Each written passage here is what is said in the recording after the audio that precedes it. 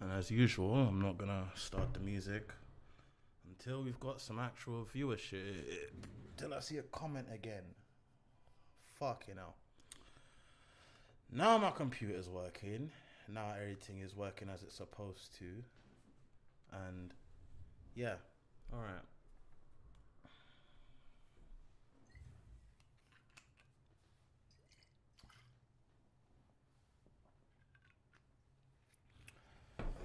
Oh, I hope people are in the mood for some fuckery. How you doing, young shitter? I feel like you're the one who's been the most excited for me to pop back up, because you're always the first one back in the comments. Yes, I'm finally back, True. How you doing, True? Hey, you need to hit me up on Discord, G. We're gonna get back on Wilds. You get me? Wilds is looking mad. Bro. Finally, we can witness something. Yeah, dog. We're back.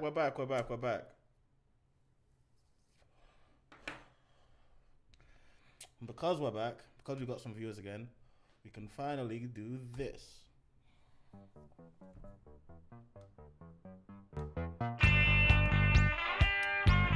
Yeah.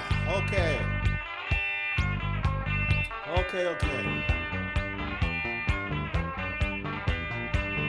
Really doing it this time, ladies and gentlemen. Pimps and players, demons and slayers. I am your motherfucking host once again for the third time this evening. Nino, aka Q-Ray, aka the human live stream machine, aka the hot take intellectual, the Nigerian Don Dada, Lil Heart Attack, Ieyasu Toku Ganja, the Omega Architect, the unkillable uncancelled, the victorious writing tuber, the hidden night skin shinobi in the leaf smoke, aka how has he not been signed yet, aka Charles Spasnable, aka I don't pay for my fucking Crunchyroll or my High Dive or my Netflix or my Amazon, cause guess why? I've got fucking people for that. AKA Young My Size. Hey, God, you're gonna dub me, alright, calm your butters anyway. AKA Blink Yuk On, AKA Charles Spasnable, AKA that kid from Too Many Places to Count, AKA Mr. Black and motherfucking Platinum. Ladies and gentlemen, how have you fucking been? AKA just nine, cause that's just fine. How y'all feeling today?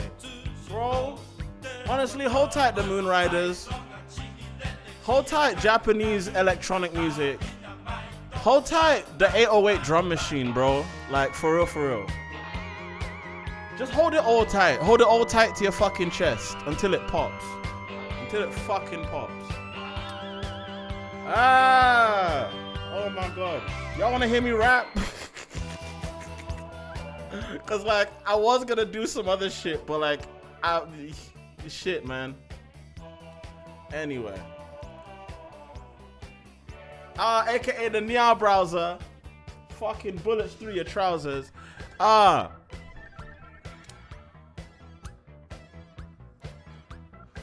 It's been a weird couple weeks. Bro. Thank goodness I'm still unknown. I'm still an unknown entity. Because if not, that last stream of mine would have got me in some trouble, wouldn't it, guy? I'm so happy people haven't actually watched that last stream. Because guess what? The ones of you who have, I can carry on the discussion. And the ones who haven't, the ones who are interested in the discussion are now going to have to go back and watch that stream. Right? Because we were talking a lot of cash shit like a week and a half ago when I came back the last time. We were talking a lot of cash shit, folks. But still pressing on out of spite. Dan, that's literally the modus operandi for all of us. Let me be your fucking avatar. You want to see what pressing on out of spite looks like, bitch? Bitch, I am only in... do you think I would have quit The first technical issue I had, if I had no spite in my heart, I would have quit. I would have fucking quit, you know? But yeah, no, thank goodness I'm an unknown entity, because last week's fucking last week's stream would have got me in some trouble. It would have got me in some trouble, wouldn't it? It would have gotten people mad. It would have, let me tweak the game a bit. It would have gotten people mad. It would have made people upset. I know it would have, but they didn't see it. They didn't see me call them shills for a dying industry. They didn't see me call them. They didn't see all the fucking arguments and accusations I laid at their feet. So let's go through a lot of them. There's a lot of astroturfing going on amongst the largest figures in anime YouTube. A lot of astroturfing, right? A lot of the large. I'm not gonna name names. Also, there's some names I forgot to name last week, right? Where if you didn't hear your name, I'm gonna say it now so you know I don't have an issue with you. First up, D-Cydia, right? Because that would have been a mad one. If people thought I had an issue with D, that's crazy. No, I have no problem with D-Cydia. He is one of my closest YouTube friends. Me and him play Blaze Blue together, okay? Right? You have to understand, that's a guy that I respect and love deeply.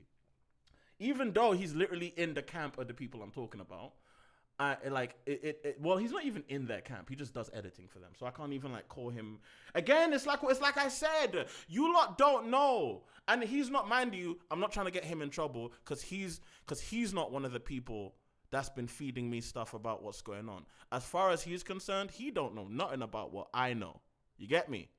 He don't know nothing about what I know. The people who are telling me certain things, they don't work for the trash taste people. So let's get back on track on what I've been saying, right? On the factual, not the factual information, because I have proof, but I can't post the proof yet, because the proof doesn't come from the sources I have are not people who can handle that right now. You get me? But the statements I made, and these are things that anyone with a mind could have guessed was already happening. There's large astroturfing not campaigns, right? Because that makes it sound more organized than it is. But let's just put it this way. Certain YouTubers. No, actually, not even. Let's not even that. Let's not start there. Otaku culture and anime media, right? Otaku culture and anime media is all owned and operated in a vertically integrated fashion, right? The companies that make the shit, or at least the companies that pay the studios we love to make the shit, also own the places where they're being distributed, and they also own the places where they get distributed overseas, right? You get me? No, Jimmy would play Bang or Azrael? No, I don't. I play neither of them. I am a Hibiki Kohaku main. LOL, what are you talking about? I main Hibiki Kohaku. What? Y'all forget I'm a ninja? Didn't y'all forget I'm a ninja? Didn't y'all forget I like samurais and ninjas? LOL. Anyway, sorry. Sorry, what was that? Oh yeah, so because of the way, and this goes down, even the companies that own the VTubing companies, right? Either have stakes in them from the companies that make anime, or are just owned and subsidiary companies to companies that make anime. You get me? So in that sense, whatever those people are covering, whatever the people connected to these companies, Bang is a ninja, but not the kind of ninja I like. Bang's a goofy ninja. I like real nigga ninjas. You get me? It's whatever. Sorry. You're distracting me, Jordan. I don't want to talk about Blaze Blue right now. We're talking about the corruption present in otaku culture right now. We're trying to deal with it. So whenever you see a VTuber or a YouTuber for that matter, or a 2D tuber, or whatever kind of fucking new gimmick they've got, whenever you see them, it's the same thing that's going on in video games, where these companies make relationships with these content creators. Oh shit. This nigga play Yuki Terumi. I do, but I don't main him. But the content creators have relationships with the companies that make the things that they're talking about. That's not abnormal. In fact, that's normal even in a journalistic sense. Even if we're talking about like real old school journalism, it's not abnormal for the people For example, let's use an example of somebody who is my golden standard when it comes to covering media. Right? This journalist that I'm about to talk about is my gold standard when it comes to covering media in an ethical and like in an in-depth way that lets you know he knows what he's talking about. His name is Dave Meltzer, and he's a wrestling journalist. He covers pro wrestling. And the thing about Dave Meltzer is that like everything about his approach to covering this in the industry comes from a place of understanding it well enough not to get wrapped up in it. But at the same time, that still gives him the leeway, and he does his job well enough, and because he's trustworthy, people care about his opinion enough to the point where regardless, people come in and still make relationships with him, right? He's the gold standard of like how you approach talking about shit and still having relationships with the companies that are making. For example, he has had many one-on-one conversations with Vince McMahon. He's had many one-on-one conversations with Paul Levesque, aka Triple H, right? He's talked to the people who run the company, and he's had like public interviews with Tony Khan, right? The guy who owns the competitor to WWE. So what I'm saying here. What I'm trying to point out, sorry, let me put my phone on silent. What I'm trying to point out with what I'm saying here is that there's a way to interact with media and have a relationship with the people making the media, right? While at the same time remaining, I won't say objective, because objective isn't necessarily like the term here. I think the term is ethical, right? Ethical is the term is the term. So why are you all bringing up Vosh? Who brought up Vosh? Who's talking about Vosh? What does Vosh have to do with any of this? Vosh isn't an Anituber. Vosh is a bread tuber, and a bad one for that matter. Anyway, how you doing, Nasu? Yeah, Nasu's dope. Yeah, remember when I said I've got Pickney in the scene. I've got kids in the scene who were watching me and are now bigger than me now. Yeah, big ups to you, Nasu. I want you to understand. You make me proud, for real. Oh, a fellow Nigerian, nerd tuber. I won't call you an Anituber, cause I won't ever tell you. I won't ever box you in like that, because Anitube is something I'm trying to destroy. I boxed myself in, and I don't advise anyone who's interested in doing this to box themselves in. Right? Wasn't you fucking with Vosh a few years ago? Yeah, I did, before he called black nationalism fascism. Yeah, before he exposed his cracker ass about real politics. And before he backed Joe Biden, dog. Come on, bro. You shouldn't. Come on, you know me. Y'all know me better than that. Y'all know me better than that. Y'all know that I'm not gonna back that. Come on, please. Y'all know that I gave up on politics in this country the second Bernie dropped out. Ever since then, it's been a fatwa on America. Anyway. That's not even important. Stop talking about. I'm trying to get out of this. I don't want to talk about politics. I don't want to talk about. I don't want to talk about politics yet. Politics. We'll do the politics arc later. The politics arc is later. That's a later arc. We're not doing politics yet. We're coming back to Anitube to destroy it. Okay. By the way, I had a talk with a YouTube friend. I'm not gonna say names because I don't want to implicate anybody and I don't want to make anybody feel like they're on the spot. But I had a talk with a friend of mine who's a fellow YouTuber. A lot of y'all watch him. He's got a lot of good content. He's one of the only people I think is the best YouTuber. But when I talked to him about this, he was able to succinctly break down what my point was. And because I like to talk in crazy language, and because I like to talk in ways that are grandiose, because I watch too much fucking pro wrestling as a kid. He was able to say it in a way that I would have said it if I wasn't trying to cut a promo. So what I said was, we are going to destroy anime YouTube. We are going to turn this place into an unprofitable mess, and we are going to make it so that there is no reason to invest money into this space of content. What he saw that as was, my goal is to rip out the corporate influence within the anime YouTube space. And that sound like, both of those things sound impossible, right? Both of those things sound impossible. Destroying anime YouTube or making it unprofitable, or just, removing the corporate interest in anime YouTube. I mean, here's my thing. And actually, let me break down what my thing is. I'll be real. Economics is gonna do half the job for us. Here's what I'm banking on. Here's what I'm banking and betting on. Economics is gonna do half the job for us. Because,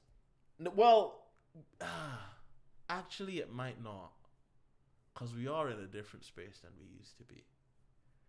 But I will say my point first before saying my counterpoint to my point.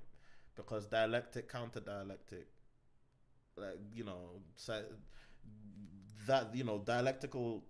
dialectical discussions that you have with yourself have to be conducted this way. So I don't think the world economy is doing too hot. I don't necessarily think the world is in a space where, if push comes to shove, things like Japanese animation or animation in general are gonna be prime entertainment real estate. In the same way where during the 2008 crash, one of the first things to get chopped off of Cartoon Network was Toonami, right? And basically, like, all of the anime dubbing houses, all of the anime distribution houses that weren't Funimation or Viz Media or fucking, I don't even know who else survived, regardless, or like fucking Sentai Filmworks, everyone else died. Geneon died, Media Blasters died, the non-Australian wing of Manga Entertainment died, So that was what 2008 did. So 2008 made anime unprofitable in general, right? Anime is really profitable right now. Anime is extremely profitable right now, but there's a bit of a crisis. The demand for production is not meeting the labor capacity. Let me say this in words that a 14-year-old would be able to understand. Niggas are asking for more anime than there are people to make it. Right? Niggas are the producers are trying to make more stuff than there are people able to make stuff. You get me? There's only so many studios. It's only so many Westerners who know how to handle an e-conte. You get me? So when you've got a situation like this, you've got a bubble. We're in a bubble. Like, guys, we're in a bubble. Like, there's a lot of investment money in anime right now. There is a lot of investment money in anime right now. Like, people are putting money into this, banking on the fact that they think they can make any story into a 2D animated, high-octane action epic, and just because they can call it an anime, folks are gonna put it on there, like, folks are gonna... sorry, because this is where the boutique anime conversation comes back in. If people don't remember the boutique anime conversation,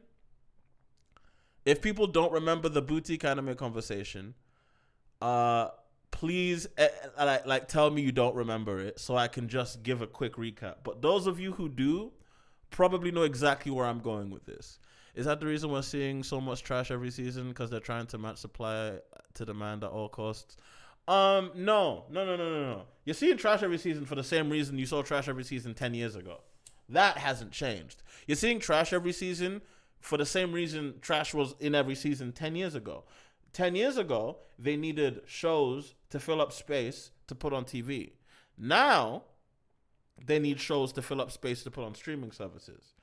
The difference in those two styles of shows is the difference between anime that we used to know and boutique anime. Am I getting to where, am I like explaining myself correctly? Right. So like say 10 years ago, right, when fucking K Project season 2 was airing, they were not worried about the streaming metrics or the algorithmic potential for it to succeed with certain demographics. What they were worried about were its TV metrics and its potential to sell toys and merchandise. You get me? That was how anime was sold back then. Now, oh yeah, no, I love how everybody know. Like, okay, wait, Ricky Tripp. After I said that, okay, so how many of you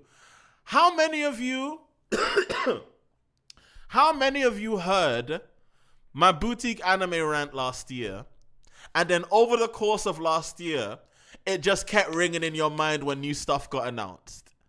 You get me? I said some shit, and that shit stuck, didn't it? Like, it, not saying that people started saying it, but the analysis I made was very fucking cogent. I'm not, like, when I tell you, I love this anime shit, and I watch it deeply, and I watch the business moves of it, and I don't like where the business moves are going. I don't like where the business moves are going. I'm telling you, I know this stuff, dog. Yo, I'm telling, you anyone who watched the VOD, yeah, that's why I kept that VOD up. Notice, I kept that VOD up for that reason, because I knew what I said in there was still gonna be relevant today, even if I stopped making videos for a while. I knew that whatever I said in that VOD was gonna be relevant even when I came back, because oh my God, has the boutique fucking phenomenon blown up since I talked about it last, bruv. Right? That whole thing has just gone out of fucking control, mate. So, for those who don't understand what I'm talking about, you're free to go watch the VOD later. But the thing I said was, there's a new kind of business move in anime that produces what I like to call boutique anime. You get me? Warner Brothers investing $200 million in anime over the 6 to 5 years. Oh yeah, bro. No, like Elijah knows exactly what I'm saying. Like, that's why even though Elijah like gets on my case about a lot of shit, he knows I know what I'm talking about when it comes to anime. You know? So, sorry, like, the whole boutique anime thing, the idea is that now it's the Uberification of anime. It's how the internet has changed the anime production process and the kind of anime that now exists because of that. In fact, it's to the point where it's kind of the realization of some shit that, like, if any of you are old enough 9-0 fans to know about the anime shouldn't be mainstream video. In fact, one of these days, I'll watch that video on stream. I might watch it later tonight, if I can handle cringing through it. But, like, one of these days, like, I think later I'll watch that video, because in that video, I discuss the potential for anime to lose its Japaneseness, right? To lose the element of it that we are here for. When I say we, I don't mean the average anime fan. I mean the kind of person who likes anime enough to watch 9-0. You get me? So, yeah, Yuki vaguely remembers it. So let me get a bit more specific, and I'll break down why I'm using the terms I'm using. The idea is the boutique. The boutique is the storefront, right? Items in a boutique store are not there necessarily because they are from like trusted retailers. No. Items in a boutique store are there because they are from well-known retailers. It doesn't matter what the quality of it is necessarily. Obviously, there's a certain quality expected, but there is more value placed in having just the Louis Vuitton boots on your fucking boutique shelf than having, say, fucking a pair of really well-designed, well put together, won't break down Timberlands on your fucking boutique shelf. Right? Because one signifies a certain level of class that adds to the establishment itself. Now let me explain how that translates into anime. The storefront is Netflix. The storefront is Crunchyroll. The storefront is the streaming economy.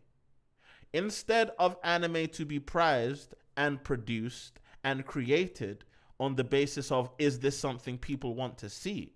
Or is this an idea or an artistic style that has merit? Or is this something that people value on some level? No. Right? I know I'm sounding kind of like reductive, but it's meant to sound reductive because the situation is reducing things to other things. We are in a reductive situation, right? So the storefront is Netflix.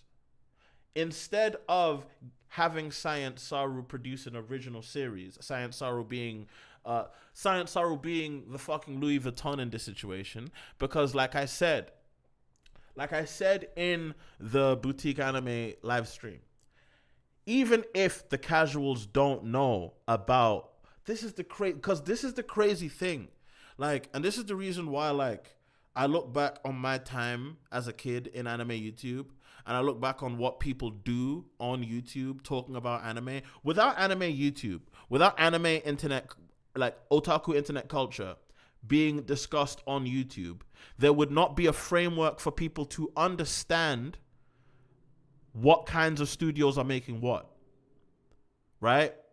Without content creation online, most people outside of the crustiest hardcore otaku would have no idea who really was making what. It was up to people like me, maybe not me specifically. You probably learned who Studio Bones was from. If you're an old head, you probably learned it from Arcada or Jesu Otaku.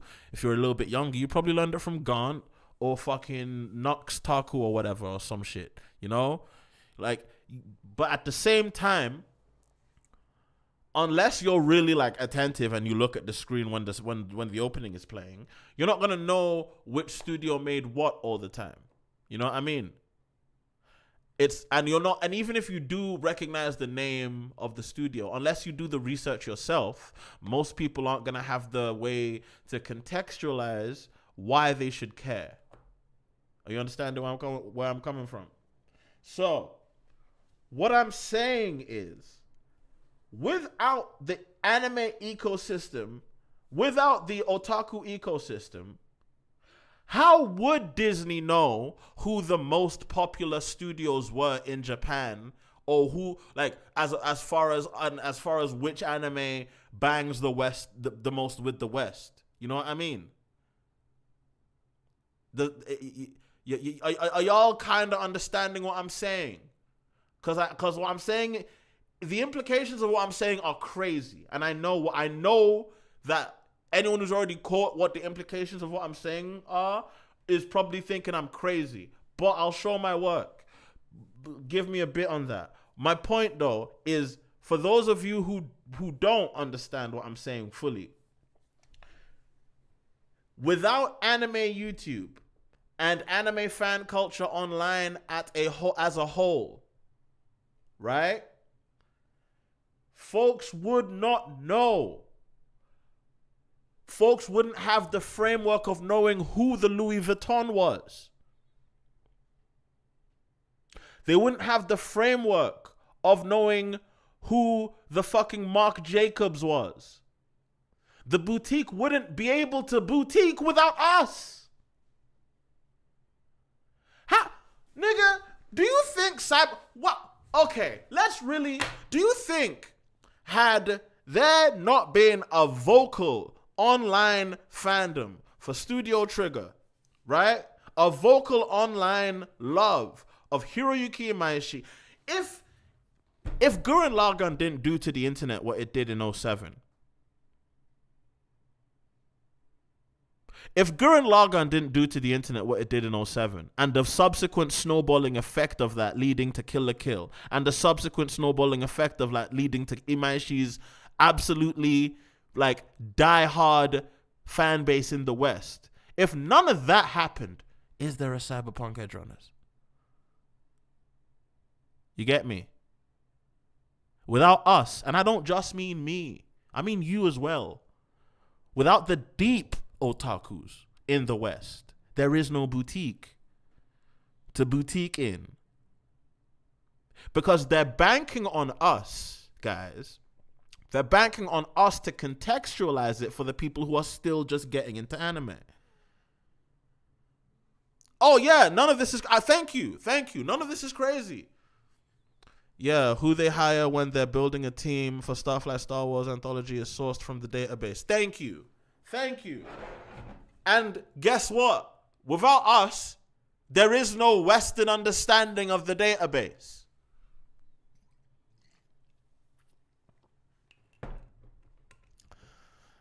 Anitube is why Guilty Gear Season 4 looks the way it does now. No. Let me pull the veil back. Anitube is why Guilty Gear Strive exists, period.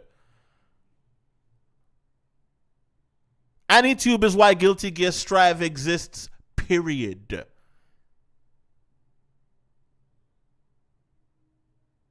So, nothing without the grassroots beginnings.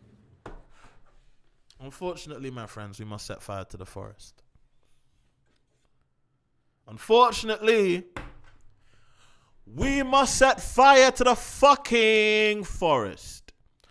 I hope I'm showing my work. I hope I'm showing my work here as to why. You get me? Because anime won't survive if this continues.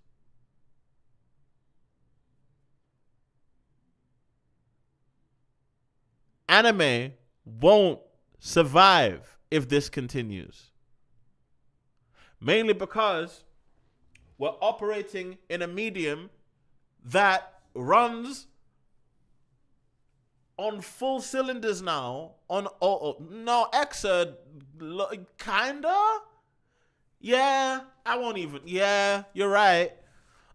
Basically, the corps have caught on to the value of those studios. And that is what that is the shit I was so afraid of. What? This is worst case scenario. So, even if it fails, even if we can't, oh, there's going to be a bubble pop for sure. Oh, absolutely. But guess what? Either we cause this bubble, either we pop the bubble ourselves, guys, or we ride the way down.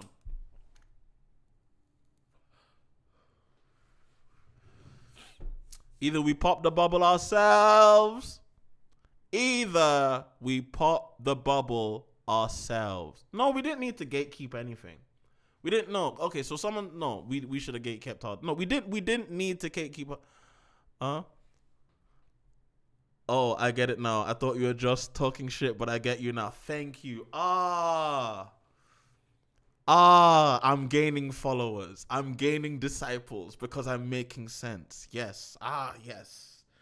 Yes, I'm gaining disciples. I'm gaining followers to the cause because I'm making sense. Y'all are getting where I'm coming from now. You get it now. And you get why no one who I used to do podcasts with would tell you this. It makes sense. You get why no one who's making money off this would tell you this. What do we do? Give me a second.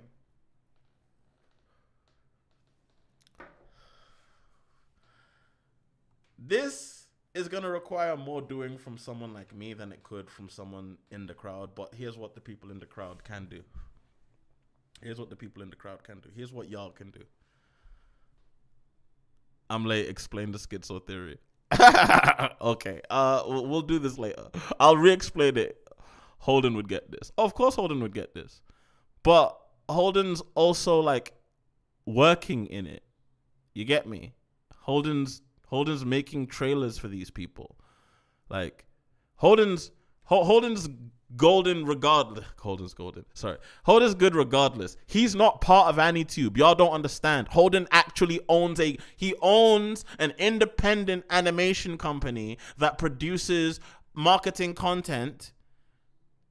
Right? It produces marketing content for things like Viz Media. So yeah, no, it's something like SS Isekai's boutique. Oh yeah. And we're only gonna get more of it.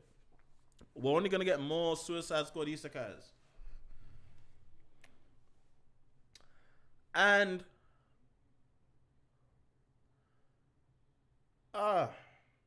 what can the fans do? Pirate, LOL. I'm sorry, that's all. Like pirate your shit. Get on Plex. Or limit your subscriptions to High Dive. If you must subscribe to any anime platform, subscribe to High Dive on only High Dive. Because guess what? All the shows that fall out of boutique favor, and I'm not even talking about bad, like, and this is the reason why I don't want boutique to be synonymous with good looking anime. Because there's boutique anime that look worse than the anime that are getting snubbed for the boutiques. You get me? For example, Eminence in Shadow. That's one of the best looking anime in the past. Like, bro, why didn't none of y'all tell me Eminence in Shadow was so good, bro? I had been reading that shit for years. And I was like, you know what? Yeah, when this gets an anime, I'm going to leave it for a while. I'm going to leave it to do 2 seasons. And then I went to go watch it. Bro, I should have been watching that week to week. What? Hey, yo.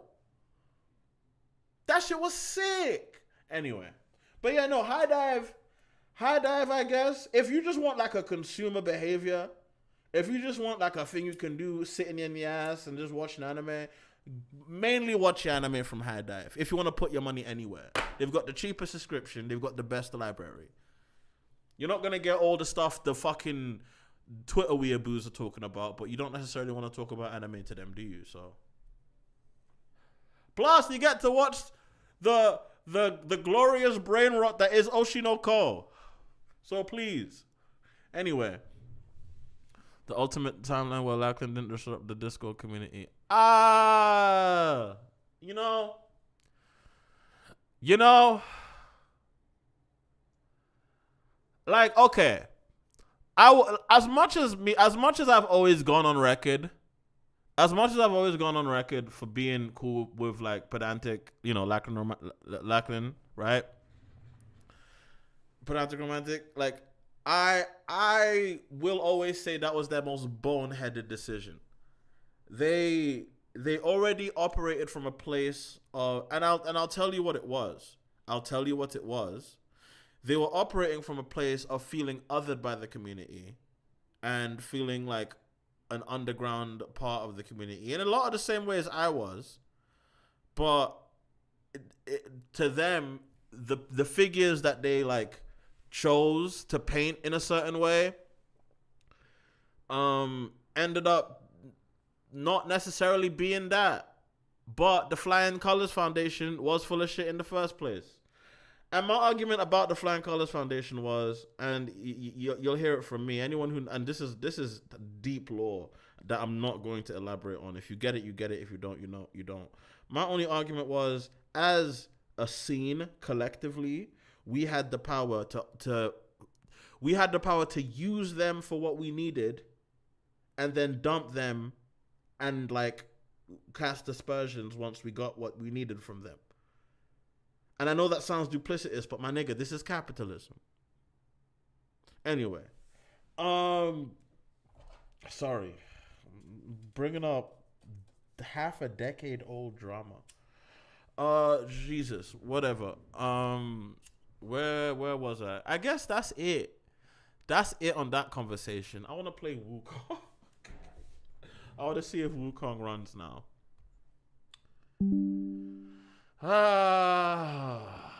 Namu Amida Doko, yeah. Namu Amida Po. The victorious fighting who, bruv? Jesus. Oh, bet. Oh, bet it's working. Okay, cool. Oh, bet it's working. Okay, cool. Hold on. I need to like actually get off of this. Yeah. Jesus. Yeah. Now let's do this. Game capture. Capture specific window. And the window is going to be this one. Okay. And now we do this. There we go. Anyway. How y'all doing? Oh boy. Oh boy. Let's get started on this. Yo, what I will say, I'm gonna open YouTube on my phone.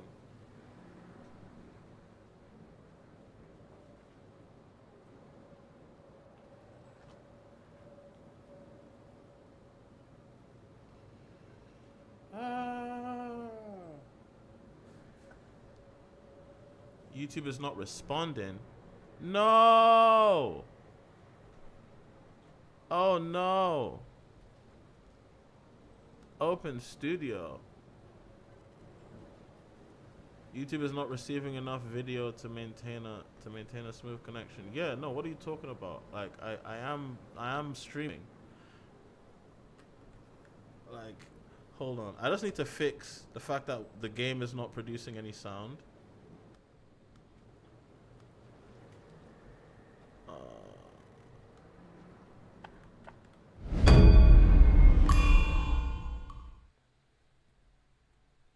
I think it's because open volume mixer,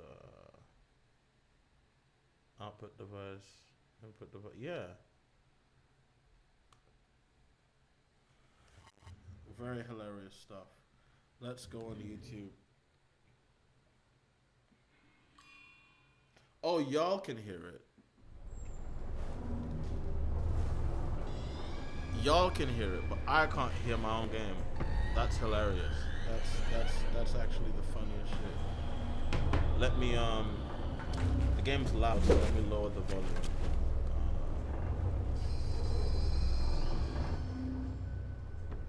There we go.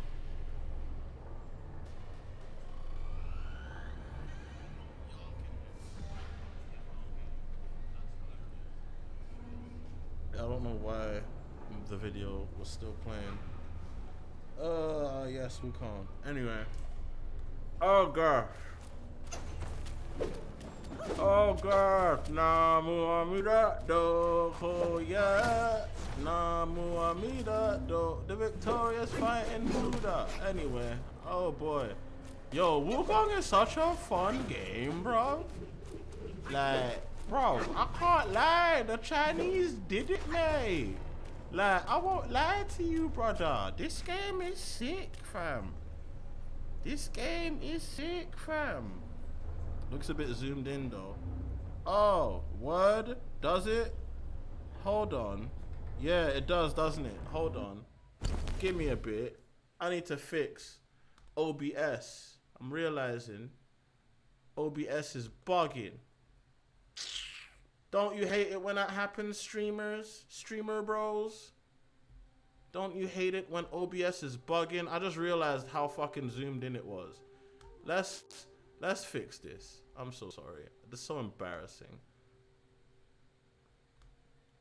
Whoa, wait, hold on. Is it because the dimensions of my screen aren't proper? That's, alright, hold on. Let's just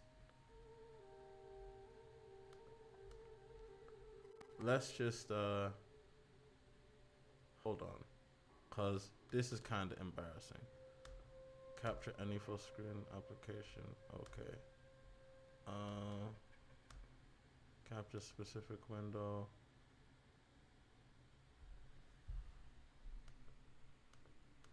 Oh wow, this looks crazy. LOL. Capture audio. Okay. Don't capture the audio too. That's weird. Window match. Window.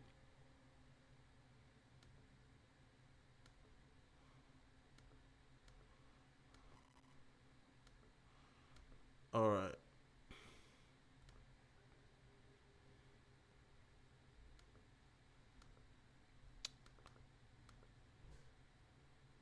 Let's just do this then. Let's just do this then.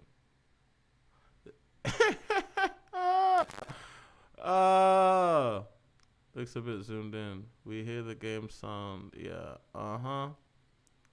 Hey, Trixie, you trying to come on? Damn, I didn't know Canapa retired. Oh, good for him. Hey there. Damn. Hold on. I'm gonna jump in. Oh shit. Actually, never mind. Bon Wukong then. Bon Wukong. I'm not doing this. We're not. Bon Wukong then. If that's the case. Bon Wukong. Oi.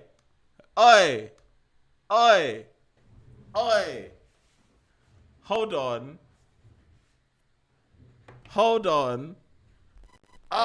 Wait, don't crash. Hold on. Let's see. Trix, you there?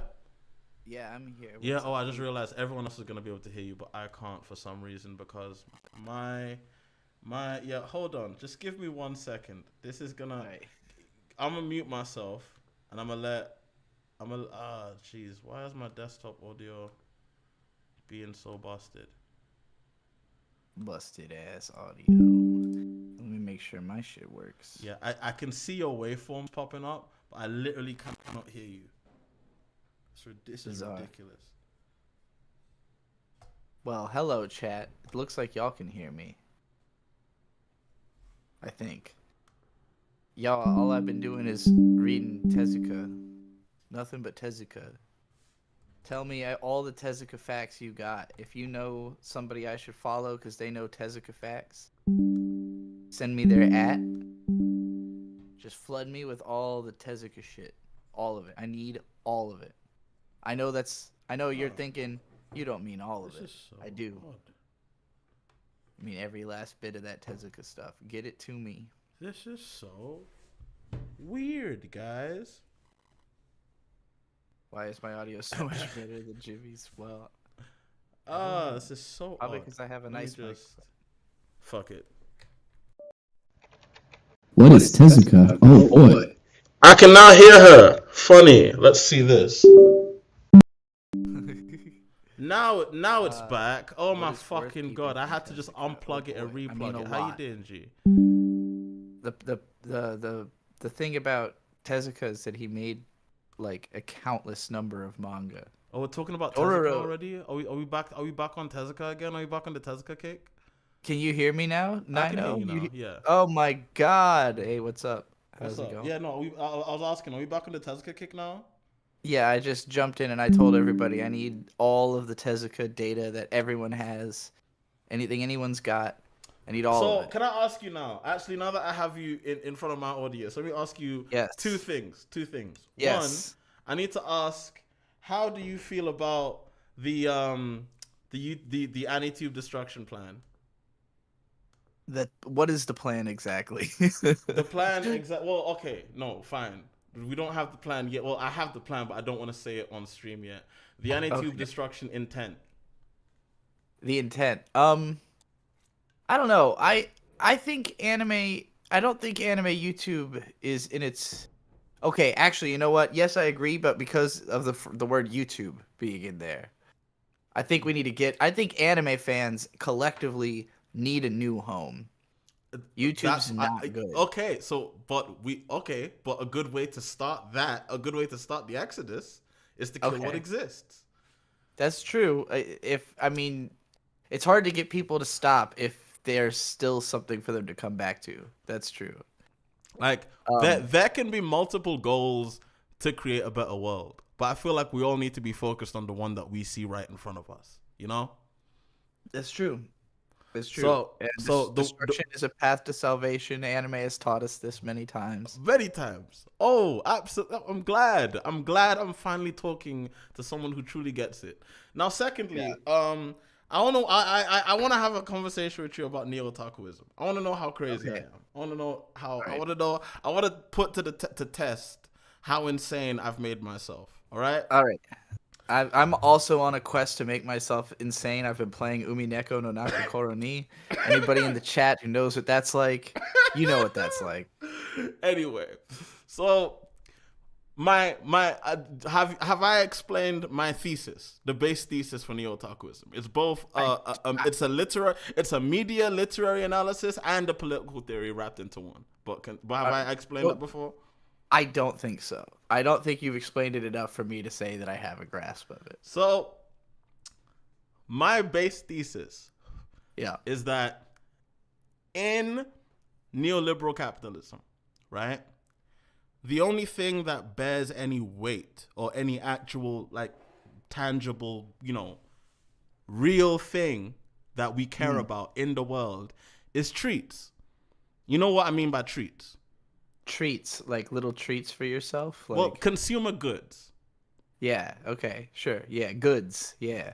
The reason I say treats, right? The reason I say treats is because it specifically, it does include stuff like food, right? Yeah. But it's mainly about the soft power exerted through your treats. Okay. Right? The addictive, not good for you over a certain amount type qualities of it. I mean, kind of, but in the sense that it pacifies revolt and revolution. Yeah, for sure. Yeah, so in the sense that bread and circus in that same sense. So my argument is that the West deserves to fail and be destroyed purely off of the low quality of its treats. Okay, I see. The biggest, clearest example I have to the West treats being fucking fraught with uselessness and garbage is Asia. I'm sorry, but they make if we're gonna talk about neoliberal capitalism being about who produces the best treats, Asia makes the best treats. So here's I like American treats, but I don't. It's the lack of availability is the problem we've got here. There's good stuff some places, including sometimes my favorite thing about America, how much of it's fucking empty, how much of it you can just be in and sit around and nobody's there. That's nice. But that's cool. But that's not necessarily what I'm talking about. What I'm talking about has nothing necessarily to do with like geography or like even like the ability to like get certain stuff certain places. It's the ethos expressed through the treats as well. Okay. If that makes sense. What ethos do you think is expressed through the Asian treats as opposed to the American ones? Well, there's a lot of arguments.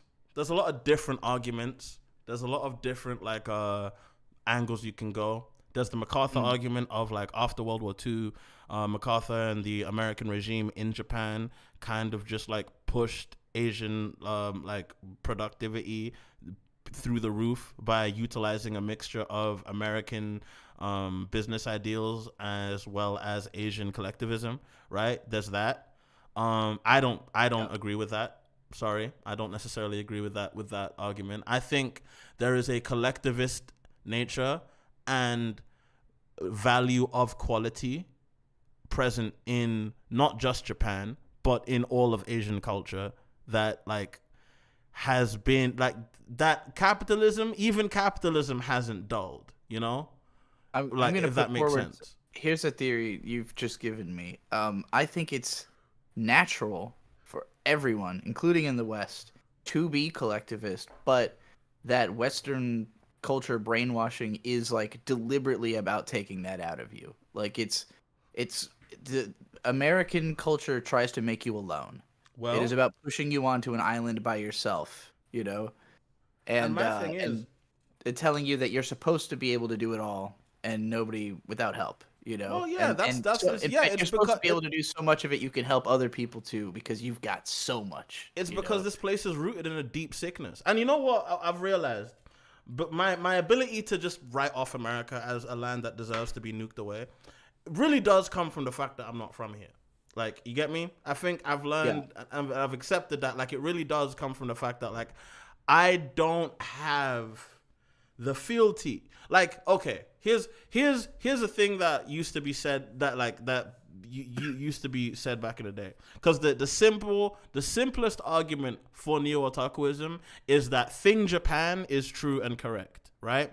But my argument is the only reason people do the thing Japan is because of the Occidental nature of the internet, because of the America-centric nature of the internet. It's always imagined that a person putting Japan over the West or putting anything Asian over the West has to be a Westerner who hates themselves, who wants to be Asian. No, I'm not that. No. I am a proud Trixie, you know me. I'm a proud African, right? Extremely so, almost to a fault, right? But my love for anime, I don't think it's to a fault, honestly. I think it might be to a fault in terms of like what it does for your life. Regardless. But my love for anime, I don't really talk about this aspect a lot, but like, because I've never wanted to make the video, but I might now. But my love for anime actually comes from how many parallels I see in Asian culture and African culture. Actually, that's one of the biggest reasons I love Asian culture, and like just why I've been able to like ingratiate myself in it so easily. And also because something most people wouldn't understand, my native language shares sentence structure with Japanese, which is hilarious. So the thing about neo-otakuism, the way I see it, is the rejection of the self-deprecating idea of being into Asian culture. It's this idea because the biggest peeve I have comes from anime is trash and so am I, right? That's a culture that is almost intrinsic into Anitube. It's intrinsic into the Western expression of liking Japanese media, right? It's intrinsic to every Western expression of liking Japanese media. And in my argument that I'm going to be making in a video that I'll drop soon, you've read the script to this, is that doing that shit is racist. Like doing that shit, heavily like racist. Doing that shit, like okay, my thing, because the idea is like, why are you eating the fruits of a different place? What's wrong with you, you weirdo? That's not where you're from. That's not where you're from. You're supposed to be doing the thing from where you're from. Is that not silly? Yeah. The pull to anime, to Japanese media, for me, a lot of it is that I'm not from a place like that. Like, I moved constantly growing up all across the country. So, like, I can't show up at a place and be like, yeah, I'm going to act like my hometown. Kind of Virginia Beach, I guess, but we don't really have culture here. It's a military sinkhole, you know? 20 miles of swamp from the next civilization. So, which is why most of the most ardent otakus are from either suburban southern locales or from the Midwest. Literally from fucking Pharrell is from here, from Virginia Beach. Yeah, like the richest otaku of all time. Yeah, either otakus either are from the hood, right? It's either an escapist method from like bad financial situations, or an escapist method from being in a part of America that the rest of America doesn't care about. That's where the hardest, I've learned that's where the hardest core otaku are made in my life experience in this country. Like, and it's always, I think outsider culture transcends barriers in that way. And like, there's certain things that Japan just nailed. And so for me, it goes back to Power Rangers. Like, that's the first Japanese media I encountered that I didn't know at the time that it was, like, I just knew it was Asian. To me, China and Japan were the same thing at this age. So I thought of it as like from China, basically. But I was like a huge fan of Power Rangers at 3 years old, and that led into, I think just that, like some of that stuff, that anime stuff being just normal to me by the time I got to it, because it was in there, even though Power Rangers like reshot like all this stuff in America, there was the Japanese footage in there as well. What and you're talking about is the kaiju and database. mecha Like, and you got exposed to the otaku database early. exactly, Like, yeah.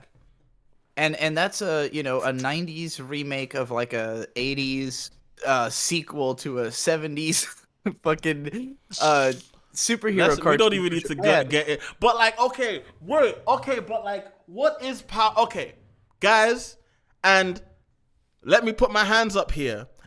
Here's really neo-otakuism, like that, because when I explain every angle of it, like you'll understand why it's more than just one thing, why it's like a whole expression of being, because like it is the rejection of the sentence is anime comes from Disney because Osamu Tezuka took influence from Western works, and therefore you can never divorce the influence of the West and American media from Japan. And on top of that, the individual who introduced paneling and comic book design to Japan was an English sailor. So in that sense, manga also traces a lot of its background to the West. And on top of you got me so pumped. I'm so ready to rewrite this history. right? You are right. You are like, you see what I'm saying, right? But like, and on top of that, Studio Gainax even could see that there was something to take from the West, because if you watch Daikon, you see so many Western properties parodied and referenced and influenced, and even Gundam. Okay, but guess what? Here's my argument: Gundam's better than Star Wars. Ava's better than Star Trek. Highly agree. Actually, highly agree with both statements. Highly agree. Like, okay, fucking Much Astro better. Boy is better than Bambi. What are we talking about? Yeah. See, I don't my like Bambi. neo-otakuism is who fucking cares what the West gave them? They took it, ran with it, and did it better. You get me? All That's... I'm gonna get on the realism of Tezuka right now. Thank you, please. Go. No, please. Because I feel like now that you understand where I'm coming from, you can use what you've analyzed and researched to like actually pick this apart. Please continue. So first of all, I created a new type of journalism instead of gonzo journalism. Yeah, I saw this. It's called method journalism. It's crazy. Yeah, like method acting, but you have to become the person you're writing about. Ooh. I'm gonna say right now, currently, I am not in the Osamu Tezuka headspace, because after 3 days of doing that nonstop, my neck was in so much pain, and I've spent a whole weekend recovering. But it's not an easy guy to try to be. He did nothing but work for 75 years. That's it. He's 60, by the way, is when he died. 5 years of straight hustle, dog. Like, yo, that's wild. That is wild. He died at 60 years old, but he did in fact so here's the thing. Tezuka as a kid, there was a popular magazine that had a manga in it called Norakuro that's about a black dog that fights for the army. All the other dogs are white. He's the only black dog in this army scenario. And it's like a popular strip that went, not a strip, it's in the style of a manga. It's 3 panels per page, but it's, a complete chapter telling a story. It's like a situational comedy, basically, from the 30s. And it was written by a guy who had been in the military, and then he went to art school, and then he drew this comic, and it was extremely popular. And it was Tezuka's favorite as a kid, like literally like 7-year-old kid, His dad, Tezuka, by the way, most fucking privileged Japanese person of his era. Like, his mom took him out to Takarazuka Theater like every weekend. His dad took him to the movie theater. Sorry, no, to put into perspective, Takarazuka Theater tickets cost 7,000 yen in the 50s. Adjusted for inflation, that's probably 15,000 yen today. That's $150, bro. he saw a lot of them because it was described that he saw them all the time with his mom, and then his dad would bring home manga and magazines and shit and books. So he read his dad's books, his dad's manga, and claims he saw Snow White 50 times and Bambi 80 times in the theater. So I actually don't would've doubt that. I don't doubt that in the theater though. But that's still crazy. Yeah. But that's wow. And think about, he didn't speak English. So he's just looking at him, you know. Oh, It's just, now that I know he was like super. Now that I thought he was just like the kid of a doctor, but now that I know he's like super privileged, I want to look into his Yakuza connections. But I don't want to do that. Right. That's hilarious. His parents could have definitely had No, absolutely no. They had crazy money for sure. Digi. Yeah. Sorry, Trixie. Yeah. To me, you're the digital sister, so that's why, like, like that's what it is in my mind.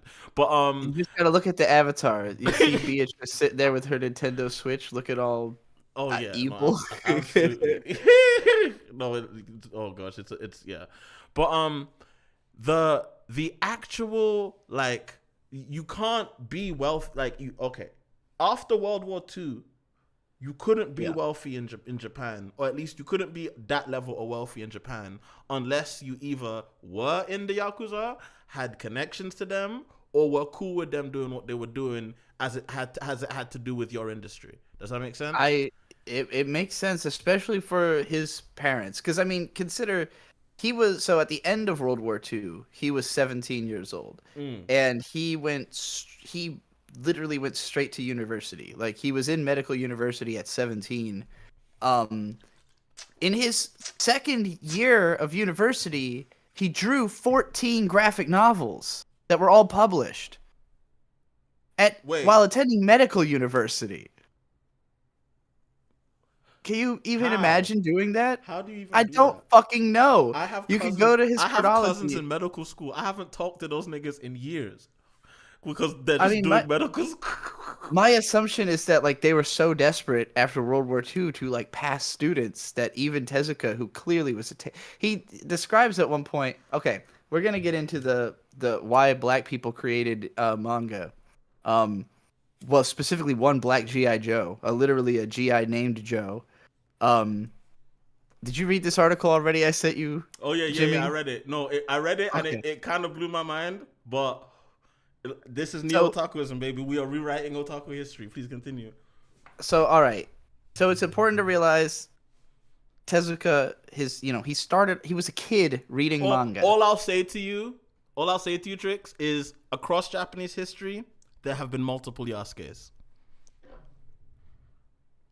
Yeah, this is I thought the same fucking. I was like, I really want a manga about this guy, like, because he there have assumably been multiple Yasukes. Yeah. Assumably saw action in World War II. This was literally like the year the war ended, the year we bombed them, and there was American occupying forces. Actually, as Tezuka put it, I'll make a quick tangent that feeds into the story you're about to tell.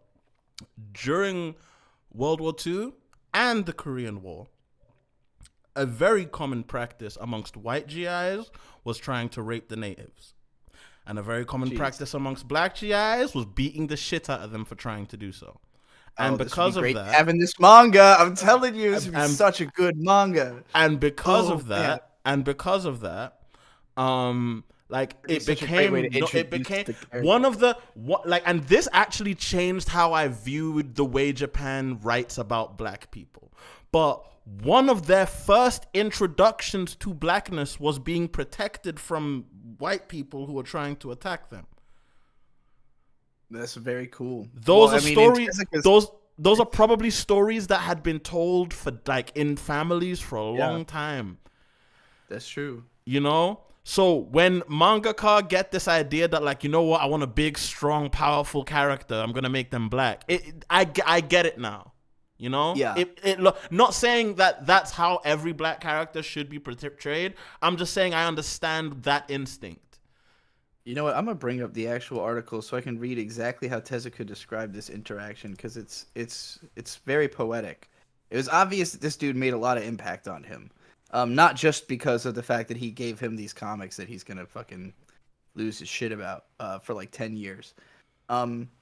So he at the time I keep reemphasizing that Tezuka did grow up with manga. Like manga existed. He ripped off the paneling style of his early manga from Norakuro, his favorite manga. But there was like not very much. Like Norakuro was the popular manga. There was not like competition. There wasn't a bunch of shit. There was also a picture book that ran in the same magazine alongside Norakuro in the 30s. Fuck, I can't remember the name of it right now. It's very racist, but it's basically like a kid goes off into the jungle and has to like, you know, fight some tribes people type shit.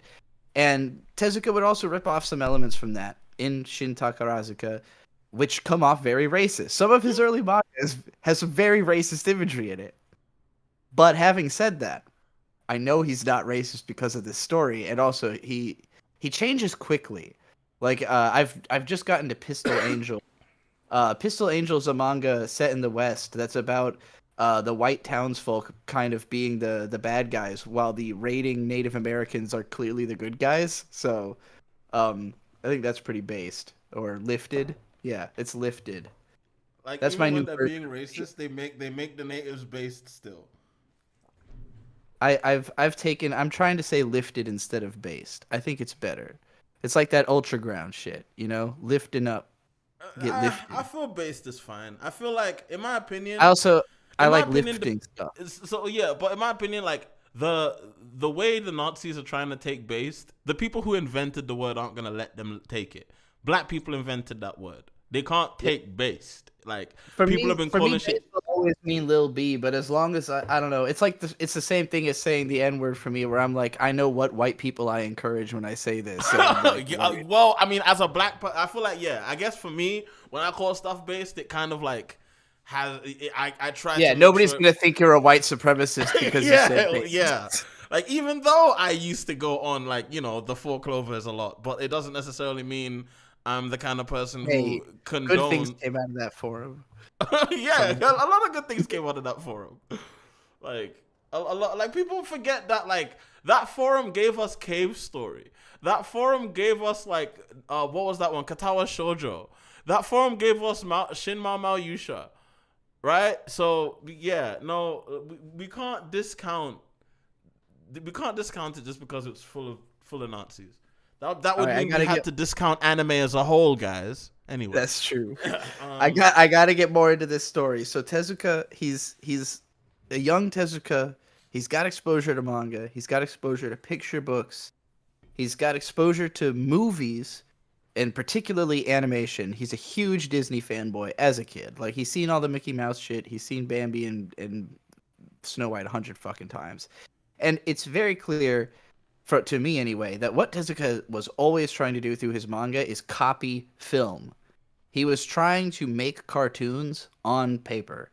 And that wasn't really something anybody had been trying to do because cartoons weren't really a thing. Nobody had started off being influenced by cartoons yet. What year was this?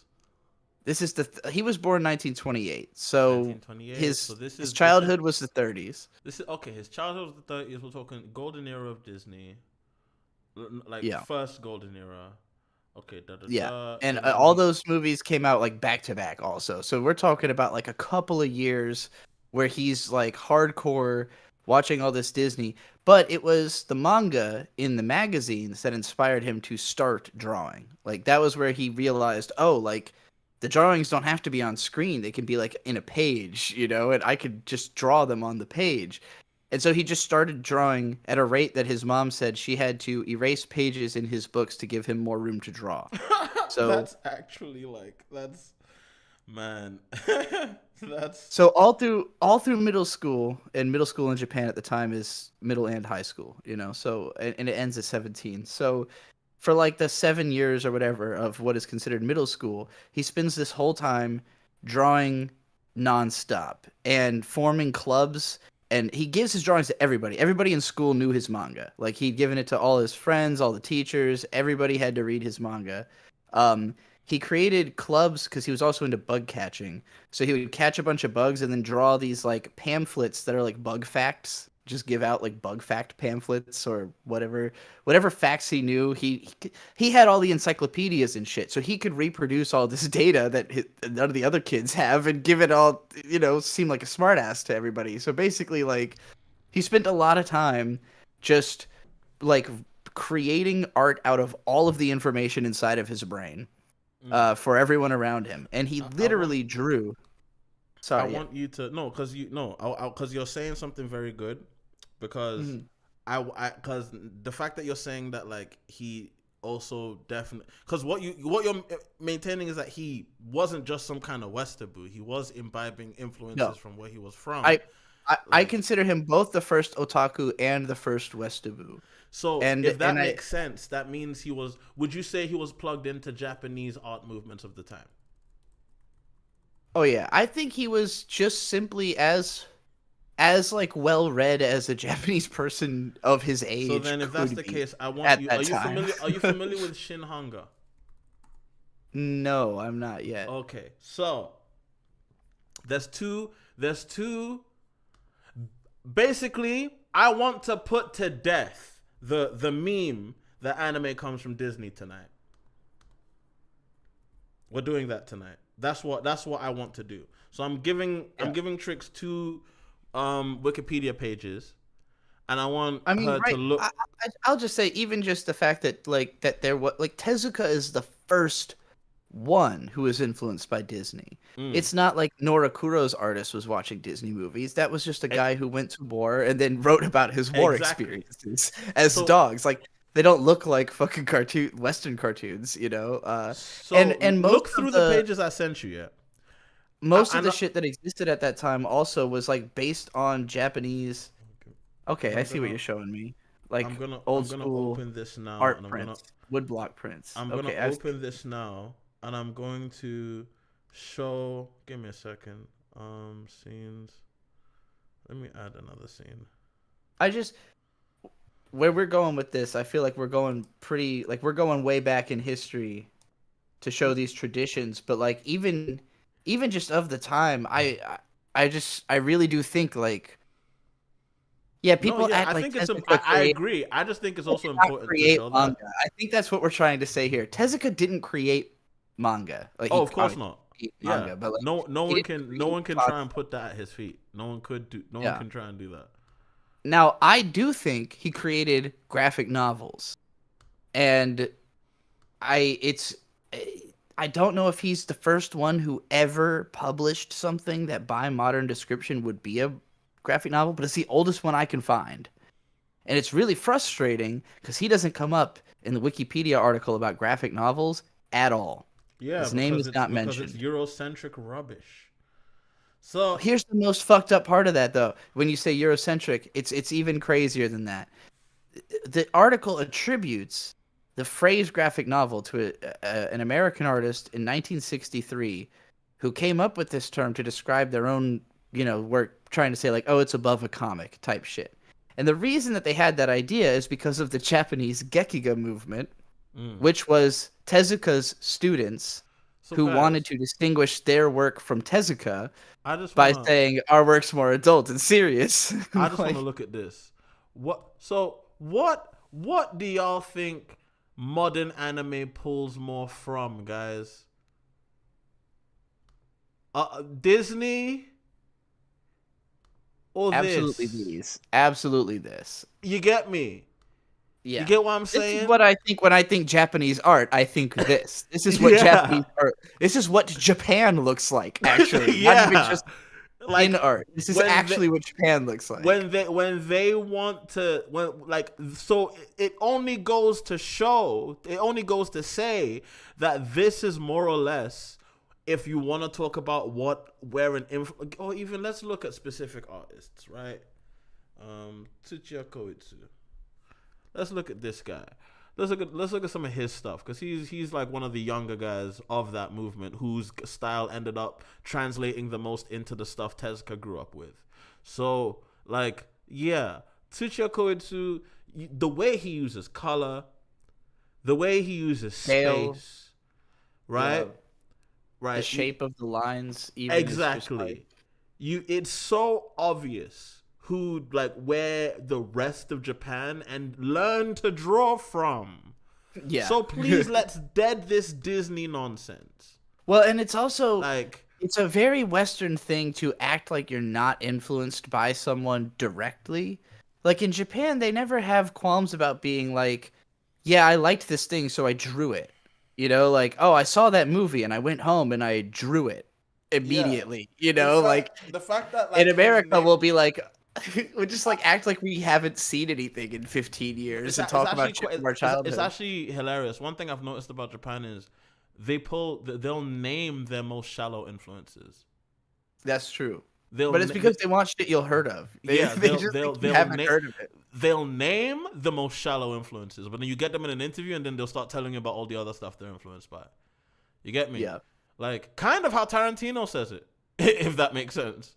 Like, well, and I think that's the unfortunate reason that Tezuka has become so, like, everybody so focuses on the Disney, because that's the most famous person that he's a fan of. He was a huge fan of Disney, but he's also, again, like, the most well-read Japanese person of his era. He had access to everything. His dad had all the books. You know, like, think about what was translated in 1940 into Japanese. He had it, you know? I know you've got content.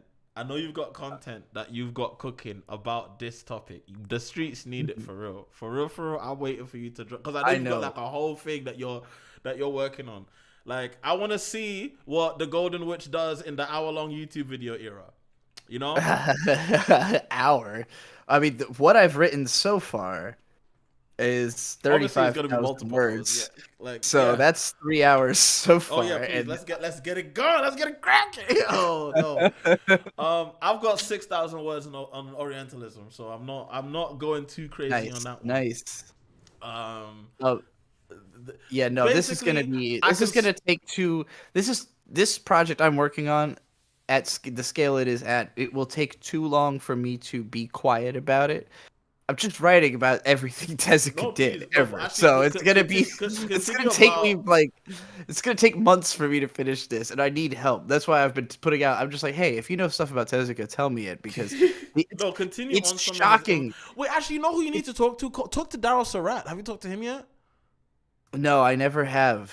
Really? I've been I'm intimidated. You've never talked to that, bro? He answers DMs. Trust me. He'll answer anyone's DM. I'll hook you up with him if you need me to. Actually, Elijah can actually.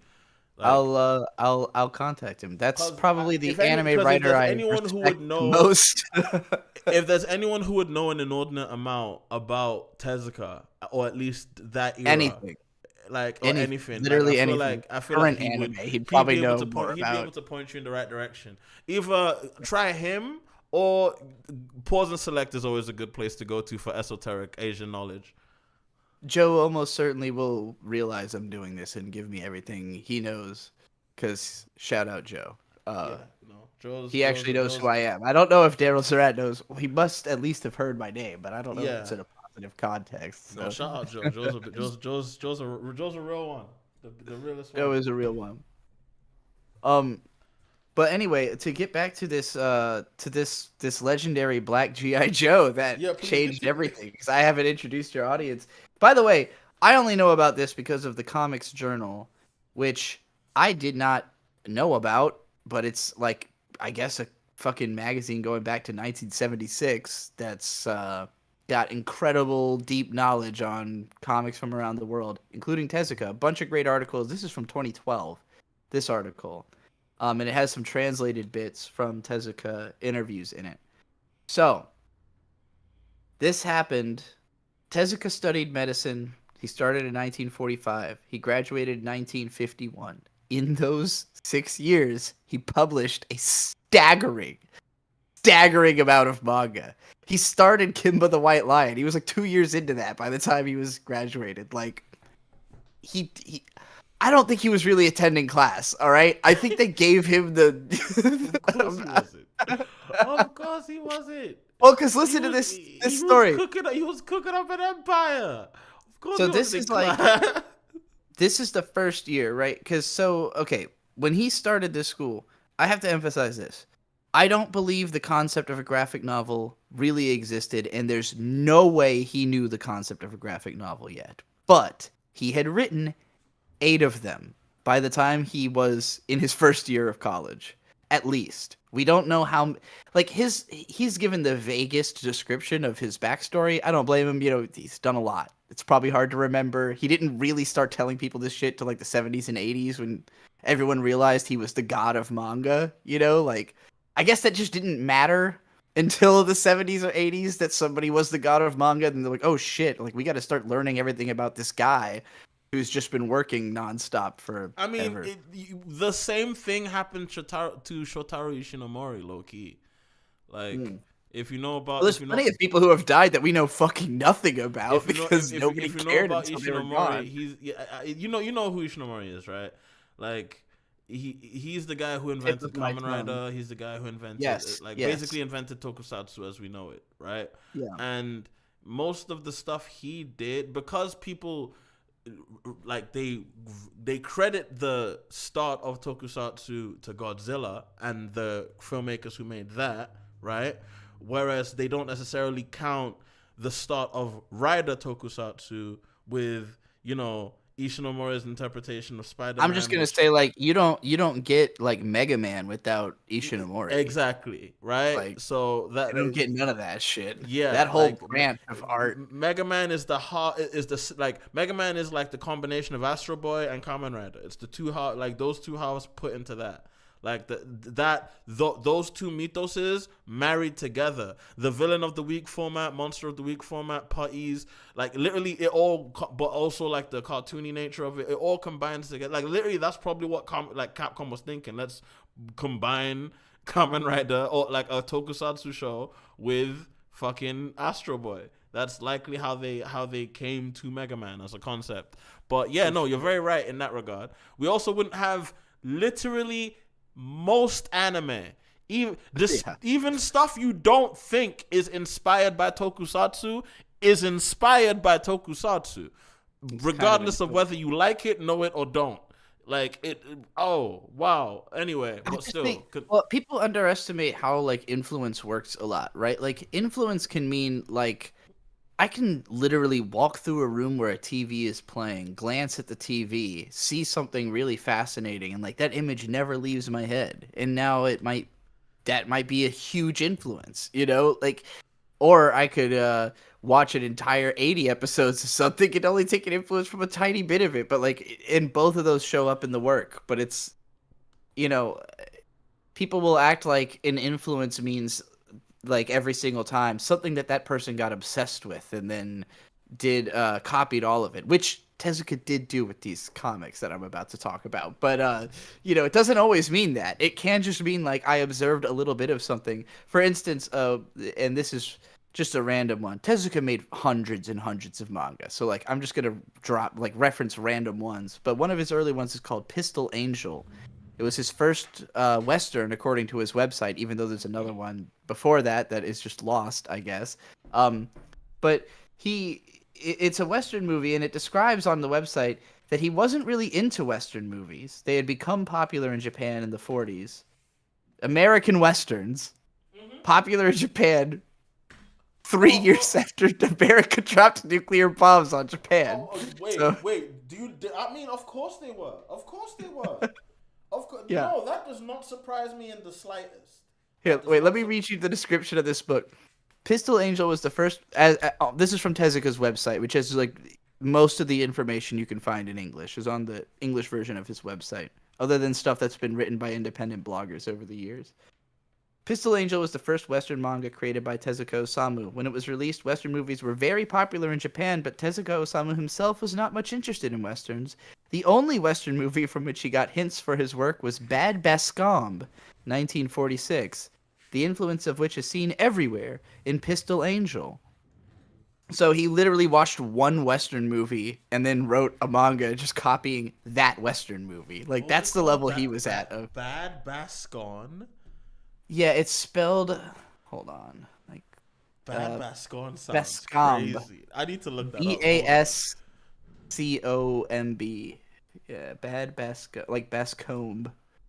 Oh, Bad Bascombe. Bascom. Yeah, I don't know what language that's name in. I guess. Oh, wait a minute. Wait, whoa. This had a cast. I honestly, I don't know old movies like that, so Sorry, I don't I'm recognize I'm a any of film these school names. nerd. I'm a film school nerd, so whatever. You know, Well, Maggie that's the right O'Brien, position to Wallace be. Beery, Honestly, Marjorie. being a film school nerd would help you understand Tezuka a lot better than most anime fans probably do, because I've never fucking seen or heard of Bad Bascom. I've And never like, seen it either, but I know. Wait, who is the director? oh shit, I already closed the tab. Oh, wait. S. Sylvan Simon. Yeah, no, I am aware of the director. This is one of those guys that like, yep, Road to I remember Road to Reno. I didn't like that. This is one of those guys that like literally didn't start making good movies until the second half of his career. But Whistling in Brooklyn, people like that one. I remember people watched that. Yeah, it's movies from the 40s were weird, dog. Especially movies that came out during wartime. Especially movies that came out right after the war. It's just weird. It's weird era of film, weird era of media. So the reason why Real that's quick, the era that gave us the influences that gave us manga. just to let the chat know that I'm reading it. Cosmic Turtle said, Nino and Trixie do a podcast already. I thought you guys liked money. We could do a podcast, but money? How do you think we're gonna make money? What is your plan for that? What is your plan for me and Nino make money? We could do a Patreon for the podcast, but like that's like, yeah, look, y'all are not gonna pay to hear what we do. like You might pay for what we do, but do you really wanna? Nah. I feel Who's like, gonna pay us? yeah, that's the weird thing. Like we would need like an investor on some shit. Did you also? okay, I just got. hold on. By the way, I just got fired the other day. So. Oh shit! Have you already talked about Crunchyroll stealing $700,000? I don't want to. I don't want to, but we can. We can do, no, we don't gotta do it. We don't. No. Now that you bring it up, folks are gonna be like, "Why doesn't he want to know?" So now I didn't bring it up because I didn't want to. No one brought it up in the chat, so I thought I could go smooth. But now I guess I have to. Now I was thinking about it before I even jumped in the call. My first thought, I was like, if I'm going on Nino's show, I got to bring up the Crunchyroll thing, and I got to bring up Black G.I. Joe. Do you know why I didn't want to? Because now I'm in the position to have to make a third Crunchyroll video. Well, that's what I was thinking. Is like, well, hey, everybody. Okay, so I fucked up my relationship with Crunchyroll permanently by telling them to change their shit, and they did. It was effective. And it got me a lot of views. And I'm thinking, if Crunchyroll is going to keep fucking up, let's make a market around, call it out Crunchyroll, I guess. Yeah, I know. I've made 2 videos about Crunchyroll. The first one was fairly popular. The second one didn't do well. And I think it's because it's either because I released it as a premiere or because I'm shadow banned on the YouTube algorithm. I don't know which one it is. We're all shadow banned on the YouTube algorithm. if you're not like literally working with YouTube, you might as well consider yourself dead. Like they don't care. If there's not like a guy who contacts you about your videos from the website, they don't care. They don't know who you are. They hope you die. They're like, please stop. Please stop posting to our website. Please stop using our bandwidth. I could just go into the Google office that's in Atlanta and air it out until they give me my fucking views, but I'm joking. Be careful with the phrase "air out" on the internet these days. Wait, I'm not. I mean, wait, you're not allowed to say it. You're not allowed to say it. I thought that was the way you're supposed to say that to not get in trouble. Fine, I'll go in there and cause the problem is that somebody tried way too hard to not get in trouble for saying it. And now they've decided that they're trying to say, no, I just mean like air out my grievances and shit. You know, like I'm just talking about talking. And I'm like, that's not what you were saying. That is not. I'm talking about Eric July. I don't know how many people in your chat ever heard of that guy. Oh, wait. Oh, fuck Eric July. LOL. He's no one. Yo, wait, is that the Isom nigga? Wait, isn't he like Yes, my, that's isn't he like that's my the evil? Is he like my evil twin? that's Like, the black cack who made yeah, he is a crack. Like he's a black cracker. Bro, he's such a you. No, I can use the word for what he is. You can't, but I can. I think so. I don't He's know. a I don't know how the rules He's a work. coon skin fuck boy, a coon boy, a coon ass Negro. Ooh, coon boy. Oh gosh, he's a coon. He's a straight coon. Eric July is the biggest coon in the history of like Western comics media. And that's crazy because there's a hella coons. That's true, and that's fucked up, but that's true. That's crazy because there's been hella coons that's moved through this fucking business, dog. Like, oh my god. But no, he's the biggest one. Oh shit. No, I wish I could make black people care about him enough to like run him out of existence. No, you want to know why? It's because black people won't care about Eric July. That's the thing. They have it would. You don't understand be, how much money he makes. It would have to be. It would have to be someone like me. It would have to be someone like me waging war against him. And you know me, I don't have patience for that. You know me, because you know the moment if I get into a thing with Eric July, it's gonna get nasty. Like the problem I've got is I'm too easy to ignore, I guess. Like I've made diss tracks about this motherfucker. He's supposed to be a rapper. Like he literally has raps. He has rap albums. Oh my god, I could dust. I could dust him. I could dust him. Oh my god. Is he a culture war dude? Yeah. So Eric July. Let me explain to my audience who Eric July is. Eric July is more or less like, you know, Comicsgate. You remember Comicsgate when there were like a bunch of people who were like, we don't like how woke shit is. Woke. But okay, so he's one of those guys who decided, you know what, I'm gonna go make my own comics with coonery and hipsters, and he decided to go do that. And the thing is, it's the worst comic ever made. His character doesn't have any flaws or motivation. It's either he has no flaws or he's just all flaws. It's hard to actually get into how bad it. Like I've talked about some of the worst anime. Isom is worse than any anime I've ever talked about. It is substantially worse than like the Asterisk War, like anything like that. It is way worse. It is like, objectively bad. No, reading it let me know that. No, you have to understand. Reading Isom let me know that I'm like, oh wait, Screwed Omega isn't bad. Holy shit, Screwed Omega already isn't bad. Oh my god. Set like a new low bar for me as like my like that's like now what I think of when I think the worst, you know, like that's my new 1 out of 10 every like I just can't imagine making something that bad and then publishing it, you know. I just like realized he named it Isom because he icon. Oh god. Oh. No, there's more to it. He definitely named. So I don't know if you know he got sued by the International School of Ministry over the name, but that's hilarious. He definitely stole the name, but he tried to say that he had like a granddad or a distant relative whose name was Isom, so he was trying to claim that that's the reason why he named it that. And is he Nigerian? I don't know. Because Isom is a Nigerian name. That's what I thought it was when I first read it. I was like, is this a Nigerian dude trying to do some shit? Then I looked at it, I was like, no, it's not. That's just a weird name he chose. Far enough back he might be, but he did have a family member named his family member wasn't even. Was it Isom Knox was his family, or was it Avery Knox? I can't remember.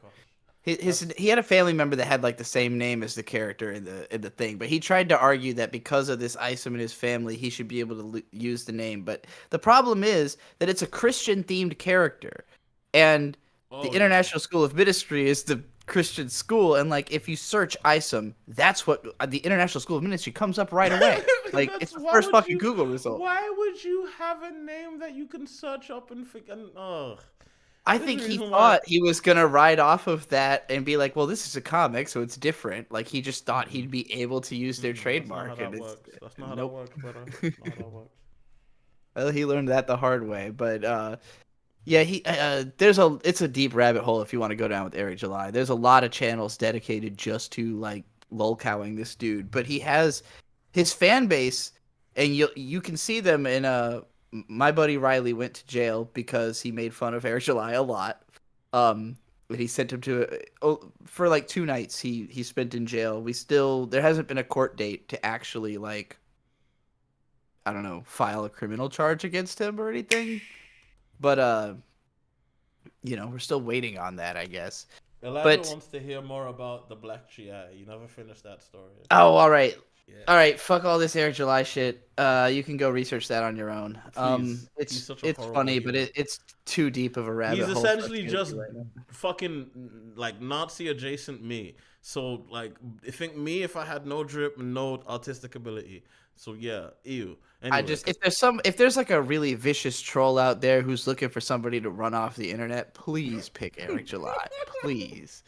He sent my buddy to jail literally for making fun of him on Twitter. That's literally why he went to jail. You can read the shit yourself. Anyway. Tezuka. He grew up drawing graphic novels. There were no such thing as graphic novels. The only one of these that you can read is Lost World, because Lost World, he rewrote 5 fucking times. This man rewrote a ton of his own manga, by the way. Like, sometimes he would, like, do the same story with a different name, like, 10 years later. And sometimes he would just straight up redraw it entirely.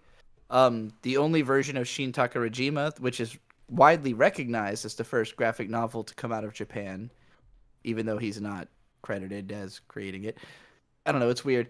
Shin Takarajima, he redrew it. The only version you can find was redrawn in the 70s because the original version...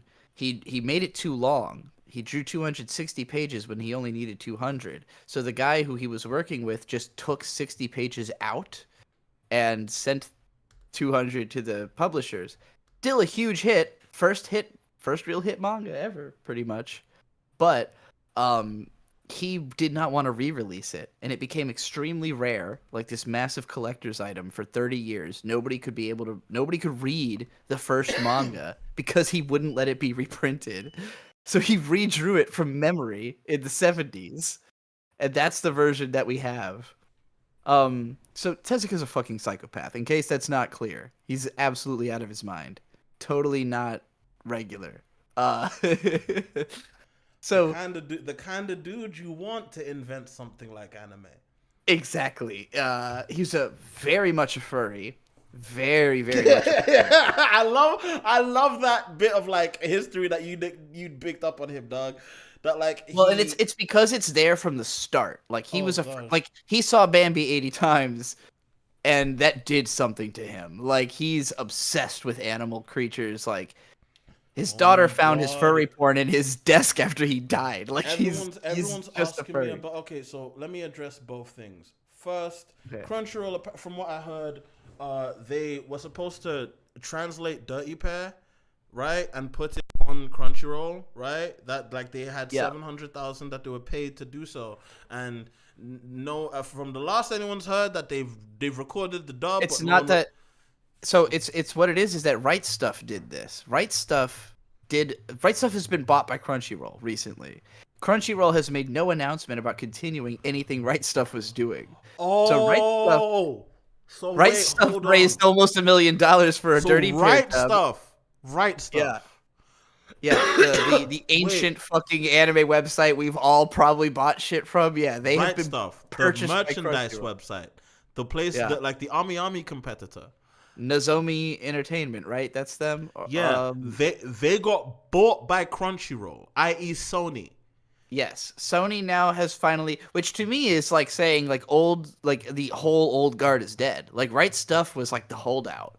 That was the 90s still alive today. You know, like it was like every time I went to the Right Stuff website, it felt like I was automatically transported back to the 2000s. Like just my mind's back there, gone. Right Stuff has been bought. Man, Right Stuff and J-List were the only 2 anime websites that bloggers could buy advertising from. Man. You as a 2007 anime blogger could have bought advertising and had a banner from Right Stuff or J-List on it. J-List. Imagine I was making anime blogs in 2000, like a 9.0 banner on fucking J-List, bro. Oh, I could have been part of history if I just It's started, so funny. if I just started earlier. I very briefly had a J-list banner, and somebody used my link to buy a $90 anime figurine, and I would have seen $9 from that. But I think you had to hit a threshold of $100 before they would send you a payout. That's the only time anyone used my link. So I mean, just never shit, got shit, bro. $9. Yo, It would have been, you get 10%. It would have been well worth it if you had a blog that people were, if you were Danny Chu, that Right Stuff link was doing something for you. damn right. You know? If you were Daryl Surratt, that Right Stuff Stuff. link was doing something for you. Sorry, if I said Right Stuff, I meant J-List was the one I had. I didn't have a Right Stuff link. I had a J-List link. If I said that wrong. Someone said Jimmy could have been a contender. J-List was way more. J-List links were like everywhere. It was very easy to get a J-List deal because they were just like, fuck it, put our banner on your website, whatever. If anyone actually clicks it, we will gladly pay you. You know, The like Right Stuff link was doing something they were. for you. Sorry, they were everywhere. All right, I have to piss, but I'll be right back. I have to go upstairs and get some more water. So that's gonna be an issue I have to deal with in a bit. But for now let's look at a chat. Jimmy could have been a contender. Right Stuff still has superior website to buy. Crunchyroll is a bad website. Man, yeah. Well, the story is so long. Elijah. People have conversations, right? It's a podcast or like a stream. I'm sure she'll come back and go through the rest of what's being discussed. Regardless, I hope everyone's doing good tonight. It's been fun. This has been fun. This has been pleasant. To the special person who's in the audience, you know what? Let's use the Japanese word for green. So we're gonna call you Midori. So Midori, if you're in the audience, don't be shy to text. Don't be shy to text. I'm still here. Aside from that, everything should be cool. They're gonna be back in a bit, and while they're gone, you know what? I think I'm a dip and go do the thing I was gonna go do. Give me 5 minutes. Hey, I'm back now. I heard him say, "Give me 5 minutes," so it's a good thing I have. I need to dip. I'll see you. I'll be right back. All right, I'm gonna read y'all this. Hold them down for me, Tricks. I'm gonna read them this goddamn bit from this Tezuka interview. All right, y'all. So, as I've established, Tezuka grew up. He had manga. He had Disney. He was basically trying to turn manga into Disney. That's the way I feel about it. He was trying to take manga and make it look like a cartoon. So, he's at university, and while he was at university, he joined a theater troupe. He played piano. He would just randomly go and play piano, and sometimes he did a bunch. He was like an extra in a bunch of plays and shit. Anyway, this is translated from his interview. One day, completely in my own style, by that I assume he means poorly, I was playing Mozart's Turkish March. All of a sudden, a black soldier entered the room. There was nothing really strange about an American soldier being at the YMCA. He took a sheet of music from the piano, and once I was finished playing, began to sing in tenor. It was something that I had heard before. It was a march. Eventually, I realized that it was the aria, This butterfly shall fly no more, from The Marriage of Figaro. To a Mozart piece, he had responded with a Mozart aria. He was a great opera fan, this intellectual black soldier named Joe. One day, after learning that I liked cartoons when I drew a quick caricature portrait of him, he brought me a mountain of American comic books. It was like the heavens had opened and rained manna. There were absolutely no manga materials around at the time. I read through them like a worm, was overjoyed, and copied them endlessly. My friendship with him might have been short, but it became the reason I decided to become a manga artist. Now, when he says become a manga artist, I believe he means as a career, as he had already drawn a substantial number of manga by this point in his life. But he had not done it professionally. He was a fucking medical student who was drawing manga in his own time. Why do I think this was the case? Tezuka couldn't fucking draw. His drawings are bad. It took him a long time to get good. A really long time. He draws, in this early period, he draws about as well as I do currently. I'm bad. A bad art. I realize saying that as a 32-year-old makes it sound like a compliment, but it's not. I'm a bad artist. So I just think why was he bad is I think that he wanted to be drawing cartoons and he could not have the cartoons as a reference. Like, he's literally trying to draw Disney, and he's just like, bringing it back from memories of seeing it in the theater as a kid over and over again, but like, he doesn't have Disney in front of him. The comics were Disney comics. The comics that the guy gave him were Disney comics. And this Comics Journal article, he's got a few articles. Ryan Holmberg has a few articles on this site literally breaking down like image for image where you can see like images from comics that Tezuka clearly copied. Like, he drew the same fucking thing. And it's because he didn't know how to make something exciting, like visually exciting, that's simplistic in a comic book. At the time, like, most art was better than his. Like, most published art was better than Tezuka's art. But Tezuka wasn't trying to draw the prettiest art. He was trying to draw the most cinematic art. He was trying to frame his stuff in a way that felt kinetic and felt like movement. And a lot of what he drew, this is, pretend I'm describing the guy who did One Punch Man. Like, same thing. Same level of, like, started off really shit, but understands anime. So, like, they know how to frame images well. They know how to draw, like, action scenes. They know how to animate through manga. And like, in the same way that One Punch Man, like, you could take the frames and make animation out of it. You could do that with a lot of Tezuka's manga. He was just trying to make animation.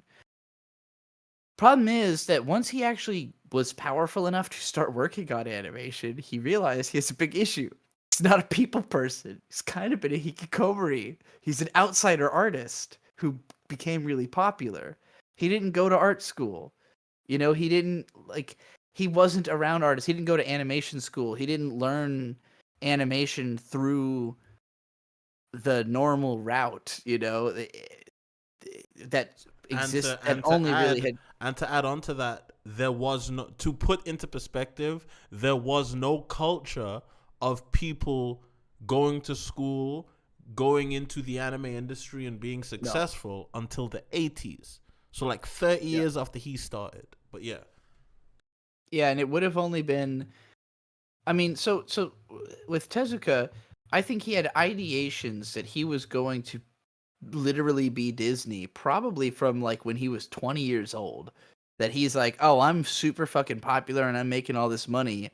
I'm gonna make anime. Obviously he wasn't calling it anime at the time. I'm gonna make animation. I'm gonna be Disney. And then like Toei is this big studio that starts actually doing that. And they're like, no, we're Disney of the West, of the East. We are Disney of the East. We're putting out a movie every year, just like Disney did in their heyday, And this would have been, like, Tezuka was influenced by first wave Disney, literally the first 5 Disney films that came out before World War II. And this is actually the argument, you're about to make the argument that one of my art professors made for me in school that completely reframed how I looked at Tezuka.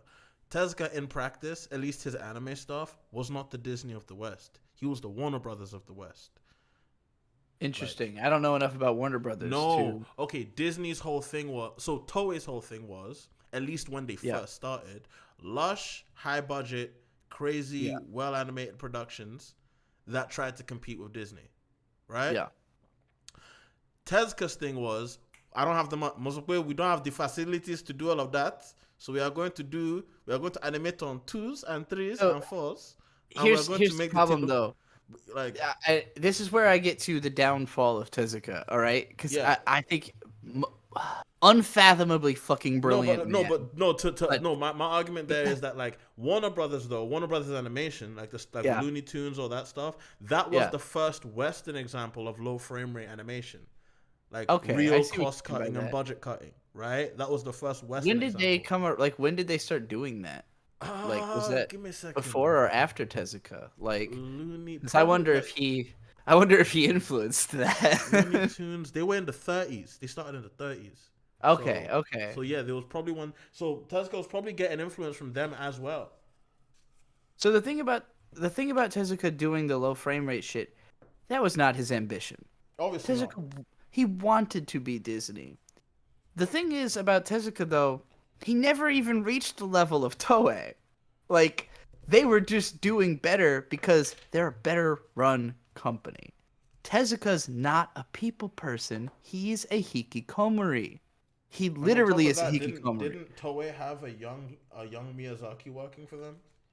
They probably not in the 50s. Like, so it was what is it? Alakazam the Great, I think, is the first the one that, it's like one of their first movies, and he worked on it. And it was very, very early into Toei deciding that they're gonna make a movie every year. That they were like, let's get God of Manga to like do a movie for us, and it was supposed to be like his concept, but he argued with the executives the whole time about how it has to have a tragic ending. He was fucking obsessed with tragic endings. Obsessed. Every manga he wanted it to if a manga of his did not have a tragic ending, it means he was bullied out of it 100% of the time. 100%. An editor or a fan bullied him out of. Tomino learned well. Absolutely, yeah. Tomino is Tomino is just even more intense. Like, he's somebody who grew up with Tezuka and was like, I'm gonna push your agenda. Like, Exactly. You could tell. I see that you merely caved in more than I will, you know? Like, same with you can Gonagai. Like, see it.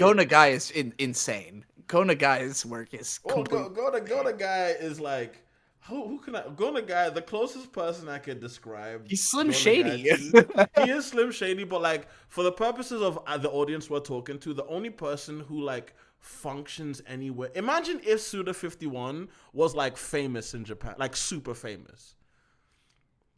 Like, Yeah. imagine if somebody with that approach to media and art was like one of the most famous luminaries Japan ever had. That's Gonagai. The 70s must have been a fucking wild time in Japan. Crazy. Like, there's so much, Like, so much hardcore shit came out in that decade. cause and the thing is, Gonagai is so interesting because like you can see Devilman is every modern shonen. It's Everything so is Devil. insane. No, like I don't know how, like you can't. No, dude, this is gonna. I highly recommend, if anybody's interested in shonen history, especially if you're a JoJo fan, please. It's only like 100 pages. Go read King Rocket by Osamu Tezuka. It's from 1948. Maybe even 47. I think it's 48. King Rocket fucking is Stardust Crusaders and Rick and Morty. It's both of them at the same time. Have It you seen the starts Rick and off- Morty anime, by the way? Have I seen what? The Rick and Morty anime. No, I have not. How is that? It's, you know something, because okay. So it's they were able to make the Rick and Morty anime work as an auteur vehicle because it's this one guy who's directing and writing it. And it's not Justin Roiland or Dan Harmon. It's a whole different person's take on the Rick and Morty franchise. But it functions with basically imagine like a Rick and Morty. What season are we on now, right? We're on like season 7? 7, I think. 7? Imagine a season 6.5. Okay. Right? Imagine all of the like lore stuff that's caught up to like season 6 or like 7 even, but like now they're doing one serialized arc that follows, if that makes sense. Yeah, And it does. it's pretty decent. And they're teasing that Morty's gonna have like an actual love interest in this season. Okay, so it's like a season 1 with an obvious season 2 on the way type shit. Kind of. Okay. It looks like they're trying. So okay. What I think Rick and Morty the anime is them actually actively trying to Dan Harmon pawning off his responsibility to someone else, the responsibility of turning Rick and Morty into an actual serialized epic. Yeah, that sounds right. Well, that's what would make it anime, right? Like, right? Yeah. That to me, that's the. I think I made the case once that like what makes anime special is specifically the ability to do long form continuous narrative. Like no other medium other than soap operas really even tries, and soap operas are retarded. So like anime is the only, I mean anime is usually also, but yeah, no, anime is definitely retarded a lot of the time, but at the same time, here's another thing about, again, this both, honestly, it's a damn near a religion at this point, but like, here's another thing about neo-otakuism, and our god is Haruhi, by the way, I'm joking, but I'm not. No, please, not Haruhi. I'm not joking, regardless, why are you a Madokaist anyway? Regardless, not her either. I it's gotta be. I'll pick Hibari-kun. That's my. That's your goddess. Yeah. That's a wild goddess to pick. But regardless, anyway. Hibari-kun is getting published in English now. They're doing it. Okay. Next year, they're releasing it. I haven't been excited about like hearing the news that something was getting published in the United States in probably 5 years, and I was like, Hibari-kun, I'll buy that. I'll use money, and I'll be a capitalist for a day. I'll spend money on that. No, like I'll buy something that's not weed for once in my life for the Hibari-kun manga. That's crazy. I do buy plushies also. I'm in that's been around since like what it looks like since the 80s, right? It's from the 80s, yeah. Yeah, like Jesus, Hisashi Eguchi. Yep, and I recognize the art style anyway. But yeah, so regardless, a big part of this whole thing is that like, yeah, it works better when it comes to telling certain kinds of stories. And on top of that, anime is one of the best places to tell serialized episodic stories. I just real quick, Ricky Tripp said, Trixie, Jimmy is not at all joking about Haruhiism, Lamau. I didn't think he was, but here's the thing. Haruhi is a raper. And that's my big problem with her as a goddess. Isn't Yahweh a raper? Yeah, well, I'm okay. If you're like, my god's not a good god, then sure.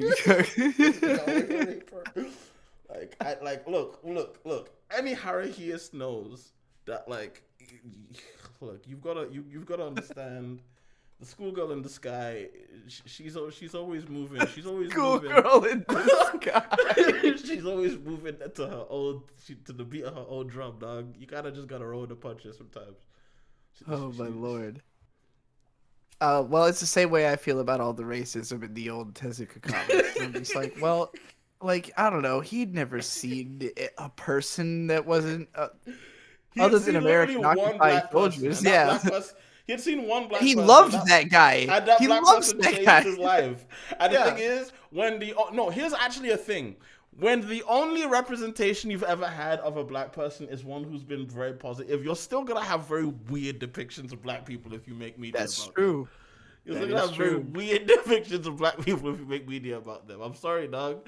Like, you wanna know how else I know this? Like you wanna know how else I know this? Tite Kubo. But I'm not gonna start today. At least he knows how to draw black people. Writing them, not necessarily, but he can draw us very well. He drew us the best in the big three. I believe Tezuka will get there.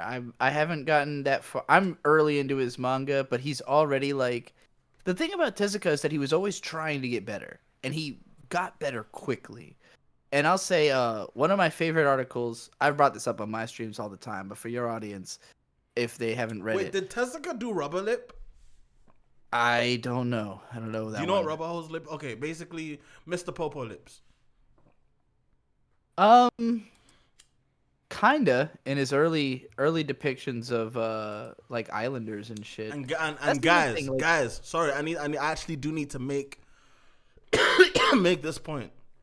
Guys, do any of you fucking remember my anime characters aren't white video, where I took a little bit of time to explain that some of the ways that Japanese people learned how to draw black people were influenced directly by Western art. So in my opinion...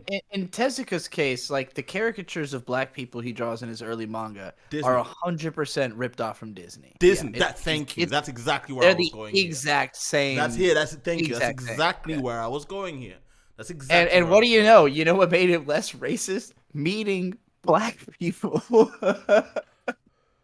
Like literally American soldiers being occupied in Japan, which it's crazy that made him less racist considering those people had just annihilated a substantial amount of the population of his country. Like that's how anti-nationalist Japan went after the war, was like, wow, we fucked up so bad. No, it makes sense. Actually, like, okay. So people, right? And this is the reason why, like, if you can meet a German today and look at them and be like, I don't see a Nazi in you. None of you need to bring up like imperialist Japan if you talk about Japanese people today.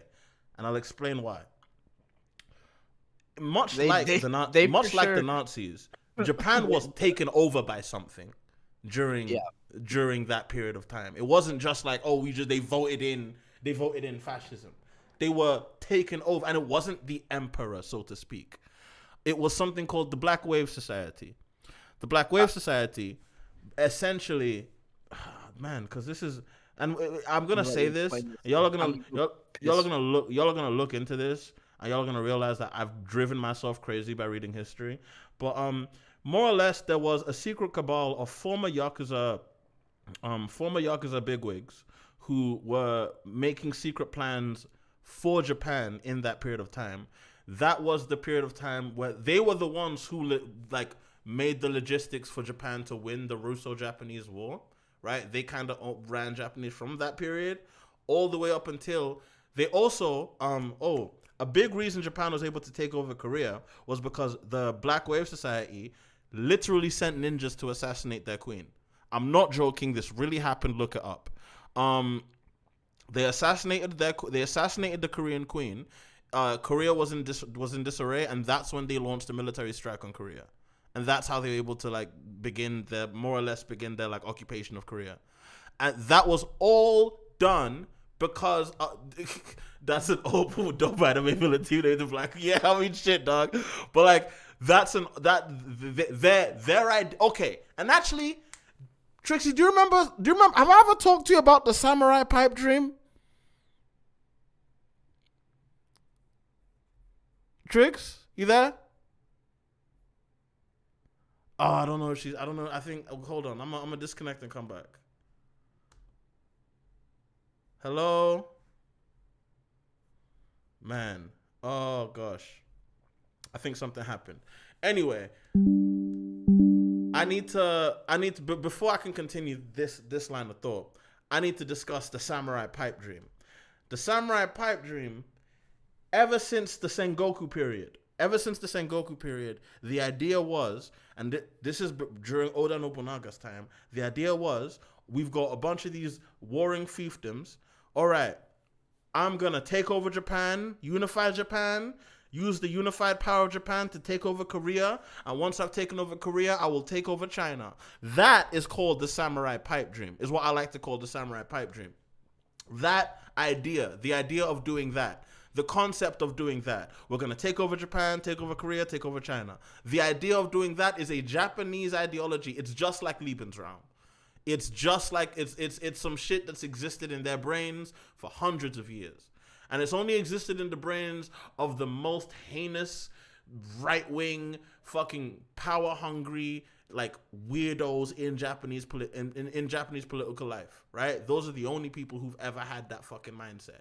Yes, that was Operation Paperclip. LOL. But then a lot of Germany went on to work in the government. Yeah. Operation Paperclip is how most of the world that we currently live in was built. If you guys didn't know, after World War II, not even multiple, the Nazis, the Italians, and the Japanese, a lot of them, if they could be useful to the Allies after the war, their crimes during the war would be forgiven, and they would be allowed very lucrative positions in the post-war world. You know, meaning there are plenty of Nazis and Nazi-descended people living perfectly cushy, privileged lives because of what their ancestors did for them. Is this stream going to stay up? Sure, the stream will stay up. The point I'm trying to make about the Samurai Pipe Dream is that the Black Wave Society was on that same shit. They were on that same shit, and they got so close, bruv. They got very close, bruv. They got so fucking near that goal. They literally took over Korea and half of China. They were on the way. Had America not dropped those bombs, it might have been curtains, bro. They would have still been speaking Japanese in the eastern half of China by now. And here's the thing, as someone who loves Japan and loves anime, I think that's fucked up. You'll never hear me say that's not fucked up. Well, and they also thought it was fucked up. Like, again, it was very much the whole, like, after the war was over, the whole country was like, ooh. Yeah. Can we, like, not with any of that? So that's why I went, like, again, the actions of the Black Wave Society and by extension the Japanese imperialist government, right, cannot be looked at as what Japan wants to do. Because guess what? And it's such a problem with the way people look at the world today, like Iran, like fucking the caliphate. The caliphate does not represent the will of the people in any way. Guess what? After World War II, the MacArthur government, and this is another thing you can go look up. The MacArthur government initiated a vote on what kind of political system the Japanese would like their government to undertake. They all voted for socialism, socialism or some kind of communism. They all did. To the point where they had to cancel the vote in the rest of the country because they knew that was what was going to happen. You get me? And that's why they got the LDP installed in their that's why the modern Japanese government that exists, the Shinzo Abe era government, was installed by America to stop them from joining the Soviets. Are we understanding how history works now? What 20th century government wasn't installed by America? Exactly. Regardless. So yeah, no, like this is history, dog. We can't talk about this medium if we don't talk about this history very clearly, because the people who make anime, the people who make the parts of Japanese culture we like, are the people most afflicted by the evils of things like the Black Wave Society. And I'll tell you, I think I know why nobody has gone into Tezuka on the level that I'm trying to. Motherfucker was just a liar. Like, he was just full of shit, like, as a person. And, like, not in a way where he made stuff up. Like, you can believe the stuff he says in a way that he omits as much as fucking possible. Like, anything that's... He doesn't like to talk about the unpleasant bits. You know, he wanted to be like Disney. He wanted to be... in the same way that we now understand Disney to, like, yeah, he wasn't like that all the time. Obviously, he was like a surly guy when he wasn't on camera, but, like, he wanted to be seen by the children. Do you want to know how I know? Do you want to know how I know? He's like, okay, I've had an interview with Kihara. Yes, like Stan Lee. Yes, Light Space Man. Exactly like Stan. I've had an interview. That exact type of full of shit. I've had an interview with Kihara, one of the senior producers at Ghibli during the 90s when they were dropping stuff like Mononoke and fucking Pocoroso. So when I asked him, when did you talk to him? When? Where? Anime Weekend Atlanta 2018, 2019. I'll send you the videos. Okay. But when I asked him and this is it didn't get on the video, but I asked him one time, who does Miyazaki remind you the most of? Or like who do people say Miyazaki acts the most like? They say like Wow, that's a great question. he said Tezuka. And what he said was not the Tezuka people knew though. The Tezuka people didn't like to talk about. And I was like, oh, what does that mean? And he's like, hard ass. He says the way Miyazaki acted in public is the way Tezuka acted in private. And I'm like, oh, that's so fucking funny. Oh, that makes sense. But that makes all the fucking sense in the world. Even worse in private, right? Yeah, probably. But that makes sense. That makes so much fucking sense though. No, dude. Okay, so I said earlier that like with Tezuka, they only really started like chronicling him in the 70s and 80s, and unfortunately, he died in the 80s, literally age 60, way too fucking young. But I think he worked himself to death quite clearly. Like he died of cancer. His last words were "Let me work" to the fucking nurse who was pulling his papers away from him. How does a medical doctor let himself die of cancer? He knew. Yeah, no. He knew. Yeah, not that he paid that much attention in medical school. He definitely knew. He just didn't care. He probably just didn't care. No, yeah, but that's like crazy. So, and these are some facts. And again, I'm like fairly early in my Tezuka knowledge. I'm very well abreast of everything up to him being 19 years old. Beyond that, it gets so complicated. It's going to be hard to learn all of it. Part of that is because he was on the run from his editors to apparently, I learned this from somebody on Twitter the other day, an extent that he was traveling through Japan, like running from his editors, and he would just take on assistants everywhere he went. And so almost everyone ended up being that's literally as fuck. I won't lie. A whole generation of manga artists became he built a whole generation of manga artists doing that shit, right? Yeah, no, that's gangster as fuck. I'm gonna be a samurai going around the country taking on disciples, dog. He's so real. I said the same thing in response on Twitter. I said I want to be that dude right now. Like this was awesome. That's so the realest motherfucker. Oh my god. Literally running from editors. He said fuck my editors.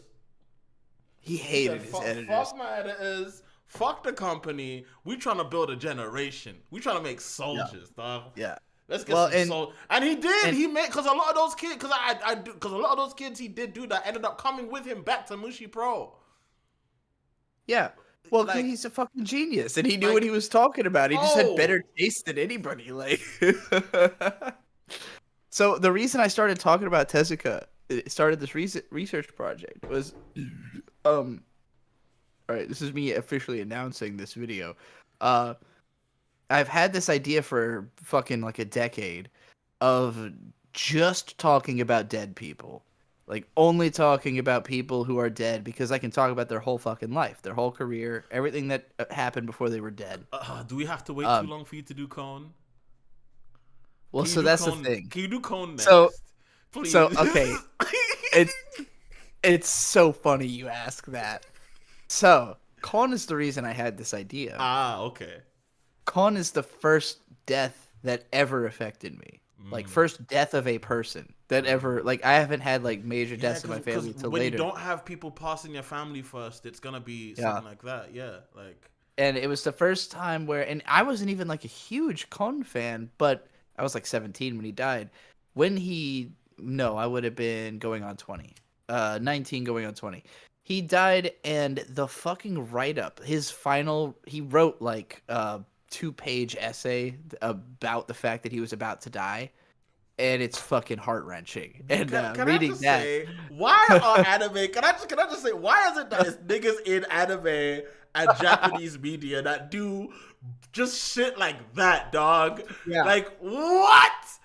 I know I'm gonna die. Let me just write an essay. What? It destroyed excuse me. Man. What do you mean? Let me write an essay. I'm trying to not die. He had a final words to his fans. He wrote it like a week before he knew he was gonna die. So he's just like, all right. I personally, I'm on your side. I would never accept it. I'd be like, I'm not gonna die. What are you talking about? My mom beat stage 4 lymphoma. I'm gonna live. Like, yeah, exactly. Like my aunt beat breast cancer. I'm not going out like that. We're not going out like that. Get me? Yeah. Oh, no, but no, this yeah. hurts. It hurts. Con, he went out at 48, which is preposterously fucking young. You know a Western figure who you should do? So before you continue about Con, a Western figure you should do that is a very important figure in Western comics. Might not have that much of an influence in Japanese media yet, but actually no, he does. He does, kind of. Insofar as Western comics influence Japanese media. Dwayne McDuffie. I don't know that dude at all. Dwayne McDuffie is, so I'll go into him before we continue, but Dwayne McDuffie he started something called Milestone Comics. They were an independent Detroit comic book creator that basically is where Static Shock came from, more or less. They got bought by DC, and Dwayne McDuffie ended up becoming one of their greatest writers. He ended up. I'm gonna go ahead and tell you right now, as this guy does seem interesting, and I'll go down that rabbit hole. But the next one I'm gonna do, if it's not an anime creator, I'm gonna pick the trans woman who did the soundtrack for a Clockwork Orange. And wait, that was done by a trans woman? Oh wait, I didn't even know that. I learned this actually through. Okay, there's this woman named Leah Tigers or 6 Billion Tigers on Twitter, and she's a journalist who wrote it's almost 5 years ago now, this massive article about the history of trans people and noise music. For whatever reason, trans people make a lot of noise music, myself included. One of the first that is known is the woman who did the Clockwork Orange and also the Shining soundtracks. And she would create her own sound waves. She literally manufactured the waves specifically. This is, I think, more common practice now that it's a little easier with technology. But Sophie, another trans artist who is very famous before her very tragic young death of taking fucking pictures of the moon. And falling off the roof. I'm sorry, the way she went out still doesn't sit right with me. But I don't want to get into mine. That's interesting. All I know is I'm somebody who used to take pictures of the sun while driving, and I don't do it anymore. Was she driving? No, she fell off a roof, but it was too understandable of a thing for me. It was that's a way I would die. I'm gonna be careful. Yeah. No, supposedly maybe, fell off the roof. Because the trans. You think too much? You think the trans? You think our power? You think this was about the trans power base? Because she was probably gonna be the most famous trans person before Hunter Schafer, who is a Drake thing, unfortunately. She's escaping that now, becoming famous. When you don't have proof, you don't have any. You don't have any kind of evidence. I was convinced the second you said anything. Honestly, you're completely right. The way when you look into it and you read about a thing, it just don't look right. I gotta tell you right now, a big part of why I consider how do I put this? Trans people need to learn from black people way more. It's really, it's weird. I'm personally by noticing when stuff looks weird. I think a problem in the trans community is that a lot of them come from a very white background, and even though they're very woke and liberal, they think that black stuff is for black people, and it's intruding or invasive or something for them to consume all the black media. Right now, if you're trans, please consume all the black media. It's the people who the black community is doing what we all want to be able to do. They're a step ahead of us. The black community is a step ahead of the trans community on everything that the trans community wants to happen, and it's because they're not listening to the black community. And I think the trans community is scared of the black community because they think that black people don't I don't know, get trans shit or I don't know. I don't know why. There's plenty of black trans people. Yeah, they're everywhere. They're out, especially out in the streets. If you've been out in the streets in Atlanta. I'm sorry, I live in Atlanta, dog. I live in Atlanta, dog. I used to work at a smoke shop before I got fired yesterday. I saw them every day, and they spend money, bro. For real. Shit, Oh, yeah. I used to be geeked when I saw a trans person. I'll be like, okay. Most of the time, actually, you can't even clock, especially in Atlanta. Like, Oh yeah. I won't even say, Big like, I will cities, say that a lot of the time you different. cannot clock it in Atlanta. Oh no, it's got like they are I'm straight like up the only fucking trans person I've seen in Hampton Roads. It's well, that's not true. I've seen a couple, but all very once closet. again you don't know. That's a thing that That like might I've be true. learned. No, Yeah, it's not even a might be. You don't know because there's plenty you that's can't clock. There's plenty. plenty who There's you plenty. can't clock. Like That's one thing true. I learned, not only talking to my trans friends, but also watching ContraPoints because ContraPoints put it into words very, very weird, in a very clear way Yeah. that like makes sense in the way like men think. Because she again takes the experiences and thoughts that y'all have, that very specific was one thing, is trying to be a different thing, but still Yeah. while still remembering being one thing, right? So the way she put it Yeah. was there's certain women in general who you see and they pop, right? Mm, They're just like they pop. They're just like, ooh. yeah. But that same thing applies to trans women who fully pass. You see them and like, oh, they pop. And in fact, Yeah. that's where a lot of like the worst behavior from cis people comes from. It's Yeah. from that like, oh, I find this attractive. Oh, wait, whoa. Yeah, no. You get Yeah. what I'm saying? That Yeah. And when you learn that, that's when you learn to stop looking at it weird. That's when you learn to stop being like, oh, then it's just then it is possible for a boy to become a girl. LOL. You know what I mean? Yeah. Like it's So I'll just that. tell you, Like I'm a fight against what you're saying just slightly. okay. Because I agree with what you're saying about the pop, but it's more about the idea phraseology, I'll say, of wanting to be another thing. Because for me, I consider it more like a unique curse, if you will. Like, I would not choose to be a woman, particularly as, I mean, just think about the advantages, right? I have the opportunity to be a cis white man, supposedly, right? Like, in America, all the opportunity is there. Cis white man, you can do anything, you know? That's what we're being told, at least through you know, experience. Well, honestly, experience. It's just true. It just is true. Cis white men, especially tall, built ones, you know, like Fair. they just have power. It gravitates to them, you know?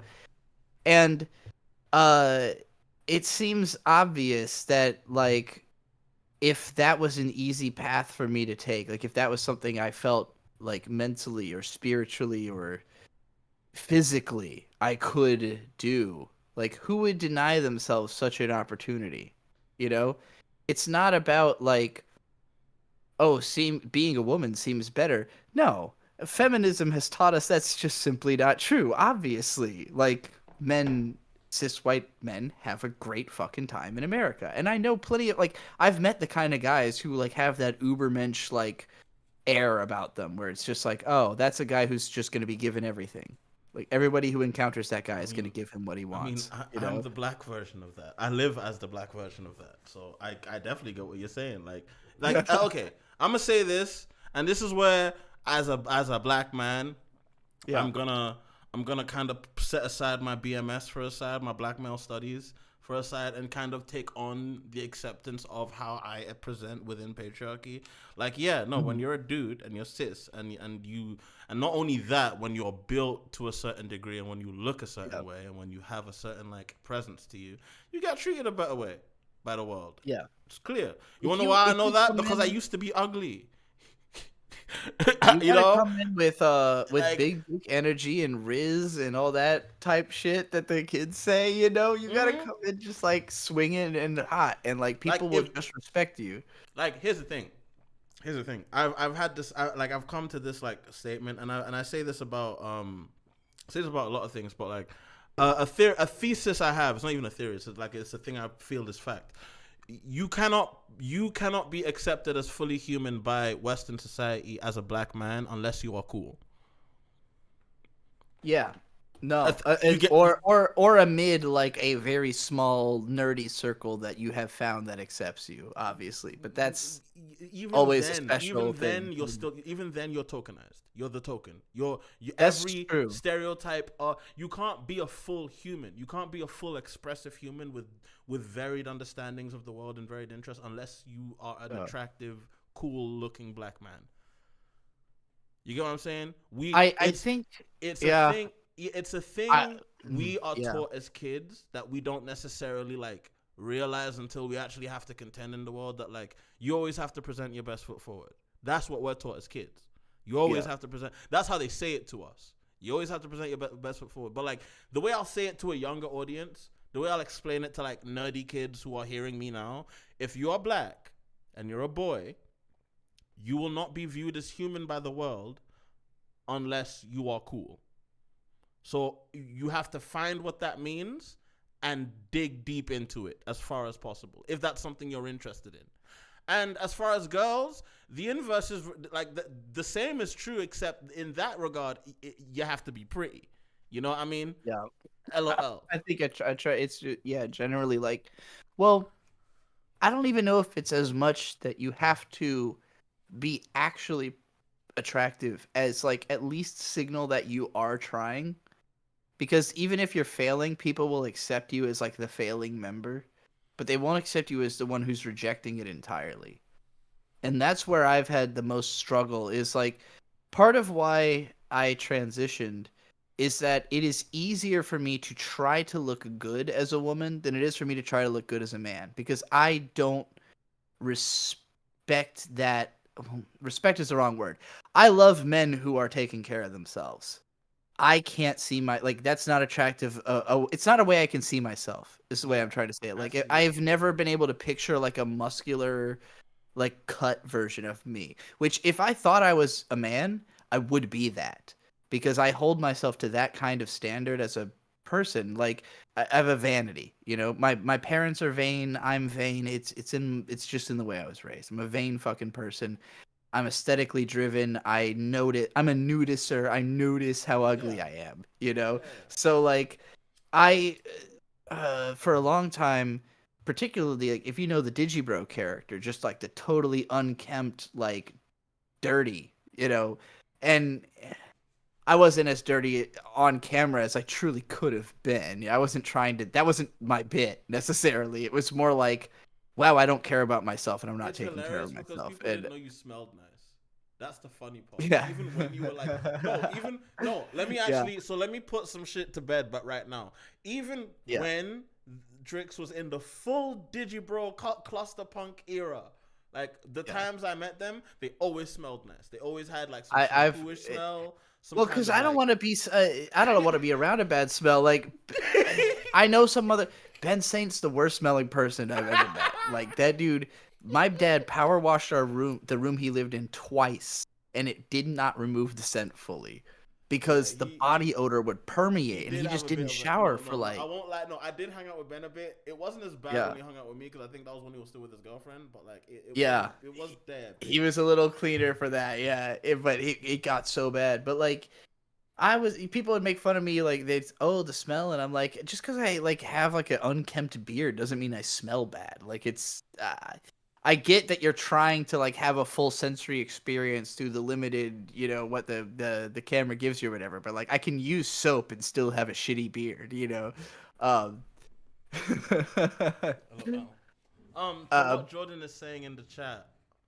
Oh, sorry, I'm back. Sorry, my mic was mad quiet because I wasn't talking directly into it, and I also lowered the gain. Piss. I lowered the gain a bit, so I raised it back up. So, Jordan, to speak to what you're saying, that's what it felt like growing up. Like all my peers were emulating something. That's what it is, and I'm not trying to black pill you, guys, black boys, my black males in the chat, my niggas. I'm not trying to black, especially if you've struggled with how you present, especially if you've struggled with like how you feel in comparison to other black men that people call cool or sexy, etc. Right? I'm not trying to black pill you. I'm just trying to tell you that like that is how the world operates. That's how the white supremacist world operates. You will not, if you are a black man, a cis-presenting black man, especially in the Western world. This applies if you live in France, if you live in England, if you live in America, if you live anywhere where there's mostly fucking crackers around you, right? You will not be viewed fully as a human being unless you fit in to the some white supremacist definition of black cool. I'm not saying that that's something you need to fucking center your life around trying to like do.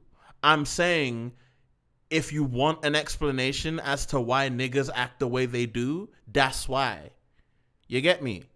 If you want an explanation as to why we've got the black culture we've got, that's why. Because we've got very narrow ideas of what it means to be a cool nigga. Because if you aren't, you a lame, you corny, you washed, you don't get no bitches, you got a Smash Brothers hairline. You know, it's that kind of stuff, right? Like, we're the only culture where we make fun of niggas' hair for how it grows out of their head. You get me? And I know that's not a thing. I know I'm being that meme, like when your one friend is too woke. But I'm sorry, I have to be the one friend today. Like, I have to be the one friend today. Like these are all things that you Are you talking have about black on black racism right now? Yes, Is that yes, what's going on? yes. I'm trying to do that. I'm trying to do that shit. I very much remember because I only went to an all black school for like 6 months. Guys, you know what? We're gonna do the embarrassing thing of having a white person talk about their experiences of watching us. No, right? The funniest part of this is that I'm about to talk about. I was in an all black school, and then I read an article in a newspaper that was about like black Americans being incredibly racist to African black kids, and I'm sitting there reading it and looking around my class and going like, this is literally happening in this classroom like now. Like, I don't want to get into that directly. It's such a weird experience. I don't want to get into that directly, but like, okay, for my Africans in the chat, and this is where I'm about to start picking wounds. I'm picking wounds tonight, guys. Remember when your parents wouldn't let you get the haircuts that your friends would get?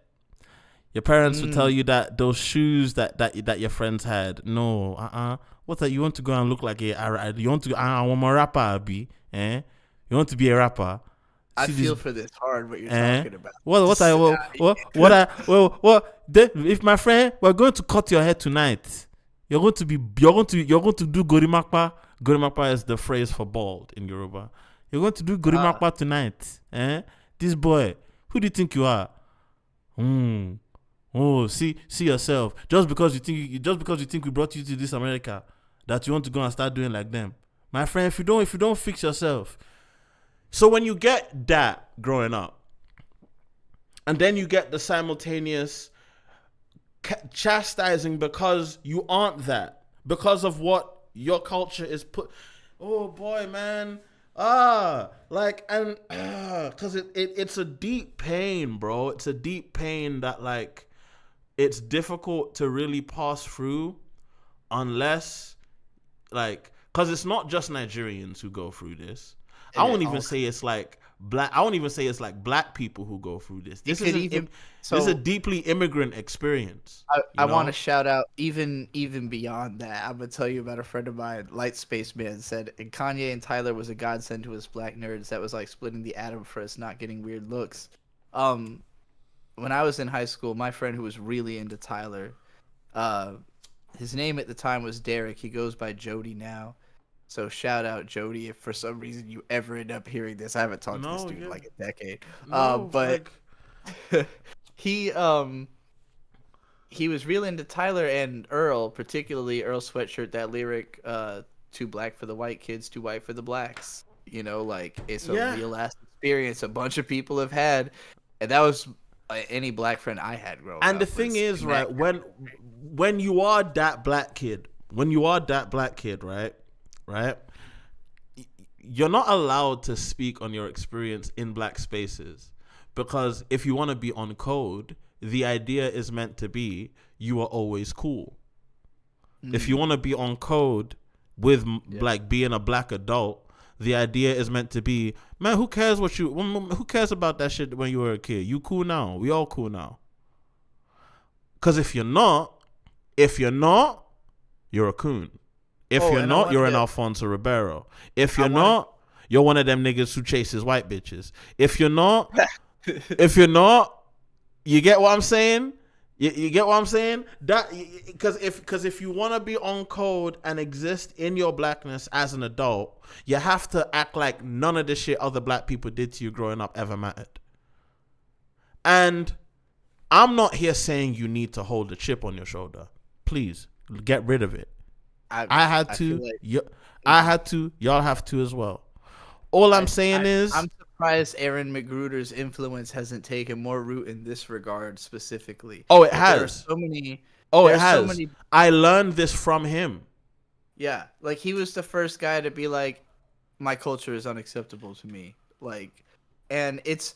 I think the weird thing about it is, maybe this is good. No, this is probably good, right? Like that. What Aaron McGruder did is create a woke black culture that rejects like what he was rejecting through that comic. You know, like Boondocks was a rejection of what popular black culture was in the 2000s, and him saying this isn't who we are. Like this is not what being black is about. Yeah. Stop saying this is what being black is. You know. Yeah. And like that worked, and now black people are like, they're on board with a lot of the same shit he was saying, but there still needs to be the ability to say, yeah, but fuck what y'all are doing too, which is where I think you're at. You know, you're like, yeah, but also y'all are also fucked up. Like, y'all people are also fucked up. Exactly. Okay, because you wanna know who my two. I've got three goats. I've got three people who I base my fucking mindset on, and it's three light skinned niggas. LOL. It's Aaron McGruder, Akala. Is he light skinned? Yeah. Yeah. Well, he's lighter than you, but is he light skinned? This is a real Trixie, white question I'm asking you right now. Within black culture, if they're lighter than you, they light skin. I gotta tell you, this is my message literally to anybody who is a color shade, any shade darker than I am, any shade. White people do not consider the lightness of your skin. I understand. No, I know this. Yeah, I know this. But I'm looking at Aaron McGruder now. Consider this at all. Yo, white people do not see any. If you are darker than a white, if you are not a white person thinks, oh, a non-white person. That's all. They don't think like, oh, that's a dark skin. Yeah, this nigga light skin as hell. Yeah, no, this nigga definitely light skin. All right, let me look up Aaron McGruder. I know he's lighter than you, but I'm just saying. Okay, so I don't know what the borderline is for light skin. The borderline is Anthony Mackie. He's a good borderline. Anthony Mackie, shade is called a brownie. That's a brown person. But see, I'm looking at these Aaron McGruder pictures, and some of them he's got a lot of lights on him, and some of them but then like you have to understand when a light skinned nigga got lights on them and they look like that, that's how you know they light skinned. If that makes sense. Okay, all right. Like when they got, I don't know how to explain it, but the black people in the chat know exactly what I'm saying. Mackie really is light skinned. Really, this is the way he's. Aaron McGruder's Crypto Hilton is depressingly light skin. He's got light skin energy anyway. Will Smith is lighter than Anthony Mackie. Hold on. Is Will Smith light skinned? Will Smith is a brown. Will Smith is brown. Will Smith is lighter than Anthony Mackie. Actually, yeah, Will Smith is light skinned. Actually, let's be real, guys. All right, we need to start being honest with ourselves about. We need to start being, as a black community. We need to start being honest with ourselves. Will Smith is a light skinned nigga.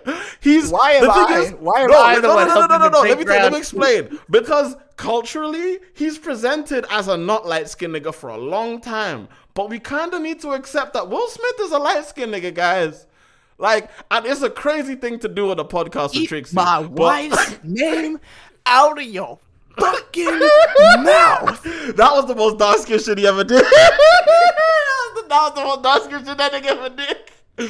But anyway, comment. But the fact that he did it for Jada Pinkett Smith specifically is what makes him light skinned. Anyway, I get what you mean by it. Anyway, today let's get out. I don't know where I'm gonna be allowed anymore. You good? Don't worry. I'm allowed in a lot of places. Folks don't hate me, so if they know that I'm cool with you, then it's cool. But no. But the thing about it is that like, oh yeah, Will Smith is society's peak ideal for cool black man for a fat minute. Yeah, he did. He was that guy. Someone said the Mackie threshold. Really, that is the threshold, bro. Like, Anthony Mackie is truly like in the middle. That's the color that's in the middle of light skin and dark skin, bro. Now the other two you gotta people be looking at everybody differently now, though. Because I'm gonna be judging everybody on this basis. The other two people, type of racism. Hey, whatever, man. I'm literally about to look up Pharrell and try to figure out if I think he's light skin. Pharrell light skin, low key. Pharrell light skin. But he's actually Pharrell kind of is the same shade as Anthony so everybody knows. Just so all the American black people don't listen to this, Nino is a British Nigerian man deciding who's light skinned or not. Well, okay, because where I'm from, right? I guess maybe I am approaching light skin, dark skin from a Nigerian perspective. Because for me, anything lighter than Anthony Mackie is light skin. But I think for most people, light skin starts at like Eric Andre, and to me that's unacceptable. Can I ask you a question that might be fucked up? What's up? Ask you. Do you think that you come off as Africa black when people see you? Yes. Oh, I know I do. You wanna know how I know I do? Because niggas be asking me all the time. Niggas be asking me all the time. You Nigerian? Yeah, I know. Yeah, I am. Yes. Okay. But the thing is, I've learned it's less about literally how I look, because like I've gone, I'll tell you, because I've tested it. It's less about how I look or how I sound. It's more about how I present myself and my body language. If I act normal, niggas are able to see that I'm African. But there are ways I present myself where folks think I'm from Atlanta. Yeah. And also I can talk like I'm from Atlanta. Like it's one of them things. So are you in Atlanta now, or? I'm still in Atlanta. I still live here. I own property here, bro. I'm coming to you live from Black and Platinum Studio. LOL. But yeah, still. Still, yeah. I literally live here, and I'm gonna be here until this place crumbles. And then I'm gonna get on a plane to London, and then I'm gonna get on a plane to Tokyo. Anyway. I'm in Northside, Norfolk, Ward's Corner, near the water of the James, rolling with some former orphans, rolling off in cheap foreigns and eating oranges. It's the Prius gang. Why do people think that orange doesn't rhyme with anything? Orange and foreign have the same fucking syllables. I was gonna do for you that you remember how you need to finish a verse for a song called Haram. Yes, for my album. Yeah. Hold on. I haven't harassed you about it because there's still other songs that have to be finished for that album. Yeah, I can perform it. I can do the verse. Baby love, here's a date idea that's worth discussing. Me and you inside a Devil May Cry cutscene. I want to kiss you after trading blows with swords, and after that elope without so much as making a report. I want you bad. The way the villain wants the world to end is bad enough it's bad enough your body's bends are mad enough to make me spin. I got a plan, see? Crawl all over like a Nancy. Stroke on every orifice till screaming like a banshee. Fully on smoke, fully yoked and ready. When he takes steps in his brand new creps, got him looking all vexed, bro. Why so petty? Got no business speaking as witness. Now your fitness ain't up to par. When they ask you to spit, you're sweating. I beg you, just sit this one out or go learn the guitar, cause this MCing thing looks beggy. Raised from the dungeons of TT2. So many punks wanna see me lose, cause he's handsome, his parents are rich, and he's sick on the mic. Yeah, I'd wanna beef me too. Don't give a fuck about no TV views. Fuck, most of the time I don't like YouTube, cause it's one half digitized racists who fetishize Asia, the rest who they give interviews. Anyway, that's the verse that I'm doing on Digi's thing. Yeah, I'm gonna record that later. Trixie's goddamn you motherfucker. Oh, sorry, Trixie's thing. No, listen. I'm drunk. So. You and I, me too. You and I are Hokkaido Galaxy now. Hokkaido Ginga. Hokkaido Ginga. Holy shit. Wait, Hokkaido Ginga kind of. That'll be the album title. Yeah, we'll do Hokkaido Galaxy, Hokkaido Ginga. All right, After School Galaxy. if you don't know what that because shit okay, means. the mythology we started as the Hokago boys, right? Yeah, the but I after-school gender boys. transition, so we can't be that no more. Yeah, but the idea of Hokago, it comes from Hokago Tea Time from K-On, but the concept of Hokago is after school. Yeah. In the sense that we don't need it's school. When shit happens. Yeah. It's when, in anime terms, it's when shit happens. Exactly. You know, it's like all our albums take place during the dark hour in exactly. Persona. Hokago, the Hokago Ginga, the Hokago Galaxy. Hokago Galaxy. And now we're gonna show y'all what a whole galaxy of after school. Anyway, I'm gonna tell you, no, this shit's actually crazy, right? So you told me on Twitter, you said, should we call it Hokago Maximum or Hokago Galaxy? What's crazy about that is I wrote these bars like 2 weeks ago that contain both words in one verse. That's crazy. Literally maximum. I'm about to rap this for you because I'm gonna make this beat, rap on it, and send it to you. All I want you to do is make a verse and then interpolate the hook. Put your own lyrics in it. Yeah, sure. Same melody. All right, I'll rap this for the chat. Cryptic, chaotic, and crass. Can you creatively describe my ass? I got past security, running with all of my steam like Bronson in a lucid dream at the 44 tablets of mescaline and another 44 just to lap Jay-Z. I'm amazing. I feel like $1 million. Buy me grills in a Toyota truck. I'd like a Hilux, loaded Lux with a loaded butt. He spray, I spray, we bust. Here come another cum load, end of the road for you hoes when I unload. Centerfold pose maxim with a maximum tomato. Undebatable, the best on hype, breast on mic, cold hard nipple. Got JoJo Ripple in my stand, it's the Mars Volta. My stance is a revolta, my lance never been holstered. Glancing you're molten like a Nazi looking at the Ark of the Covenant. I did not see, didn't covet it. Damn, I fucked up. I did not see, didn't covet it. Better than man. I would be the best I would be the best white rapper if it wasn't for my killer suntan. More than a fan or a journalist. True MC, cause I murdered this beat and you still acting like you never heard of me, bitch. Please. You on your knees like you wanna suck. Baby, that'll cost more than lunch. I'm not free. I walk around this earth like I rule this galaxy. Fallacy, spilling out of ops and enemies. So sad to see. Oh wait, hold on. No, not yet. Bad for these people that'll soon be dead, but it's all looking good for me. Soon you'll see. Trixie 2028 is your favorite presidency. My residency is epic and lasting. Intermittent fasting, outer city trapping, repping even when I'm not passing. Here comes the hook. Swag Master General, Salem witch trial, she's vile but seminal. Wow. Criminal intent when I smoke weed in my tent, up until I'm spent. Swag Master General, Salem witch trial, she's vile but seminal, yeah. Criminal intent, when I smoke weed in my tent, up until I'm spent. Alright, Swag Master General, Salem witch trial, I'm a fire antenna view. Okay, yep. Ooh, yup, already, right away. Y'all heard it here.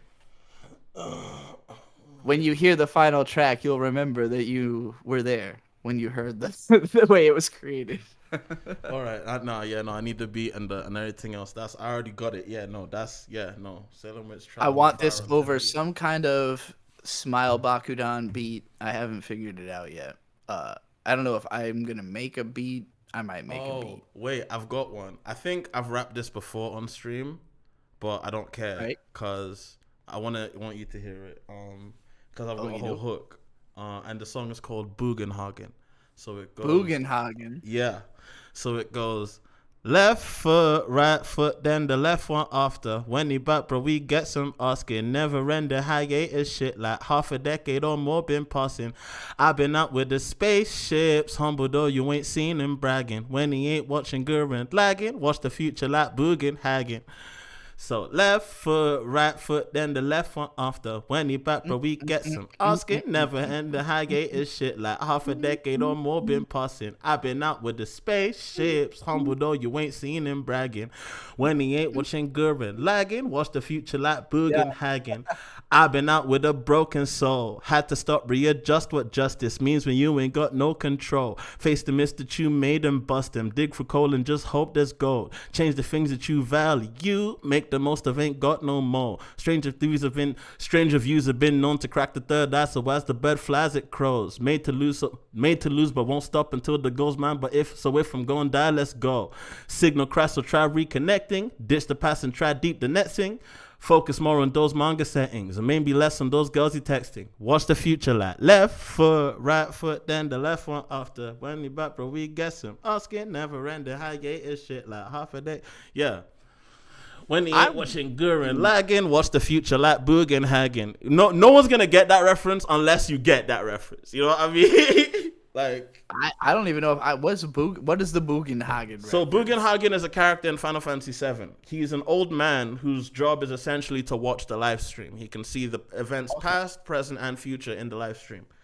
Oh, nice. Yeah, that's a great reference. I guess I didn't make it that far into Final Fantasy. Yeah, you know, like you meet him when you get to Zolom. You get to the village where Red 13's from. I don't know if I ever. I might have actually played that, but that was fucking 20 years ago. Yeah, a long time ago. And plus, his name is funny, and people forgot it. So. Yeah. I've got one more. I'm actually gonna get that shit stuck in my head just because of that do. That's the future. When he ain't watching Gurren Lagann, watch the future like Boogen Hagen. Yeah, the fact that that's stuck in your head means that's a good hook.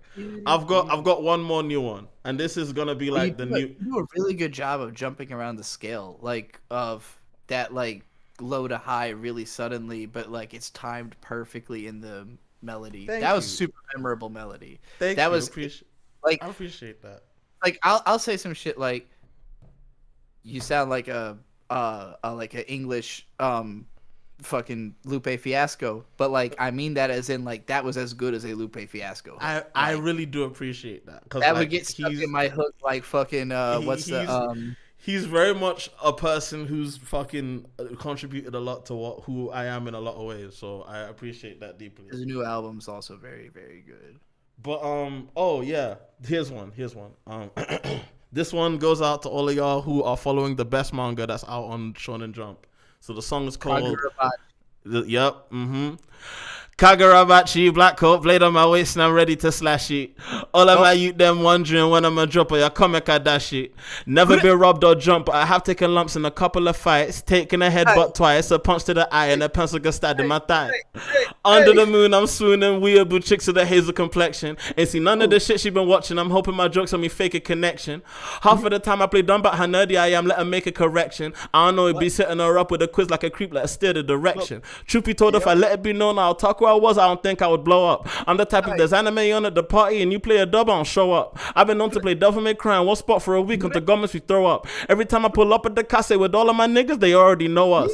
Some of these niggas ain't know what I'm on. We'll get lit, we'll get drunk, I ain't making no move though. Get them thinking I'm hating by staying inside. Rather chill watch your Freya and Pluto. Back when man them was younger, would get the looks and I said it's bleach over Naruto. That's what separates me from these crunchy core rappers who come in and shit up the booth, bro. Yo. Check, no, I don't want to see you speaking. True facts don't hop on no beat with no militant speech unless you want to be beefing. I got a brand new G26 that I keep in a sack right next to the Steam Deck. So if you really want to test a nurse gangster, come fuck around and get turned to a mean bet. Trying to be that Kage, trying to be that pirate king, trying to be that captain, trying to be seen as HIM with the way you been acting. Nigga, stop rapping. We don't need any new clout demons. Only ones left should be ones with passion. This is evil, brother. Wanna see go, brother? Gotta do something other than mashing. Kagurabachi, black coat, blade on my waist, and I'm ready to slash it. All of the youth them wondering when I'm a dropper, your comic at that shit. We don't know nothing about burying hatchets. Try me, bro, I go batshit. But from having my last 1K in the mattress to ordering fashion. That's what I got so far. That was fucking tight as shit. That was awesome. Yeah. Kagurabachi, black coat, blade on my waist, and I'm ready to that. Like, when I thought about that, I was like, wait, no, I have to write a whole hook about that. I have to write that, dog. I was like, yo. Oh, you just reminded me of fucking I'm gonna just wrap this for you right quick. Hold on. This is gonna have to turn because I believe a lot in serendipity. You know, I follow the Great Magnet as a spiritualist. Absolutely. There's a good reason I didn't put this song on my upcoming album because I almost called it my last album because all my work is done on it. I'm waiting on you and 2 other motherfuckers. Actually, no, my work's not done. I still have to re-record a song. Shit. I spoke too soon. Anyway, this is now going to be a Hokago Galaxy song. This song that I didn't do for my last album. We have to find a beat with Sanshin. You know the Sanshin instrument? You ever heard of this? Yeah. Sanshin. The three string shamisen that they have in Japan. Yes. This song is called Bars on Sanshin. I'm pronouncing it that way because it's gonna fit the rhyme scheme. But I hear it. No, mispronouncing Japanese words for a rap is something I've been doing for years. You don't have to justify it to me. All right. This is one of my favorite intro bars and one of my favorite hooks I've got for a song so far. All right, Bars on Sanshin. Just a shouty with a massive fucking threat aura, bet on a tricksy beat down like beautiful sunsets in California. Storm your mind like troopers, white as the goop that born ya, mourn ya, never sever all the ties and brutally outperform ya. Do more than reassure you of the scale of my talent outpouring. It's my fits of manic inspiration, guiding the stations and my pens, burning wicks at both of the ends and turning my sick into butter for somebody's bread. Now he's dead. Fucking disgusting. Domain expansion, Scarlet Devil Mansion, Pony Charles Manson, Bars on Sanshin, Pony Charles Manson, Domain expansion, Scarlet Devil Mansion, Bars on Sanshin, Domain Scarlet Devil Mansion. Again, send me the get that done. Send me the beat. I've got it. Get that done. Send me the beat. Also, I've got one that like. Okay, so I've been using. Okay. I'm going to expose how fucking weird and weeaboo and otaku I am. So I go into Google Translate sometimes and I start singing songs in Japanese, sometimes with words I don't necessarily know the meaning of, but I do know how to use them in a sentence. So, but then I'll do that and I'll sing it into Google Translate to get what it means. And then I'll tweak it until it makes sense. And then essentially I'm writing songs in Japanese. Does that make sense? Yeah, I get you. So we've got a song called Moto Jigoku. And Moto Jigoku just means more hell. More hell. Yeah. More hell. So the song goes. Any Japanese person would know what you meant if you said Moto Jigoku. Yeah, but most people it's a song that like if you sing it in Japanese, they'll get it. And it's like they'll laugh. So it goes Moto Jigoku sa. Moto Jigoku sa. Nandare yaru sa. Moto Jigoku sa. Shinpai nai yoru. Mondai nai yoru. Konkai nai tabun. Sunday afternoon. Hey, Moto Jigoku sa. Moto Jigoku sa. You created the feeling I get of hearing the English lyric in a Japanese song. You're like, I know that one without being Japanese. I know, right? Yeah, I know. That is so fucking funny. So, Shinpai nai yoru, a night with no worries. Mondai nai aru, there's everything is totally cool. Konkai nai tabun. Whole world with this shit. Konkai nai tabun. Not this time though. But maybe Sunday afternoon. Oh, that's so good. Yeah. So konkai nai means not this time. Tabun means although maybe Sunday afternoon. So and then you just go back into Moto Jigoku sa. Moto Jigoku sa. Nanda de aru sa. Moto Jigoku da. So nanda de aru just is an archaic Japanese way of saying something like nandeska or nani or nanika. You say nanda de aru means what is there, and all you say is Moto Jigoku. And now it's stuck in your head. Yes, I did that on purpose. Moto Jigoku, because that should be stuck in my head. And then there's like a breakdown where it goes Moto Jigoku nanika shimasu, Moto Jigoku nanika shimasu, Moto Jigoku nanika shimasu, Moto Jigoku nanika shimasu. Nanika wa Jigoku, nanika wa Jigoku. Yeah, no, like bro, it's so fun when you kinda know Japanese and you use the process of learning Japanese to write a song. Jigoku wa Atsui. Well, yeah, more hell. It's hot. You could really make a cool song out of that. Sono Chikuru. Someone said, Jimmy, you know about Rico Ace, Jimmy, new UK wave popping back up. I don't know who Rico Ace is. Let me go play a Rico Ace song for the stream. Give me a second. Rico Ace. What's this? I won't get. It's got 1,000 views, so I won't get.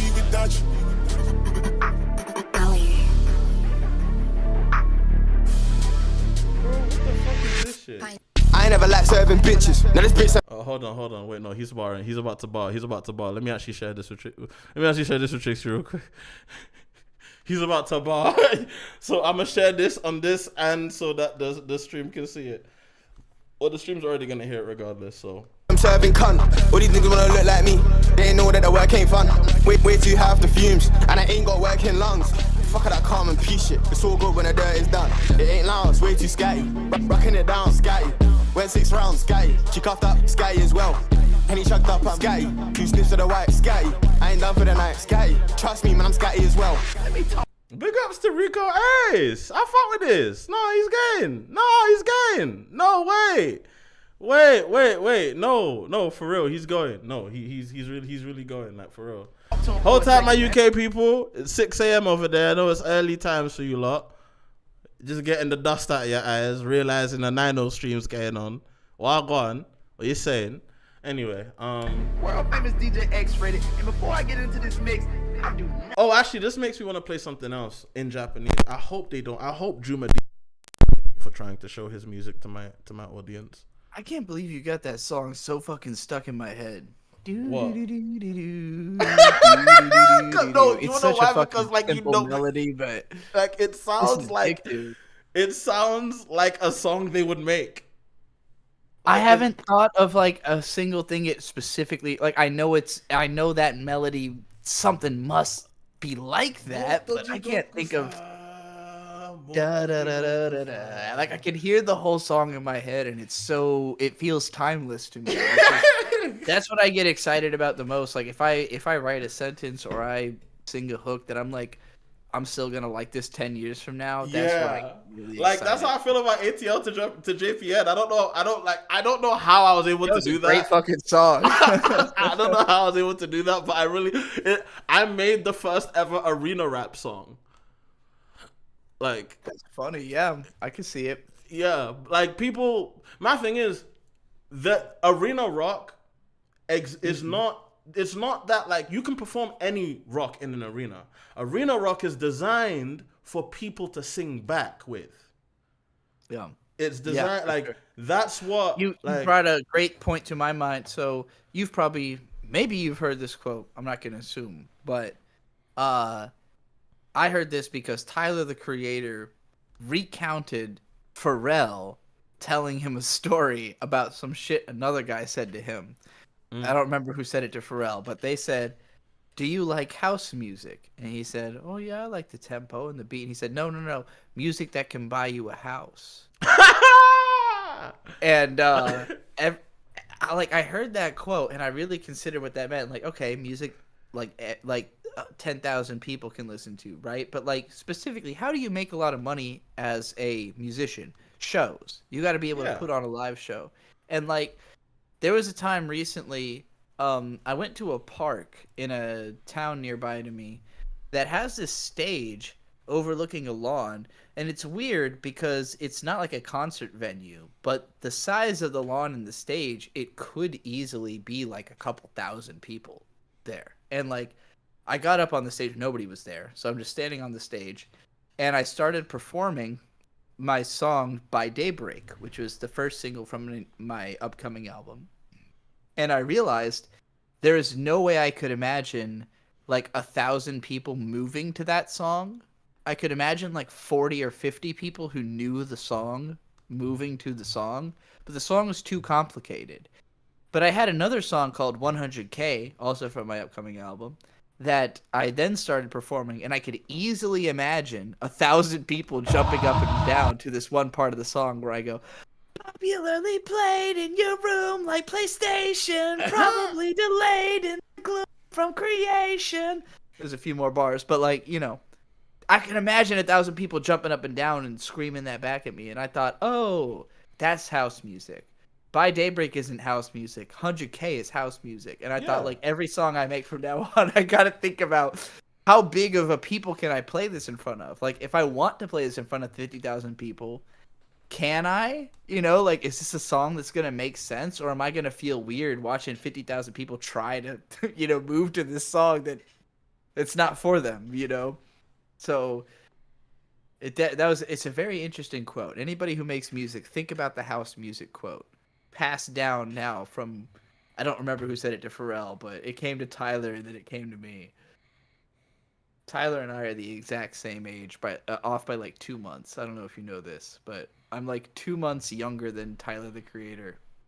I think about it a lot because he's the person closest to my age who is obviously a genius. And so, like any good Nisi always seen protagonist, I have to compare myself to Tyler the Creator all the time and think, well, that's what a genius looks like. Jimmy, I can't hear you if you're talking to me. I'm listening. Okay. Sorry. I'm listening. I was listening to you. I saw your image, your picture changed, and all kinds of stuff changed on screen. And I was like, is he trying to tell me something? No. I was getting ready to play this to show people a very good rapper from Japan. Juma Diba. Yeah, sure. This is a song being called Spike has anything to do with Steve.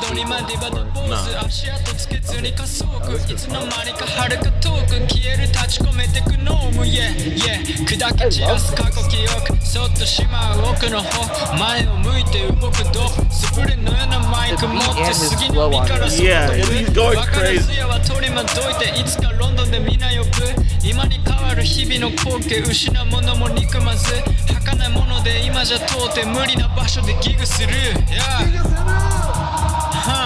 This is the first time I had.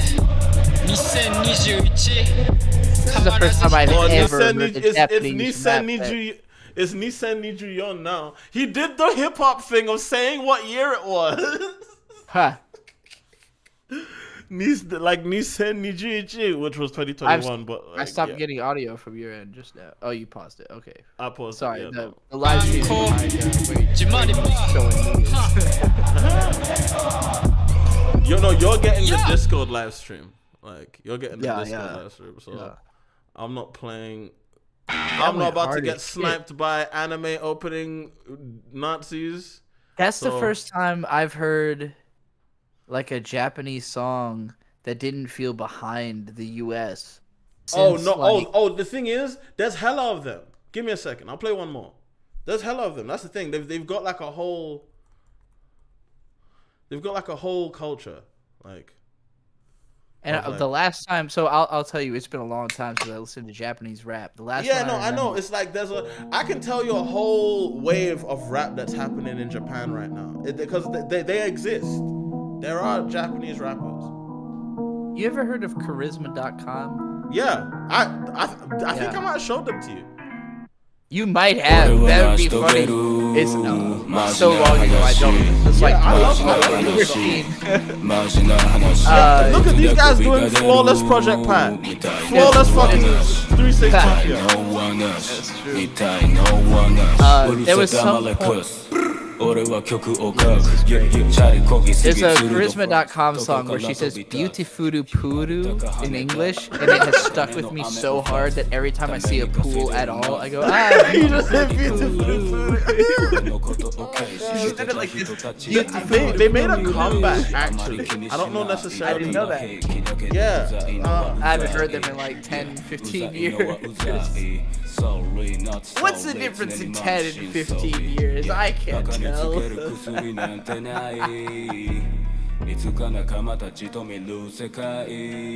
they literally are back. In fact, I want to play their new song, but I'm afraid.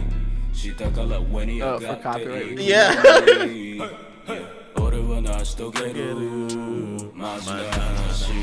Yeah, no, I love Japanese rap, dog.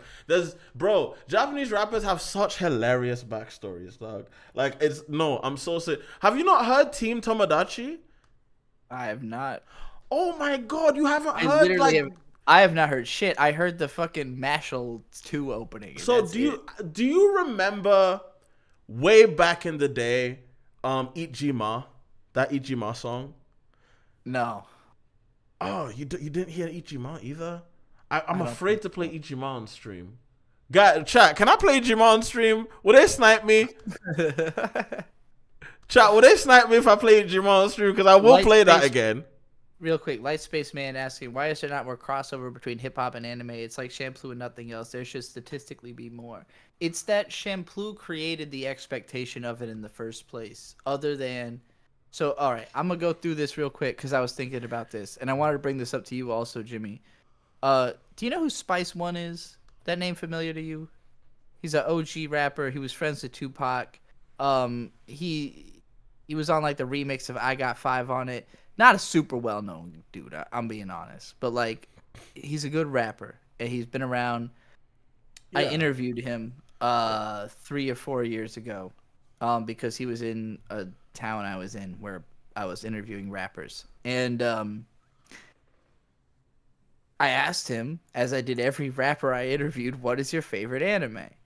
And he said his favorite anime was Afro Samurai, to an extent that this motherfucker dresses up in a kimono in his room with his samurai swords to watch Afro Samurai. That's cool.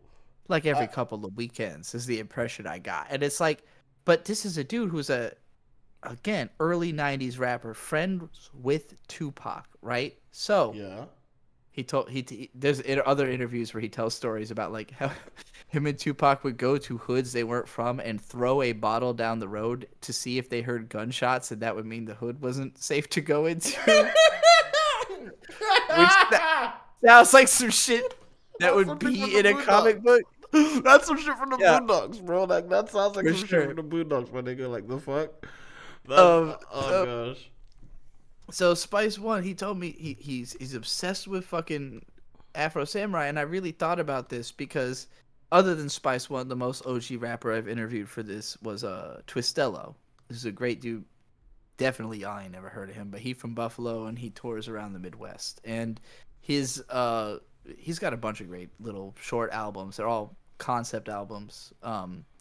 But I got the impression between him and Spice One that like, if you're an OG rapper, you're a big Wu-Tang Clan fan. Like you inevitably you love the Wu-Tang Clan. And the thing about Wu-Tang is you have to understand, like the RZA in particular, people make a big hay about the fucking the kung fu movies that they watched. But if you actually like look into what all of them niggas were into, Method Man, no, what was it? I think it was either Jizza had a Neo Geo. Jizza used his rap money to get a Neo Geo. Put that into perspective. They were nerds. Put that into perspective. They were the first real nerd rappers. Like, no, because, like, do you know how I know this? Because Method Man, bless his soul, he was in an interview talking about, like, yeah, we will play this one called Samurai Showdown, man, on this one console, man. I don't even know. It wasn't no Nintendo. It wasn't no Atari. Yeah. Like, it was some different shit, bro. Like, I remember Jizza had it. Hearing you do your impression of a New York. Like, he was like, it was some different shit, bro. I'm like, yeah, I know exactly what you're talking about. You're talking about a Neo Geo, because like back then, if y'all are talking about playing it in a tour bus, the only way y'all niggas could have been playing Samurai Showdown was a Neo Geo, and that was money. Pocket, yeah, a Neo Geo Pocket. Like what? Yo, what? Well, it's 1991 and they're millionaires. Of course they can afford a fucking Neo Geo. Yeah, of course they could have. Yeah, but I'm just saying, like, that's how you know. Like, yeah, they were nerds, like real nerds. Like, you know the song. Okay, anybody, if you're in this chat, first of all, if you have never heard the song Proto Culture by Del the Funky Homo Sapien, and I don't remember who the feature's name is, so I should punch myself in the face. Punch yourself in the face. I'm punching myself right now. Bam! I just hit myself. I actually punched myself. If you ain't punching yourself in the face because you haven't heard Proto Culture. I think I know this song, Proto Culture. Proto Culture by Del the Funky Homo Sapien. In this song, Del and the feature, whose name I cannot believe I don't remember. I should. Featuring Chaos Unique. Chaos Unique. Y'all are going to be flabbergasted by the level of references that are made in this song. The shit that he is talking, the games he's talking about, the whole hook is about, we play the games y'all don't get at Blockbuster. That's the hook. Let me tell you about the proto-culture, if you don't know the culture. Oh, I know this song. Yeah. All of my most like crusty Street Fighter 3 playing ass niggas have played this song in their car while driving me to That's amazing. I'm sure he references Street Fighter 3 in the song. He's probably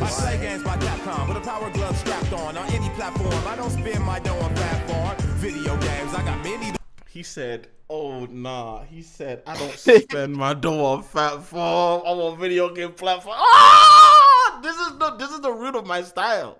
I'm looking at the ancient text right now. You're showing a swordsman the old ways that they used to do his current style. This is the year 2000, Del the Funky Homo Sapien talking about being addicted to the Sega Dream. He literally references like Sonic Adventure in this song. I would have probably been a much bigger Del the Homo Sapien fan if I knew if hip hop didn't suck so much. If they gave him a route to the mainstream. Cause like I didn't have the internet like that when he was at his like most prolific. Well, okay, so I'll tell you this, and I, even though I did, I think so Del, he has kind of multiple eras, and it's weird to talk about his career because he came out in 1991, and if you don't know, Del, he's from Oakland. He is cousins of Ice Cube, like direct cousins, like first cousins with Ice Cube. He never really took advantage, like tried to make that a big, nepotism. He's trying to. This is the first time I'm hearing that. They didn't know each other like that. He's from Oakland, Ice Cube's from L.A., area. So like, but they are related like that. Del's first album is "I Wish My Brother George Was Here," and it has this song called "Mr. Dabalina." Mr. Dabalina was like an underground hit.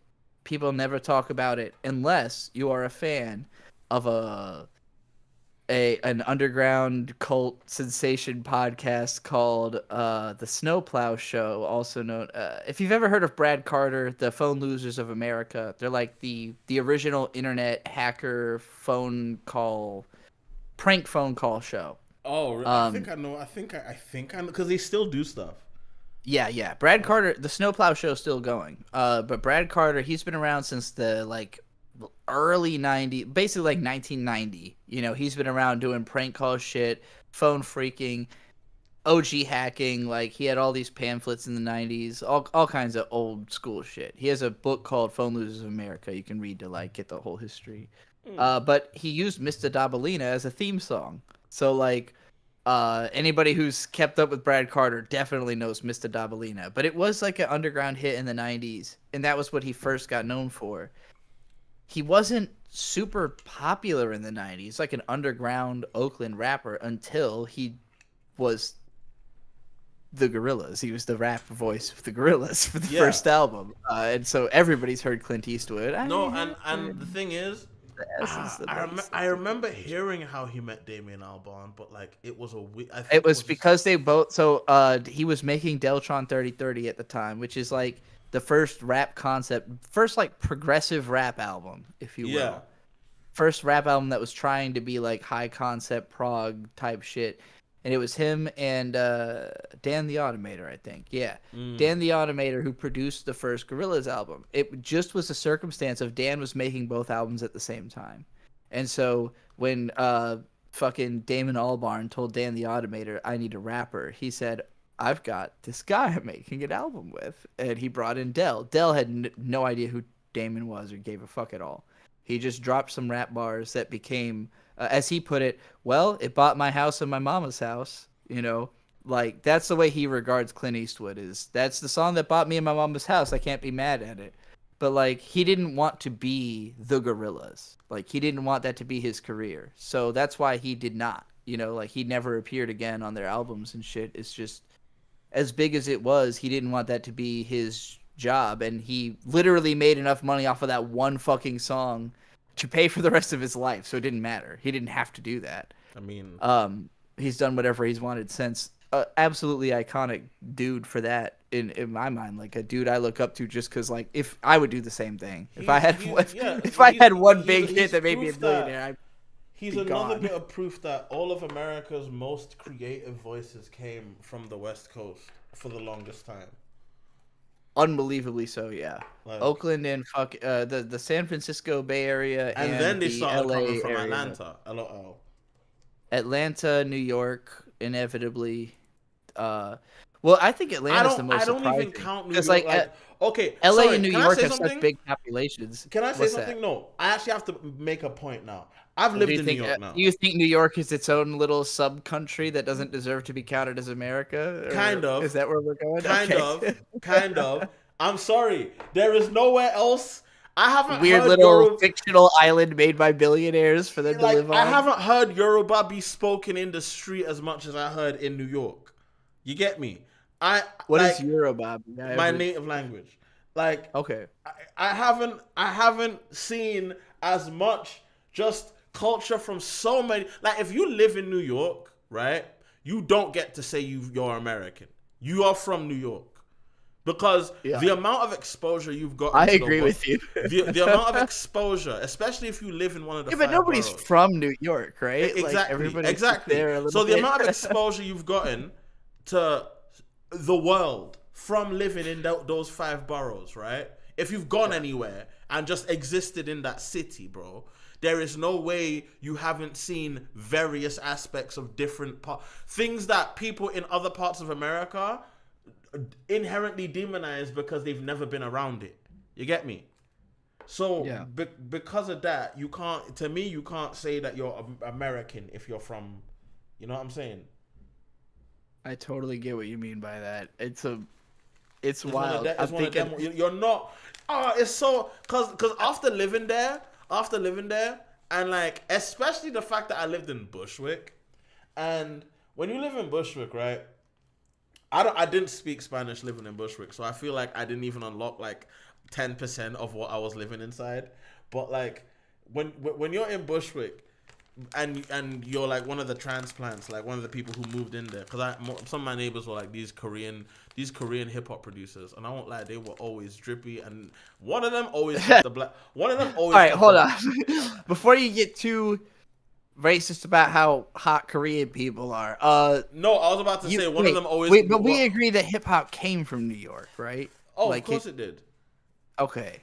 Yeah, no shit. Because we had to clarify. But it came from Jamaican. As soon as you said it came from Jamaican immigrants living in New York.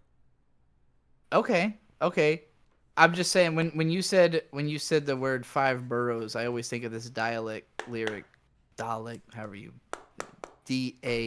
DALEK, but the A has an umlaut over it. You see, dialect.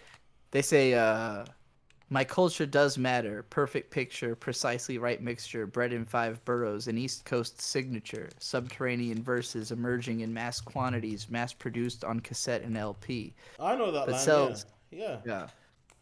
But sales weren't the mark of the illest MC. My point. Well, no, I will say hip hop comes from New York, but like hip hop coming from New York is kind of proof of what I'm saying. Hip hop couldn't have come from any other city. It's not an American art form. It's an African art form. It's a New Yorkian art form. It's an African art form done by by people of African extraction who found their way to New York. I'll tell you the only reason, and in my belief, the only reason that I understand hip hop is that most of the people who live in Hampton Roads, Virginia, are from New York. Like, it's so much in New York transplantation here that... Do you know one of the reasons for that? It's because it's expensive to live in New York. Yes. But, are you familiar with Pusha T? Oh, yeah, for sure. So, like, Pusha T's life story is kind of like the typical idea of why. Like... I have to assume that Pusha T has probably sold cocaine to people that my dad worked with. Like, my dad was a car salesman in the 90s. Like, it was a coke industry. Number one, very likely. Number two, a large population. No, I'm not saying every black person would be ridiculous to say that, but there was a large population of black people who got involved in the illicit trade of stuff in New York, who ended up making a permanent home in North Carolina. After, like Jay-Z, H to the Izzo, V to the Izzy, not guilty. Y'all got Jay-Z was living in North Carolina. Yeah, It's a whole song about selling drugs in Virginia, I believe. He did that for a bit, yeah. No, it was a whole culture of doing that, and that shit never really died down. Folks still do that. Yeah. Oh yeah. Oh yeah. It's still around. It's a resort city. Like Virginia Beach, it's a weird place because if you live there, it's just a giant suburb. But like, it is considered to be the biggest pleasure beach in the world. It is the vacation spot for people who live on the East Coast. It's just that the East Coast sucks. Like if you've been to California, Virginia Beach feels incredibly cheap and shitty, but like it's the closest we've got, you know, like it's all that's here. And the only reason this area exists, so where I'm from, to people who probably your audience hasn't listened to a lot of my live streams where I talk about this type of shit. But my like, audience is your audience, my nigga. Well, okay, fair enough. That's not true. The people in your chat are different from the people in my chat. Our audiences are so comorbid, it's hilarious. Like, it's a lot of people who watch me who watch you as well, but there's some people I would say these people have probably seen my videos, but they're not my live stream audience. True. It's a little different. Just because I don't know any of these names. And welcome to all of you, if anybody wants to, Trixie the Golden Witch. But, yeah, no, she's still making good content. She's still the same. She's still making all the same anime stuff. So if you're not watching her, that's on you. Hey, and so is he. Same shit we always been doing. We never changed. But where I'm from, Hampton Roads, it's like 7 or 8 cities that are all of them, each one individually, like the city itself is as big as a metropolitan area somewhere else. So like Virginia Beach by itself is as big as like the whole, like not just Atlanta, but all the cities around it. Like anything I saw that when I was there. That was like very odd to see, even though it's kind of like empty. It's big and it's like it's just, very spaced out. But the reason for it is there's so much water. It's that the water intersects the land constantly. So like, because it's mostly marsh, like it's mostly a swamp and mostly marsh, and anything they could build on they did. But like that's pretty disconnected. Like the water cuts through the land, you know. So there's tons and tons of bridges, tons and tons of like disconnected pieces of land where people live.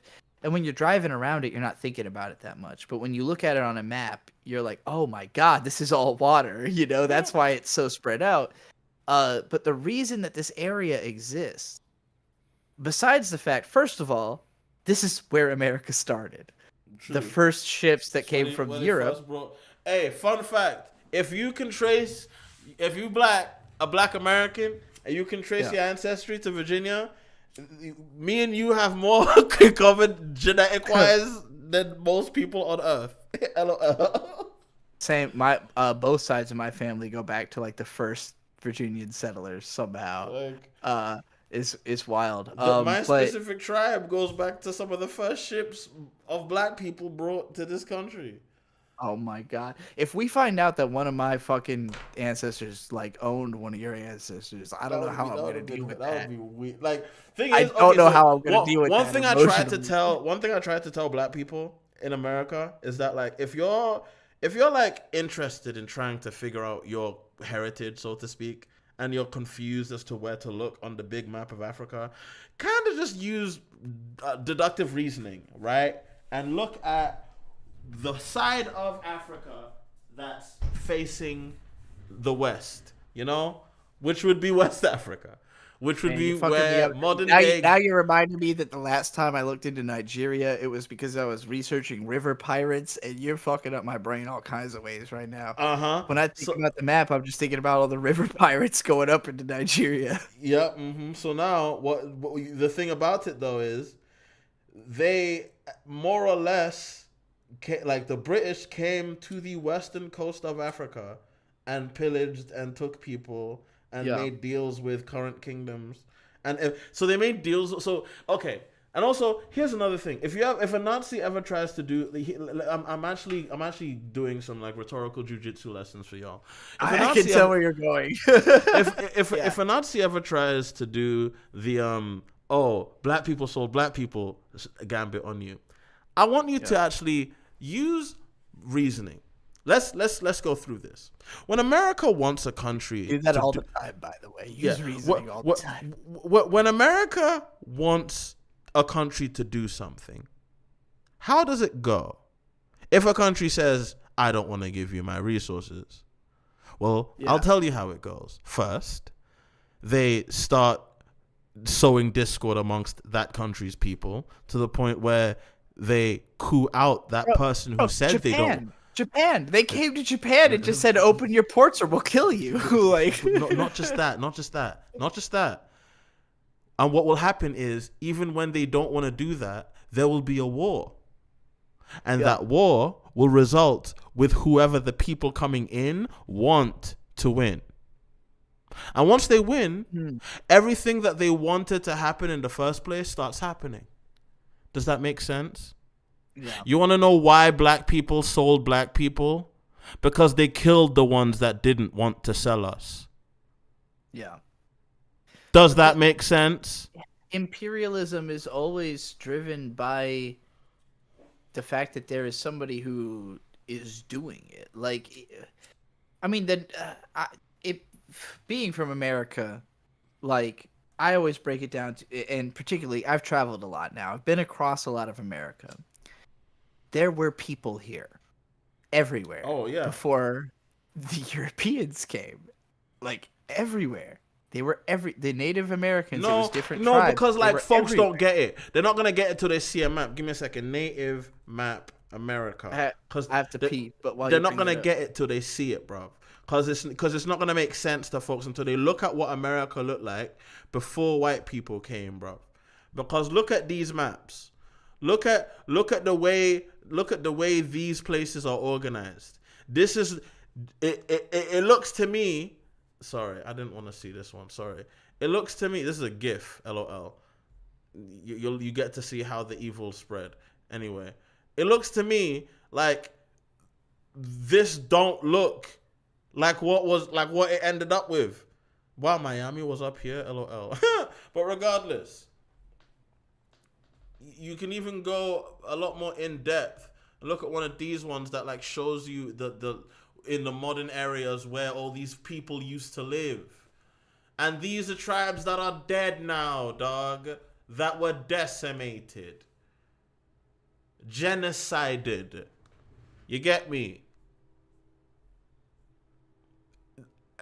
I'm not trying to like turn this into a bummer stream, right? I just want to...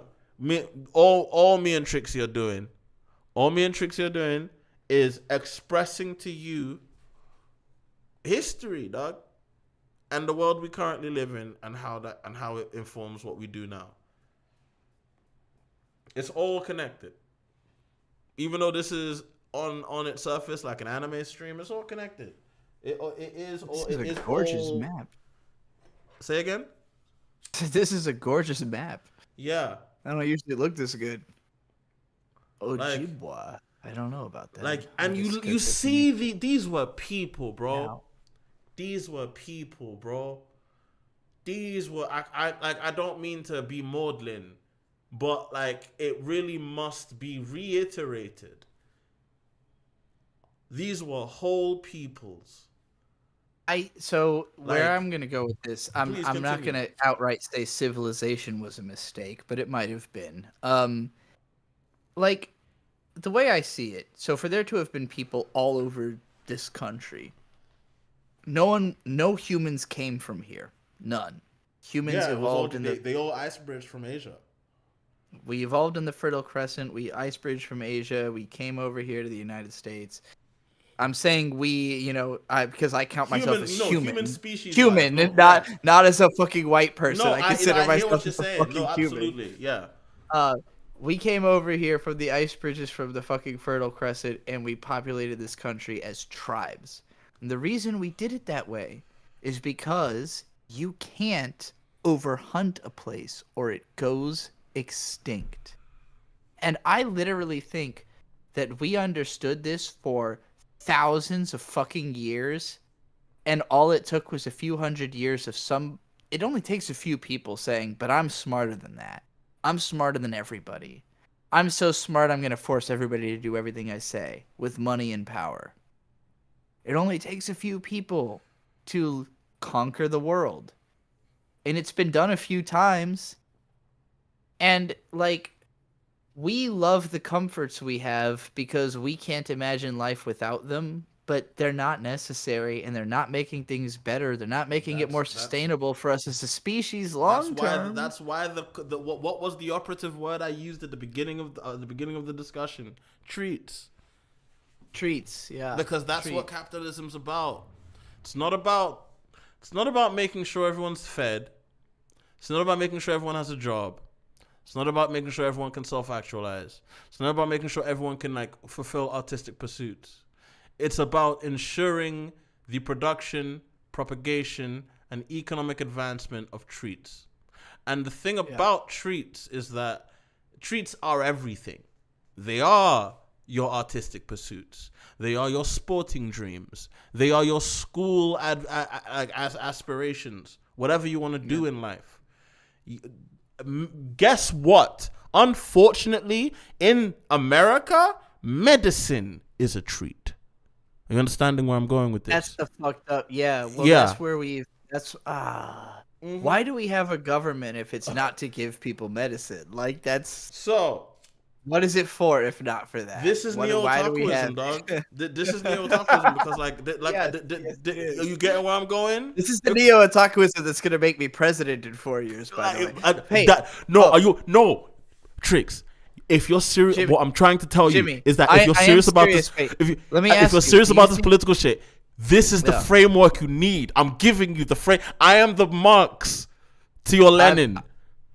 Okay. Okay, but hear me out. If I want to win in 2028, most likely that means I have to beat Kamala Harris. If I have to beat Kamala Harris, I have to run Republican. Are y'all ready to back me when I run Republican against Kamala Harris? Oh God, is this really what you're asking me? We'll see. We'll see where America is. We will see where America is. This is the thing I'm asking. I'm glad I asked you this first because your reaction's funny.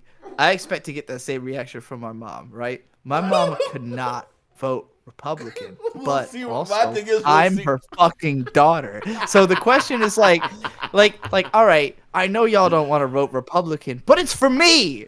Like, come on, you know I'm gonna fuck all the shit up. Like, I'm really like, I'm dying thinking about it, dog. Me running Republican doesn't change me. It changes Republicans.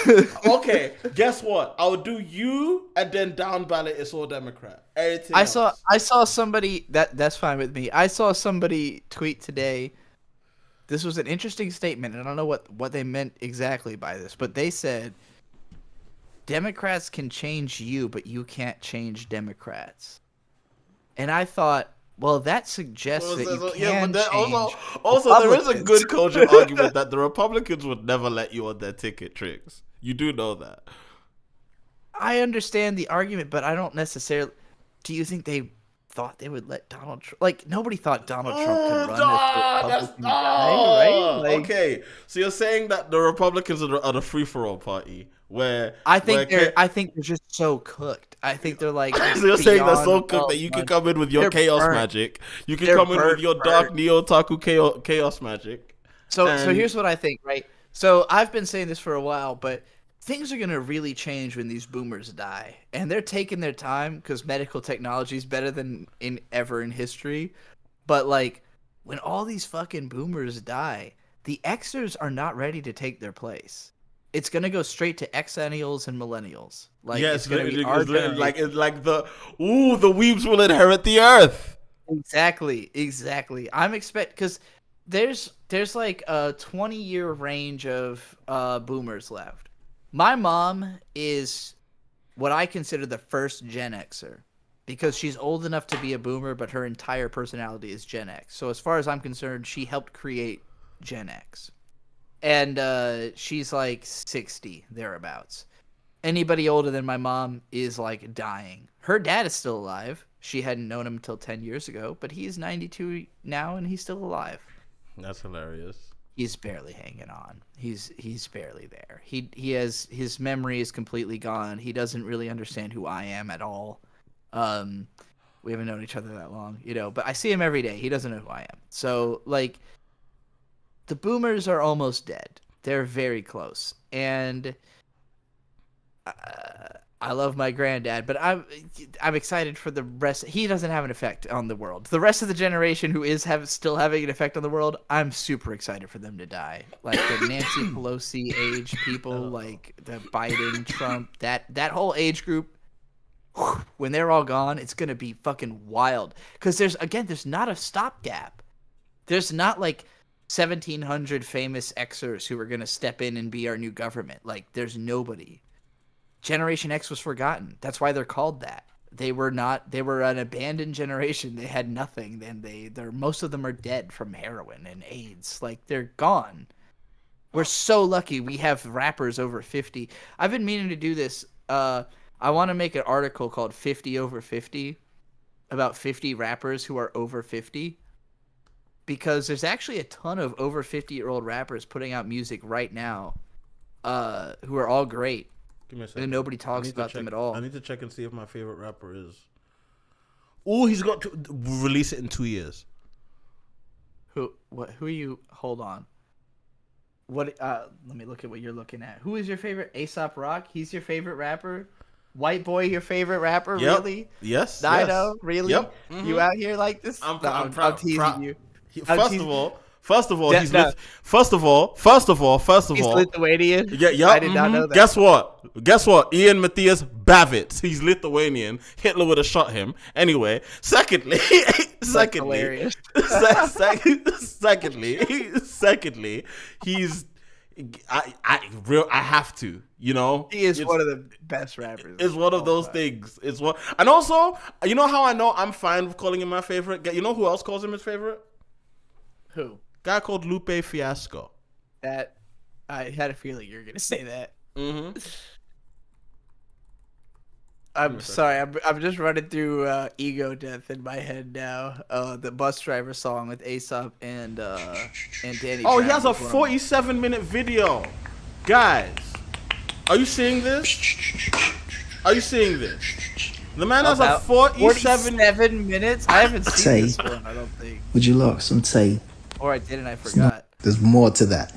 But I only say that to say that he's not a gangster rapper. You know, he's not like a trap rapper. You know, he's not like a what do you call it? Like a nouveau elite lyricist, right? He's not. Light He's Space not. Man He's not isn't that. sure he agrees with you, except that he's from New York. Highly conceptual, highly A$AP Rocky talented, rap highly his ass skilled. off. He's also a producer. No doubt And about also an that. artist, actual fine artist. So he actually paints and draws as well. I have not seen his art. And Oh, y'all haven't seen. Hold on, y'all haven't seen Aesop Rock's art? I have not seen his art. Give me a second. Wait, did he draw his album covers? Some of them, but I'll show you the one. No, Aesop Rock. Aesop Rock artwork. Just type in like his. I don't know. Aesop Rock There's got to be a code word that makes it drawing. cut out album art. That is it. Give me a second. You know what? Fuck it. I'll just go to his Instagram. That makes sense. Why can't I remember how his verse on Ego Death starts right now?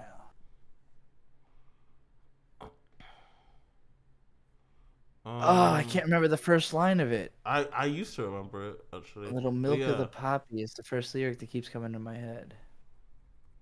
Oh, okay. Before long, boil the bones. A little celery chop, a little pepper, little milk of the poppy, little posse in effect. Analog, monopoly, manowar, Anyway, this is some of his stuff. This is some of his Oh, he stuff. drew Doom. That's so adorable. I love Yeah, that he drew Doom. that. Yeah, this is some of his stuff, man. Mind on his Clothes. Malamars, money on the iron And then lung. that's just Usher him- you that's just him behind the cooking. sun. Because he's just a rapper who'll do that. He shoots the horse through these stupid troubadours and elders. Stock the cellar with. You see him. He's doing. He's doing Digit a lot now. Well, yeah. Look, this is Aesop Rock's art. That looks like some shit that this is him. What's the guy who drew Akira would do? He went to SUNY New York for fine art. That's Akira artist, real quick. Otomo. Otomo. That looks like some Otomo art right there. No, like he legitimately. He went to this is more stuff he's done. He went to SUNY New York to do fine art. I didn't finish fucking saying this earlier, but I was gonna say that the reason I started talking about Tezuka is because I was researching Satoshi Kon, and because Satoshi Kon was the understudy of Katsuhiro Otomo, I then ended up watching an Otomo interview, and Otomo immediately is like, Tezuka's the guy. And I was like, I guess I gotta do Tezuka first. Like, I can't talk about any of these motherfuckers without talking about Tezuka first. I meant to say this 2 hours ago. The first otaku. Which is why I feel like I understand why you've been showing me his stuff whenever I bring you my discussions on neo-otakuism. Because one, you're finding parallels to what I'm saying in his life. Like, you're finding that, like, the Western influence isn't all it's cracked up to be. He used it more as a tool. It's less about the Westernness and more about the globalness. That I think he was the first person alive in a global era. That's what neo-otakuism is what you're about to say, right? It's about the globalism. Yeah, like... Because guess what? There's a second stage to neo-otakuism. Because it's called Pan-Asian neo-otakuism. That's the true full term. Because guess what? As an otaku, I'm sorry, dog. Anime culture isn't just Japan anymore. Certainly not anymore. No, not at all. It's way beyond. Well, and it's China, because of the it's China and it's Korea, and it's a lot of the other Asian countries trying to do the same thing. It's wild for us because we're here in the U.S. and I don't think people from America can comprehend that. Like, as big of a deal as Dragon Ball is here, it's a way bigger deal in like any other part of Asia, anywhere else that has anime. You know, like America is a country of pretending to be cool and above it's not even just Dragon everything Ball. Like it's not even just Dragon Ball. You want to know a game that is you want to know a game that's extremely popular? Are you gonna get into volleyball or no? Which one? No. It's a video game. In fact, a video game. It's a video game. It's a From Software game. Guess what? Dark Souls. So, what is From Software's most popular game in America? Their most popular franchise right now: Elden Ring, Dark Souls, whatever. Right? Yeah. You want to know what has even after Elden Ring has dropped? You want to know what consistently still gets the most views, the most modding, the most attention from China? Armored Core, I assume. No. Armored Core. No. What? Sekiro. Okay, from China. China loves Sekiro. China has such. If you go to any Chinese part of the internet, I need a doctorate essay on that now. If you go China to being obsessed with a game about Japanese 1800s is absurd to me. That makes no sense. Hold on. Is it said even earlier? 1500s, whatever. Samurai times. Let me just type in Sekiro, and let me just type in Sekiro. What does this look like? Well, I already know it makes sense because our mutual friend, what is this? Who is Chinese, also made Sekiro. Are you looking at this? Are you seeing how much this is? This is not, and this isn't just this is new shit, dog. Like, there's new shit. This is just the most popular stuff, but there's new shit coming out. I'm seeing 2023, 2024 videos dropping about this game, saying bro. They love this. Software game, first of all. They love this shit. In fact, actually, let me go to Nexus mods, Sekiro Malevolence. I'm gonna go to Malevolence first, but let's ignore the fact that I'm on Malevolence. Real quick for Abe Izuagie in the chat who's talking about Tezuka. We were really talking about him a lot earlier. So if you listen to this whole podcast, we went deeply in about I was about to say. How long will it take before I see a mod written in Chinese? And guess what? I'm on the second page, and it's a naked to be replaced. I will also say, Abe in the chat says Tezuka was influenced by Fletcher as much as as Disney, and I'll say it's just because Disney was also ripping off Fletcher. Like Fletcher was first. Fletcher is the one who Disney was ripping off, and Tezuka did love Disney. Do not get me wrong. Tezuka loved Disney more than anybody else of his time period even had the opportunity. I literally don't think there was another person who could have seen Disney movies more often than he did. But Disney was already copying Fletcher. He saw both of them. They were contemporary of each other. You know, like Tezuka saw everything. He was such a fucking nerd, dude. I really think he was the first otaku, like, and the first Westaboo. But I don't think those two things really mean something different. I think that's an American thing, is we see it as like, oh, well, like Americans who are obsessed with Japan, all they care about is Japan and they don't care about America at all. That's not true about Japanese. Like, people who are obsessed with culture were just obsessed with culture, you know? Like, you look at fucking... Tezuka's the same kind of guy that, oh my god, his name's down in my brain right now. Metal Gear! God damn it. Jimmy, help me. Metal Gear. Kojima? Are you talking about Kojima? Is that the same type of man? Yeah. Oh, he's the same type of guy as Kojima. Tezuka and Kojima and Quentin Tarantino are all the same type of dude. Like, exact same type of dude. Yeah, they're remix artists. Hideaki Anno, you know. Yeah, even more so than they're remix artists. Tomino is also a remix artist, but he's actually more original than any of those guys. Yeah. I think. Tomino actually had more original ideas than Tezuka, than Anno, than any of those dudes. Yeah, plenty of remix artists have plenty of original ideas, but like the ethos towards how they make what they make is still a like. If you hear Tomino talk about how he makes what he makes, he talks in very referential language, you know. Like, what does he reference the most? I'm curious, because I feel like there wasn't an anime other or manga Japanese artists. He references like a lot of, when talking about his stuff, he references a lot of the stuff he's not doing. He'll reference a lot of the people in the industry he's not making stuff like, and oftentimes that will be Miyazaki. But anyway, interesting. Yeah, I don't. That's a very different storytelling style. Yeah. In my opinion. Tomino is such a dude. Tomino is such a cat. He's so catty. Like, well, once he's dead, I'll jump into his soul for a while. Figure that son of a bitch out. I can't even be too morbid about him. Tomino's the only guy who, when he's dead, I don't think I'll like cry about it. I'll be like, like, I hope he dies in a funny way. And also, I really hope. Also, Tomino, I have a theory. I hope he like the Sekiro thing. Or something. I have a theory about the Sekiro thing.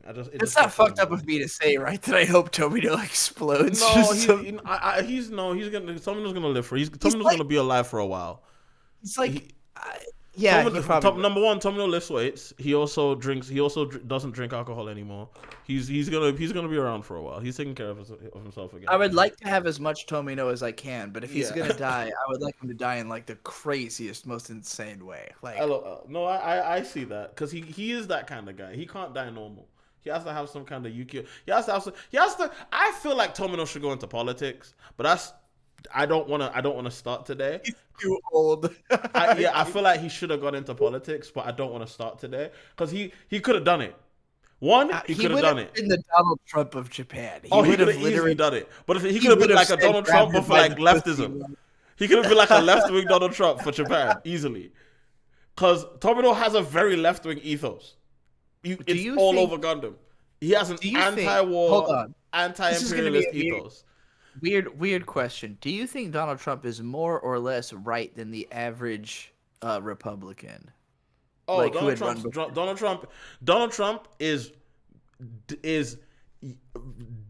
fucking and directly analogous to the American political consciousness, which is complete, like, you know, inelegantly arranged, plucked from every hither-whither place, slapdash, no it's coherency. All of it. It's AI. It's written by AI. Yeah, you're like the average American. The average American has a political ideology completely slapdash and incoherent.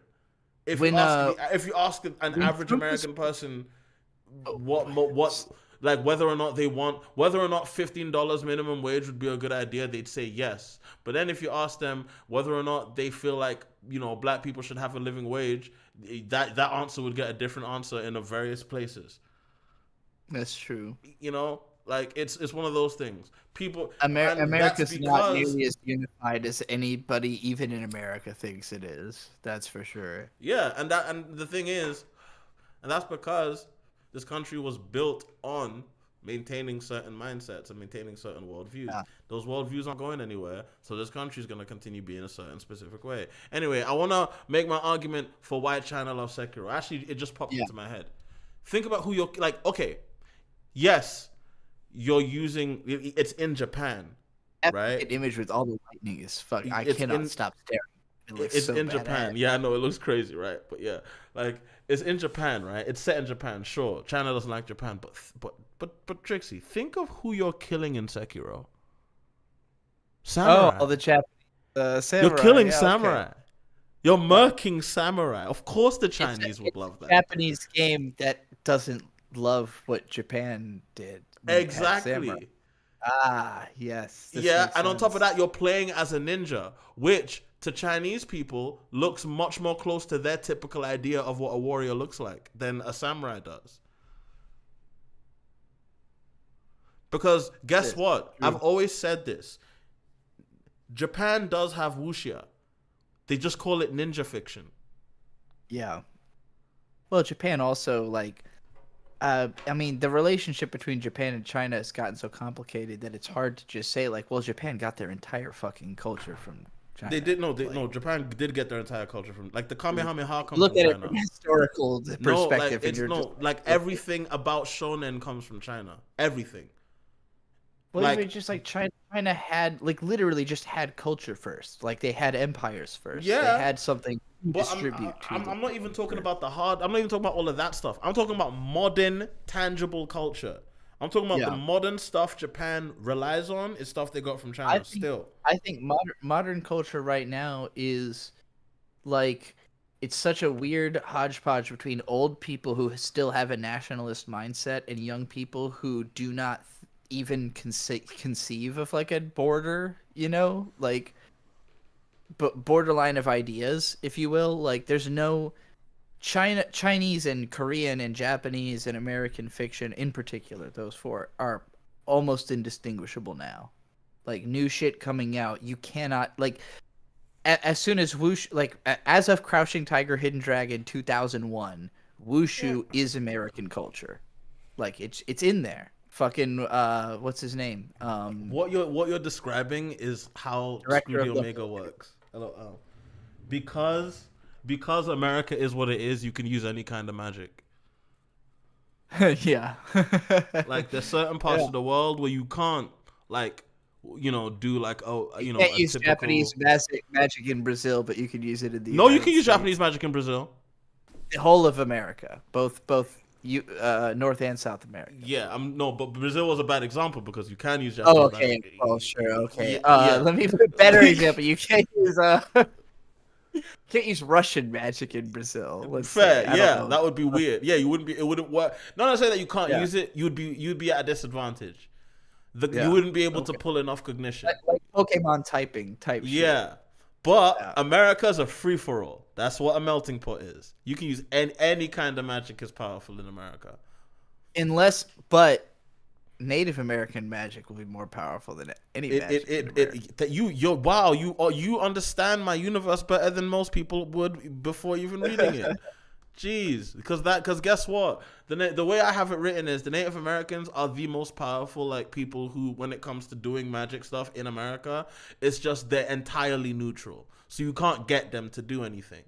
You know? Yeah. You got, because of the way the treaties and everything have been set up, that applies to the magical world as well. So they're entirely neutral. It's literally illegal to ask them to help you.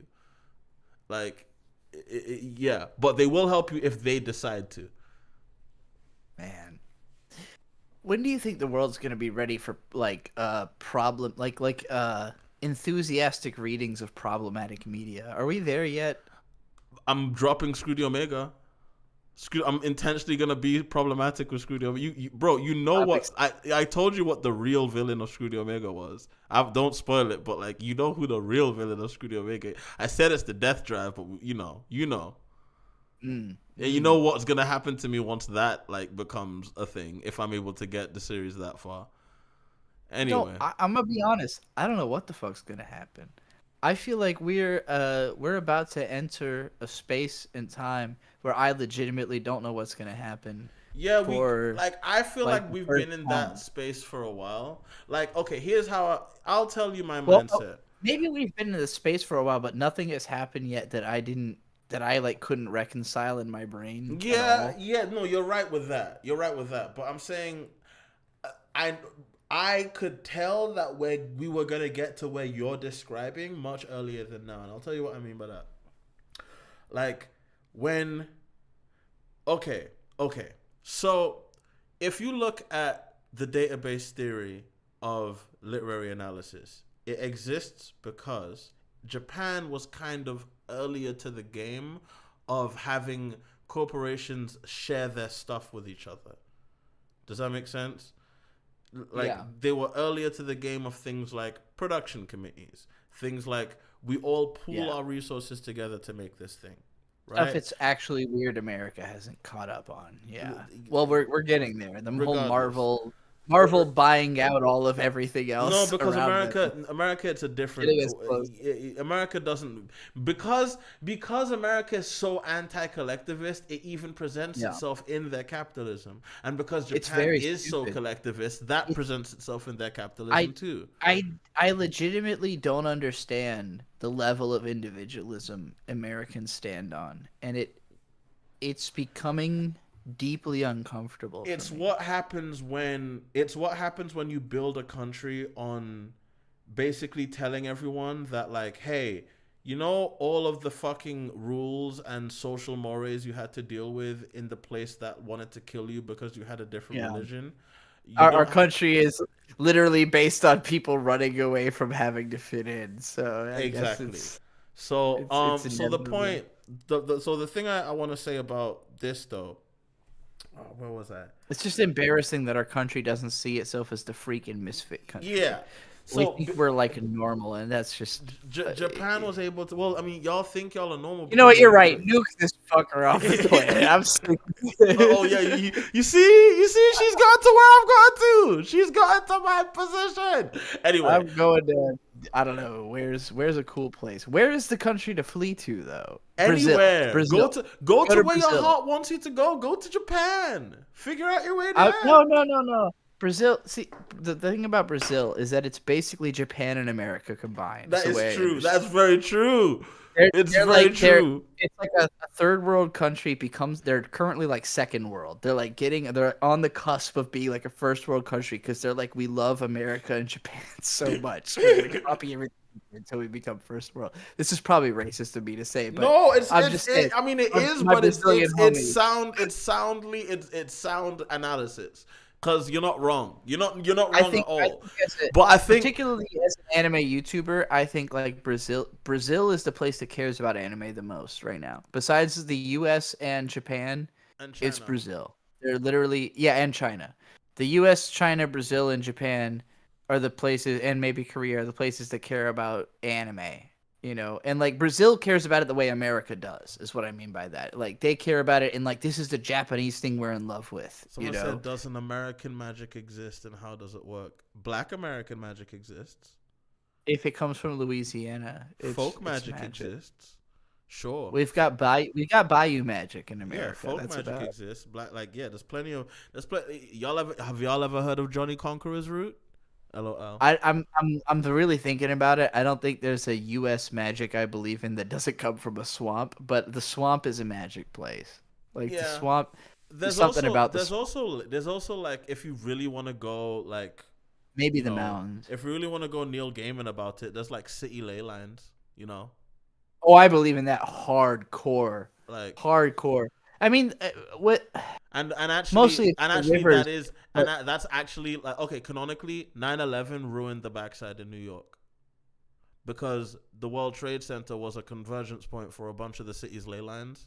So when that happened, it just fucked up. Like, it's why New York is such a dangerous city, demon-wise in my series. I don't want to go to New York at all. The city itself is a demon. A giant but like that's kind of like the way I write it. Like 9/11 did do irreparable damage to the city, like in a spiritual sense, because it did. That sounds right. That sounds completely right.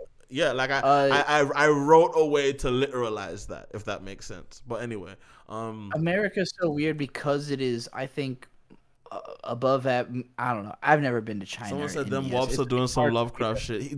Yo, the people are ready for Studio Omega. Yeah.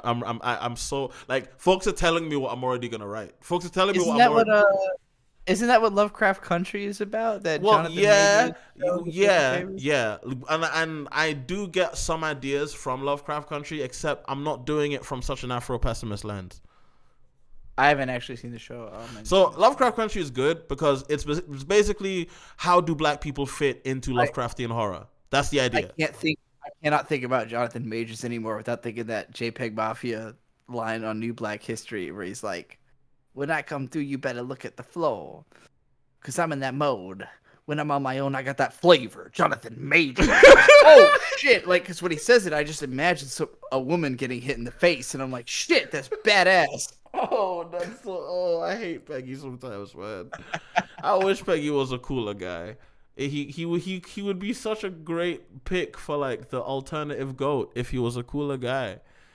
Like, I like Peggy. He follows. He's got a few more years of sorting out emotional issues and trauma from the military. He follows me on Twitter, and I think he follows me because when Veteran dropped, I sent him a DM and I told him he's the rap game freakazoid, because he is. Because he is. Yeah. He or is. Deadpool maybe. No, it's freakazoid because he specifically the internet. What is specific? Okay. You know what I mean? Deadpool very internet influenced as Deadpool is just an all-around anarchic, like, comic book character. Freakazoid is the internet downloaded into a person. That's JPEG Mafia. The funny thing about that, so I used to JPEG Mafia, because that's like his image, right? But then when he started collaborating with Danny Brown, he made it very clear Danny Brown is what he's pretending to be. Oh, like, no, that's because there's two things to that. One, Peggy is that he's just younger.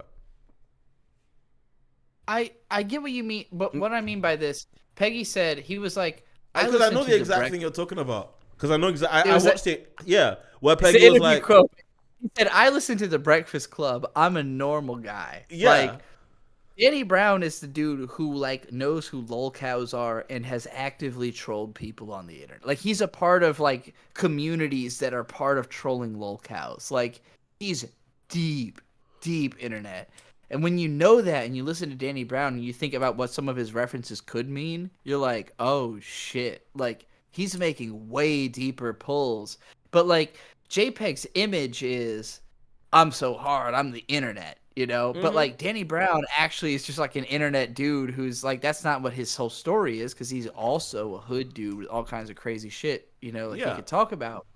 But here's my his argument. Actual private life is. No, I know, like I know exactly what you mean by that. But like, here's my, because I agree with both of those statements. Because I know, because you're right, JPEG, when it comes to like his actual, you know, what he does behind the camera, etc., like he's much less presenting as like he's not as much of like a hardcore crusty nerd. He is to his own degree, but not as much as someone like Danny Brown, right? There's you know, how can I put this? There's Marquise Brown Lees and there's Woolies, right? Right. Well, there's also like there's probably, because JPEG Mafia is like a year older than me, I think, so 33, and Danny Brown is 41. So, yeah, that's what I mean by like he's Danny Brown, like I'm old internet. Danny Brown's the elder sage of the internet. Danny Brown is he's one of the elder sages. Yeah, I'm old internet because I was 11 on the internet. He's old internet because he was 20. You know, like on the internet 20 years ago. Like that's wild old internet, like real old internet. Like, he knows how to go into an IRC channel. He knows how to, you know. Like, I don't know if Peggy knows IRC like that. I know. Yeah, that's Danny what I Brown mean. knows But here's what I mean by Peggy's more freakazoid than Danny Brown. On the mic, his references on the mic, his musical on the mic for sure. I would say he's more freakazoid. Yeah, I on the agree. mic, his musical style, right? He is And the. on top of mean, that, JPEG Mafia, the name alone. and on you know? top of on top of that, like how he actually does because Danny Brown's too peaceful. That's true. Danny Brown's like, I'm trying to put all that shit behind me. Yeah, but JPEG Mafia is Do y'all remember the Freakazoid cartoon? Here's the thing, though, and I agree with you that he's more Freakazoid, but it's because, and this is true of Deadpool too. I'm making this comparison. Just both of them are very honest. Like they're the internet forward facing. Yeah. Danny Brown is a real troll because he's not talking about it. He's doing it. Danny Brown's the lane of hip hop. If you listen to yes, Serial Experiments lane, you mean? Yeah. Danny Brown's the lane of hip hop. That's what Danny Brown is. That's the kind of internet Danny Brown is. Yeah. Yes, that's the kind of embodiment of the internet Danny Brown is. That's the reason why I don't follow him. There's different ways. There's different ways to express yourself as the internet, right? What was that video called? From his newest album, that one song that goes like da da da da da da da. It's called like Tanto or something, Tanta, some shit like that. He's dressed straight up. Obviously, he is doing a cosplay of Tetsuo the Iron Man. Mm-hmm. Like that is what he's doing. Yeah. And Slash the hobo from Serial Experiments Lane. He's literally dressed up like the hobo from Lane. Like, if you don't know what I'm talking about, rewatch Lane because it's easy to forget. There's a homeless dude. So you get what I'm saying? Like, that's Danny Brown is hip hop Lane, right? JPEG Mafia is hip hop Freakazoid. Put them together and you're scaring the hoes. Yeah. LOL. Yeah. No, that makes perfect sense. Put them together, you're definitely scaring the hoes. Like that's Freakazoid is more like mainstream accessible in a way, and like Danny Brown is like so deep internet. You get what I'm saying now. There's a reason I said Freakazoid. That's a deliberate reference. It's a deliberate, both in the sense that he is the internet, in that like he will reference shit that the average person who isn't very online won't really understand, but also in the sense that he's the front page of the internet. Yes, he's Reddit. He's hip hop Reddit. Like he's anarchic hip hop Reddit. Yeah, well, and Freak, because I thought of that because Freakazoid is like what is it? What is Freakazoid but the Reddit superhero? Wow. Sorry, the description I was going to come up with is very racist when I was trying to describe who this man is. The director, Steven Spielberg. That's the guy. He funded. You see, you were about to say the Jew. You were about to say the Jew. Not with so few letters. There was going to be 3 more letters on the word. But still, it's still bad. Who is that Jewish guy who directed Freakazoid? Who's that Jewish filmmaker? And I was about to look at you like, which one?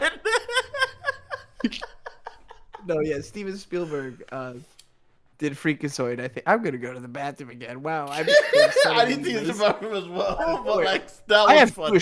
I have Ashkenaz. I'm a 4th Ashkenazi Jew. I'm a look, Lahaim. Okay, hold on. I'm non-practiced. I'm not even circumcised. I can't even. No, I'm saying just Lahaim. I'm going to the bathroom. Lahaim, like that's it. All right, I'll be right back. Anything's about from. That was hilarious.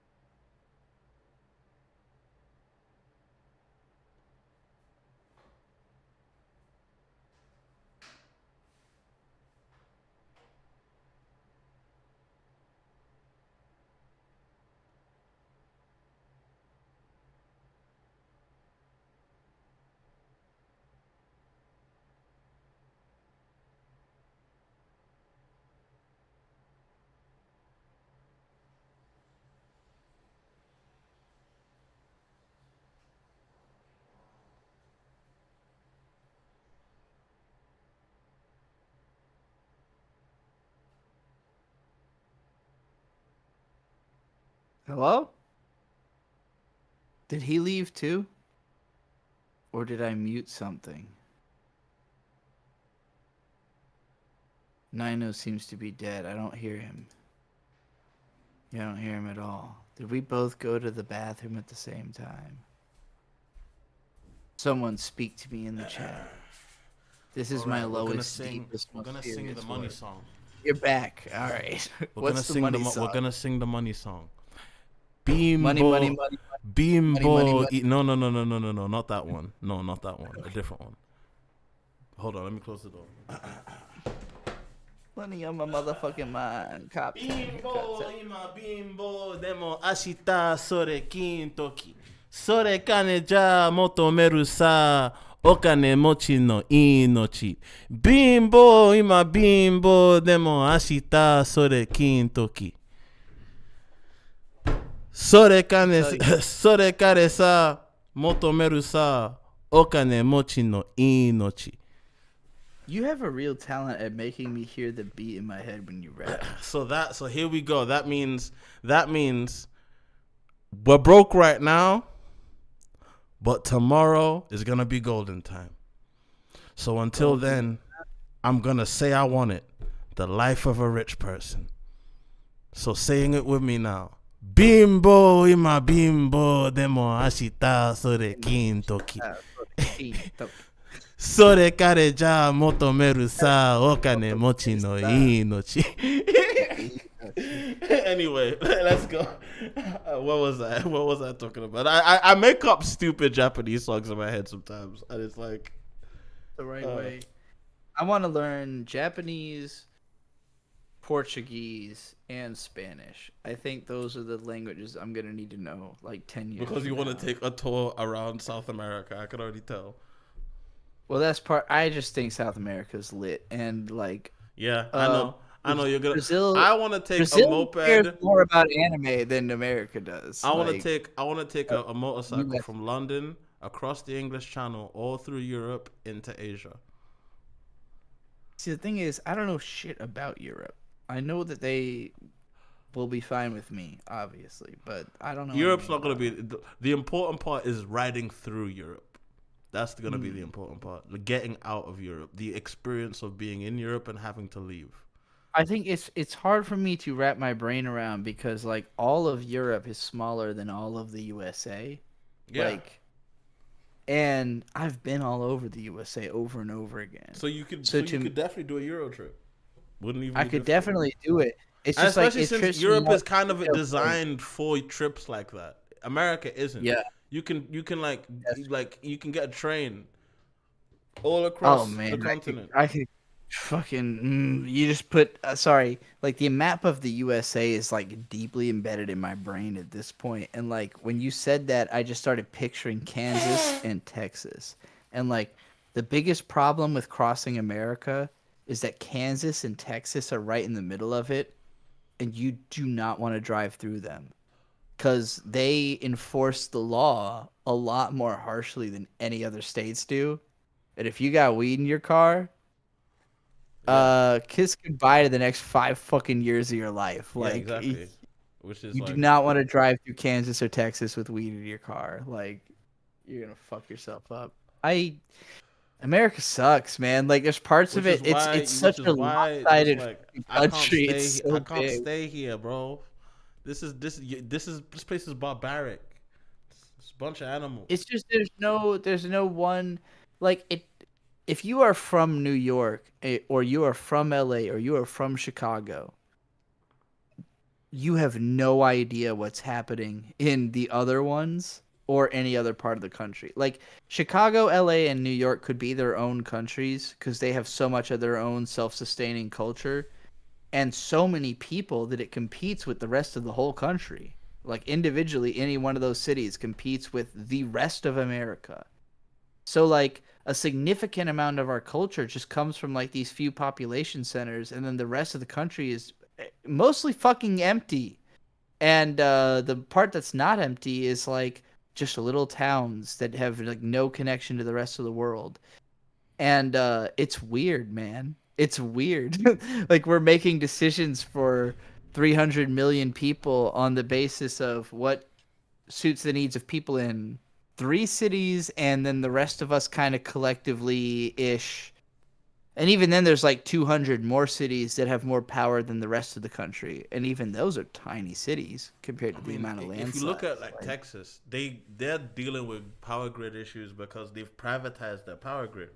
Which is Texas is a nightmare. Which is ironic because like that's crazy because that's the same like hey, I'm on Nigeria, chat. Abio, that's the same fucking issue we have in Nigeria, where we have a privatized power grid, so we have rolling outages because different areas don't get fed the same amount of power at the same time because they don't want to spend the money to do so. Because it's really the case in Texas. That's fucking absurd. Yeah, like it's hilarious. Texas sucks so much, dude. Like I've never seen a place that loves themselves so much and sucks so much. Like, that's why all my Nigerian family that moved to Texas, nationalism is nuts. So another thing you need to understand about Texas is it's a sanctuary state, right? So its nature as a sanctuary state means it's a very good spot for immigrants to move to when they come to the country. One particular immigrant group that has made a very large percentage of chain migration to the United States through Texas has been Nigerians, right? A lot of my family came to this country through Texas, right? And the thing about that is that a lot of them, when they come here, they don't stay in Texas. None of my, I don't think I have many family members. There's people of, specifically my ethnic group doesn't stay in Texas. They'll go to Texas, but they won't stay there. There's people of other ethnic groups who will stay in Texas. That's why there is a large Nigerian population in Texas full of Igbo people. That's really where they are. But most of them showed up there. Most of them showed up there during the 60s during the 60s and 70s because of the Civil War. Quick, I want to talk to Ricky Tripp in your chat who said privatizing your power grid was such a mistake. Get out of Texas. Get out of there. LOL. Yeah. Oh, Ricky Tripp. I don't care. I love how he's Ricky knows exactly what I've been talking about. Ricky knows exactly what I've been talking about.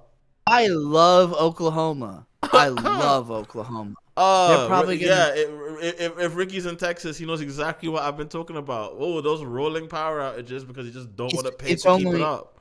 It's a couple hours north and it's cheaper to live. Go to Oklahoma, fuck Texas. I promise you're going to thank me in 20 years. You're going to thank me. Get the fuck out of Texas. Go to Oklahoma, go to New Mexico. New Mexico's cheap. There ain't nothing there, but New Mexico is cheap. Go to the town where they shot High School Musical. I hear it's nice. It's so cheap. Land in New Mexico is the cheapest place you can buy land in the United States right now. If you're trying to own anything, New Mexico is the best place to own it. Once you own shit there and you have the money, you can buy shit elsewhere. But start there. That's the only place it's cheap to buy shit in America. I'm fucking serious. I looked into this shit a lot. New Mexico is where you gotta go. That's so depressing. That there's only certain places where you can actually get a decent price on shit. The United States is cooked on price right now. Like a turkey. Well, and we've been cooked by ourselves in collaboration with China. We cooked ourselves for them almost. Yeah, China has set y'all up to fail so bad. It's so hilarious. They own all our property. And they make all your shit. And they make all I'm so sorry, but if you can reach for an object right now and you look on the bottom and it says "Made in China," oh god, I will say it's a little different for me because I am conscious of this. I am more likely to buy local things, but I'm sorry, I just reached for my PlayStation controller, guys. Yeah, of course. And I looked at the back of it. Let me grab my Switch controller. And it said "Made in China." This is probably China or Taiwan. They literally make your treats, dog. They make your treats, dog. My cute little weird Pikachu art style Switch controller was. They make your treats, dog. Let me look at my audio interface. If my audio interface was made in China, I'm gonna cry. My audio interface is a Scarlett Focusrite. Same. Made in Malaysia. It might as well have been fucking made in China. LOL. It might as well have been fucking made in China. Jesus Christ. It's the same principles that apply. It's the same exact principles that apply. Mine says made in Malaysia, but it says engineered in England. I think They put that part there. They put that part there to remind you where the original company is based in. Design. Yeah, it says designed in England and made in Malaysia. That's what it says. Yeah, that doesn't really mean much. Where did my Because guess what? If you don't have the capacity to manufacture and design, you don't have a real company. At least that's how Asians see it. That's how not just Asians. That's how various conglomerates see it. If you don't have the manufacturing capacity to both design and produce, and manufacture, you know why? Okay. Here's the thing. Americans don't see anything, by the way. I'm actually about to let me just switch this back over to here. I'm actually about to point out something using an example of a video game company that y'all are all familiar with. So in the 7th generation of video games, what was Square Enix's big problem? The big problem was they had a lot of games that they had announced, but they couldn't get done because they had engine issues. Why did they have engine issues? Well, because they had poured a bunch of money into... Hold on for a second. Holding. I'm listening to New Black History by JPEG Mafia right now. Because it got into my head. I hit the lottery. When the elephant in the room. When the little bit boom by when the scumble will be soon. Do what I mean to do.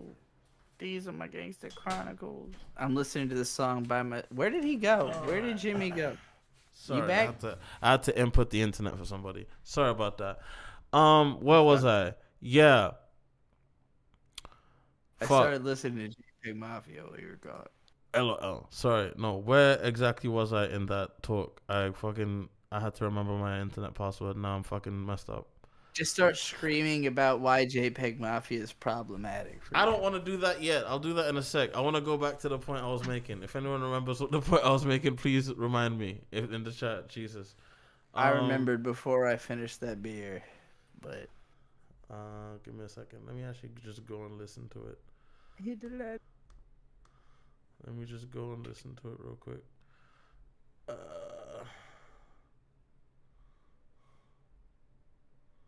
Lupe.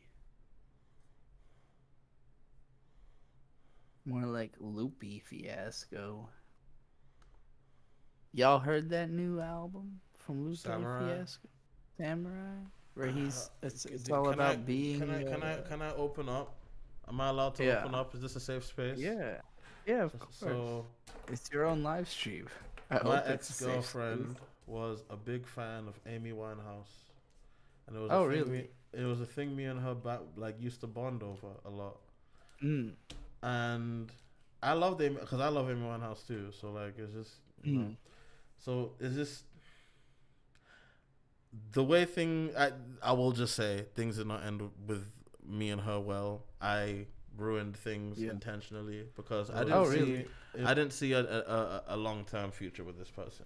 But I did like them, but I didn't want to keep them around. If I did, you know how complex.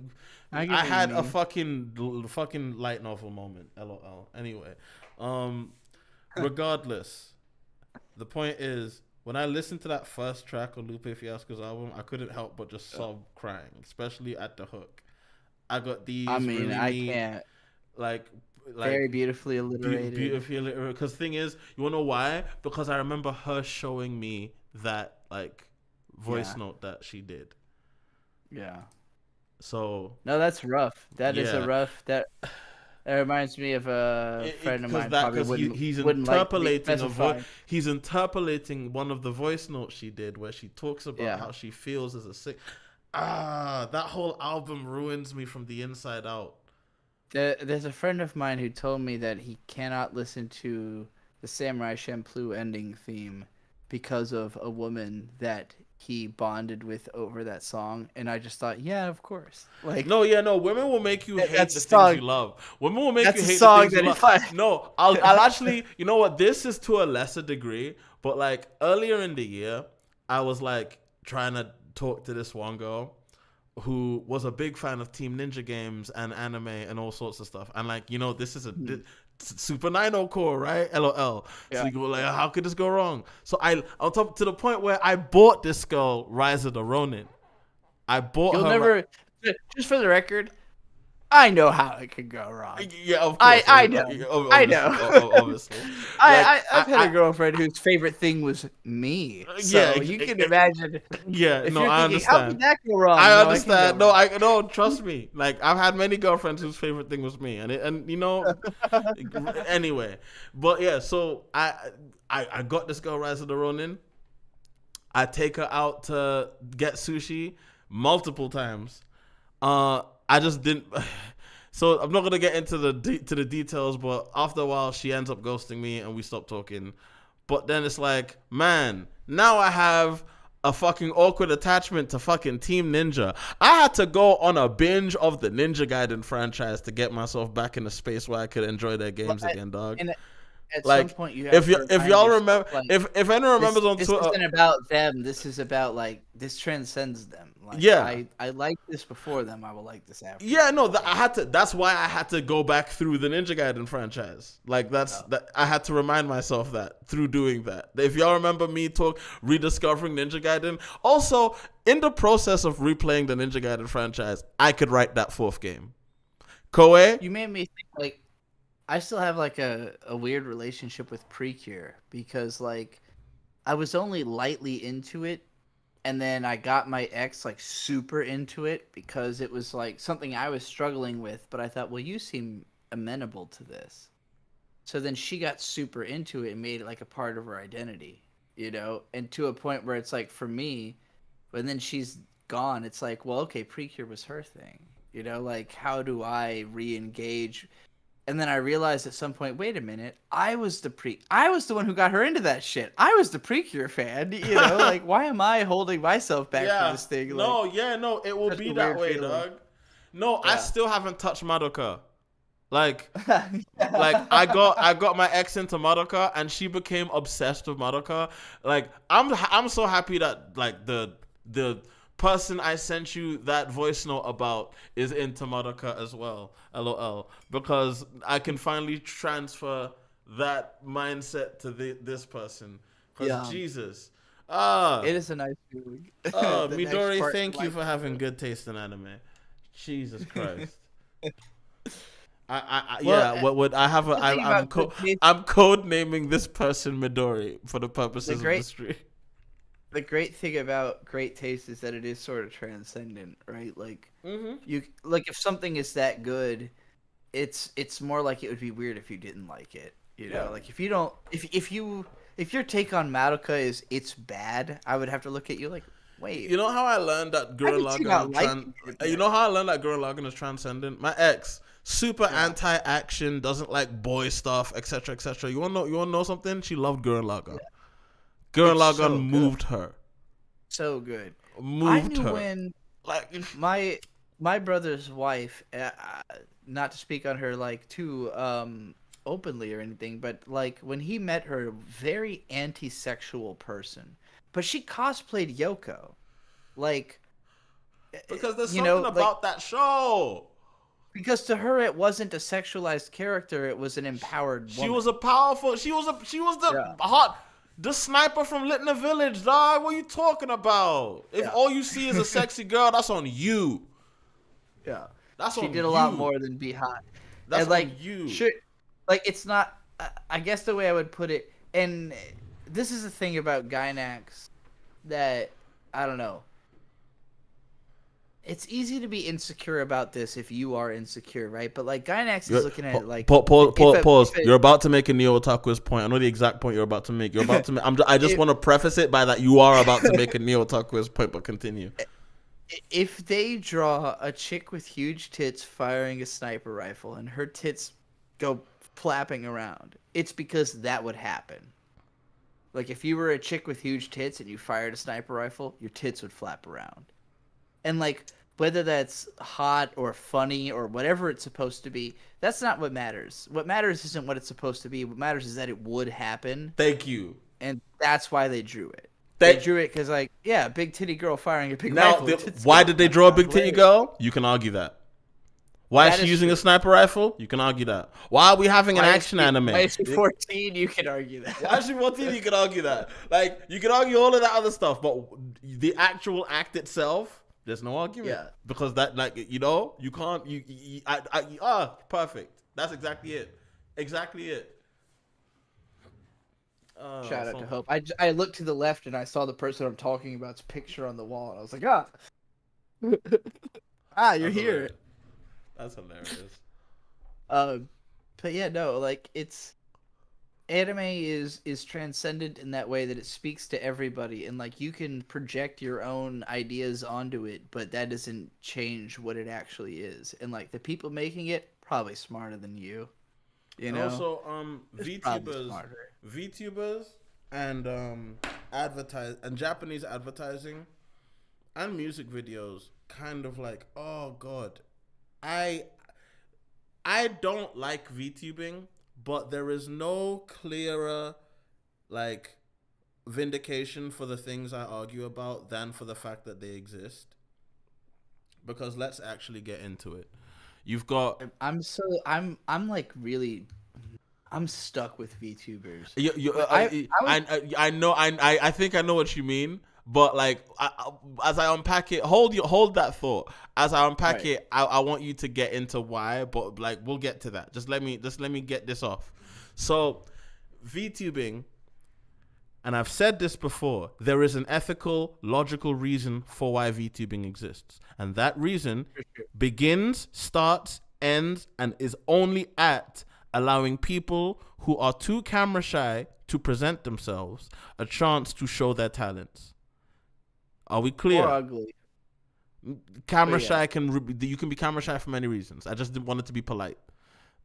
That's fair. I'm gonna say like little what's his name? Tiptoe through the wind. Tiny Tim. Yeah. He was an ugly motherfucker. He still got incredibly famous because he was willing to make that kind of the bit. Yeah. You know, like, whatever. But like with technology, you don't have to make that the bit anymore. Exactly. Yeah. So that is what I just said is the logical, reasonable reason for VTubing to exist. Y'all know where I'm going with this. Anyone who knows me, anyone who's been around these streams for a bit, anyone who knows what I say on Twitter, anyone who knows my body in general knows where I'm going with this. What I don't think VTubing is for people of non-Japanese and European extraction. Because if they're white, it's already like okay, bruh.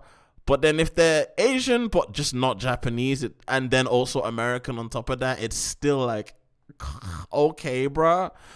So people of those backgrounds, and let's not act fucking funny here, those are the backgrounds they're coming from. Let's not act funny here, those are the backgrounds they're coming from. Let's not act fun. I'm doing the Dr. Umar thing. Let's not act fucking funny here. Those are the backgrounds they are coming from. So, if that... Hold on for a second.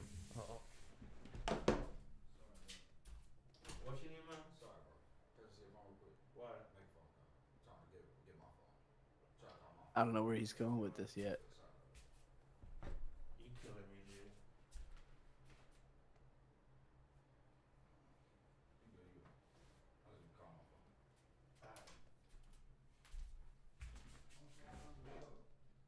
Yeah, please do so. Well, this is a story all about how. Anyway, sorry. LOL. Yeah. Where was I? So. You were on some Umar shit. No. The problem with VTubers, my issue is simple. You've got a bunch of people from cultures that like anime doing their best to be anime characters. And here's the thing. There's one way to go about doing that and being cool and just, being like, you can be an anime character without... How can I say this in a way that doesn't get me in trouble? Because there's a lot of stuff I'm fine with saying that gets me in trouble, but this, I don't want to actually hurt people who I'm... because this specific part... there's people that I am talking about, but there's also people who fit into like 75% of what I'm talking about, but aren't necessarily in that category. So I have to be very careful. So I have to figure out. You're telling me in private and that nobody else is listening. I will tell you the full breadth of what I'm saying when no one else is listening, but I'll speak in coded language here. Okay. There are VTubers that are being they're playing very fast and loose with the fact that they are existing as digital characters and can engage with Japanese culture without the mores of being a 3D meat space person. If that makes sense. Are you essentially saying that there are certain VTubers who act Japanese? Yes. But they're not? Yes. Okay.